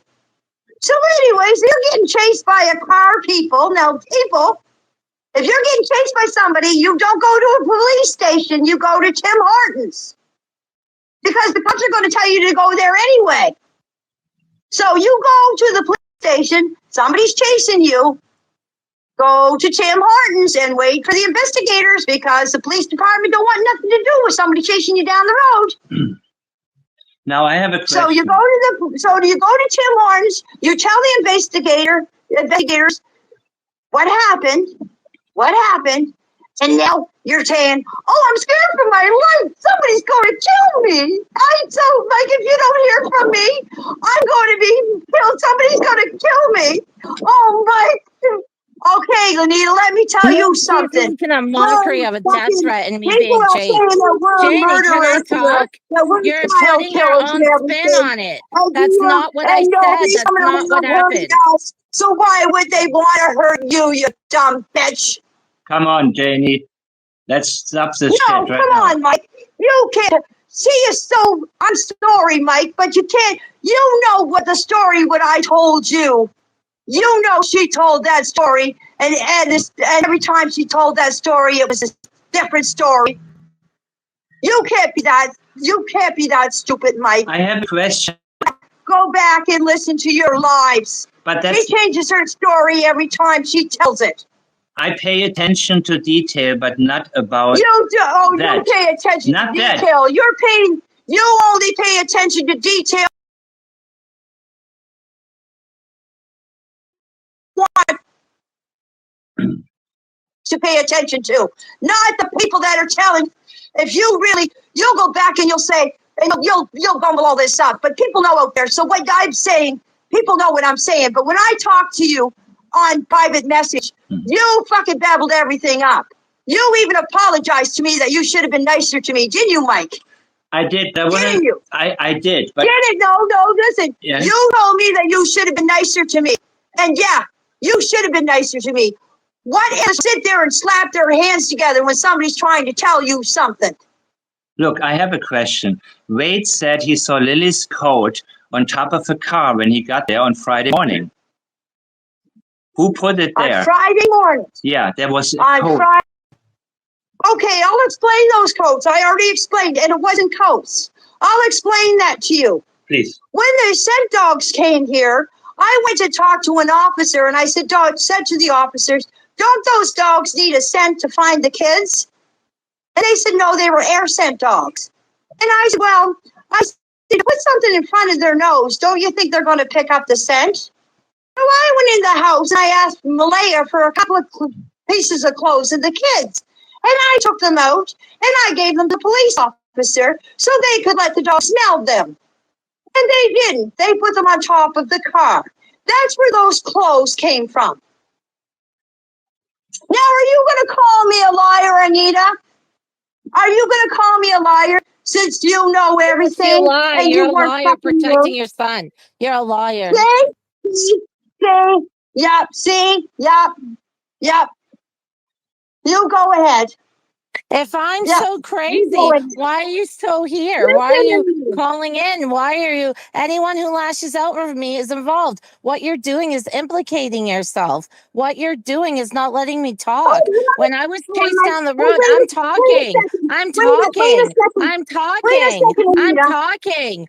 I'm talking. They brought me in the station and took a statement from me. And they took a statement for 25 minutes.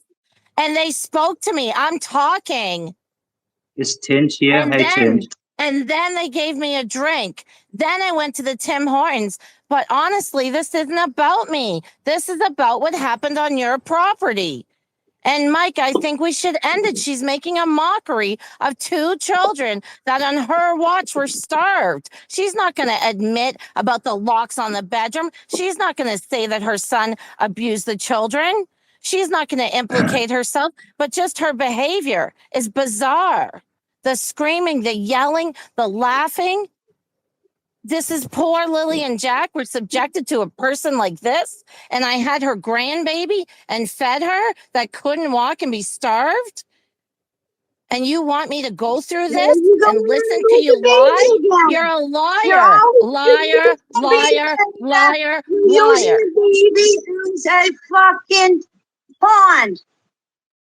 You think that people are going to feel sorry for you because you're saying stuff about the baby. The baby has nothing to do with it. It came through your head. I want the truth of what happened on your property. You can lie about anything and it wouldn't. I don't care about the public. I care about answers. So you can go to jail. You're going to jail. do me a favor. Madam. If you want me to continue talking to you and telling you the questions that you want, answered, shut that thing off. You know what? I think we're going to end it now. Okay, well then. But you know what? You know what? Jetta, okay, Mike, you take whatever I said and you will rearrange it the way you want to. No, I don't do that, Janie. No, you watch me. But you know what? If there are certain things that I need to get into, I will get into them. But I will ask you some questions if I have them, because I want you to clear them up. Well, next time you want to have me on, don't have that dingbat thing on, because you know what? She's not going to let any. She wanted me. She asked me to come on, or somebody asked me to come on, so I went on. So you could hear my side of the story and everything. And you know what? I'm tired of her bullshit. I'm tired of her lies. Mike, I'm going to ask you. Ma'am. Now, see, I'm not going to be a bully here, Anita. Mike, would you please go back in your lives and listen to your lives and see how much bullshit she has told you and how much she has changed her stories? I want things to be clear up here. And when you guys talk, I don't want any talking over each other. I want things just one by one cleared up. So she gave you an answer when you said her story didn't add up. You know what I mean? And you said, it doesn't add up. And to be honest with you, tuned out, because that's not even what I'm so interested in. You know what I mean? But I think, you're only interested in what you want to hear. No, what you want to hear. Mike, you're only interested in hearing what you want to hear. You don't want to hear. You don't want to hear the truth. I'm interested. Because you know what?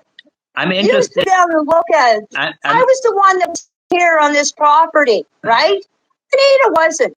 Anita's only secondhand shit from everybody. You know what I mean? She wasn't here. She wasn't here. I'm interested in Thursday night. That's what I'm interested, to be honest with you. Okay? I told you what happened Thursday night. I went in the house about 6 o'clock. The kids went in the house. What went on in there? They probably got them fed for bed, fed them, put them to bed, and then that was it. They must have slept for Thursday night, because I heard them Friday morning. They were alive Friday morning, Mike. And when this all comes out and I'm fucking telling the truth, you guys are all going to look like fucking idiots, because those kids were alive Friday morning. After they left here, I don't know what happened to them. And Anita, you're going to look like the worst fool. The worst fool. And by the way, Anita, I heard from somebody. I don't know, but maybe it was on here. I don't know.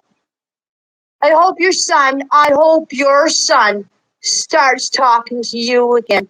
And I hope you get along like I get along with my son.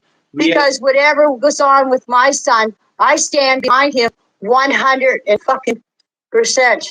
Her son wasn't on the property that night. Her son wasn't on your property that night. Her son is not the key. Her son was not. The kids were not under her son's watch. I know her son wasn't on the property, but I'm just trying to make a point here, Mike. I'm standing behind my son 100%. I know. Just like she said she would stand behind her son 100%. And she always. Well, Anita, you can't stand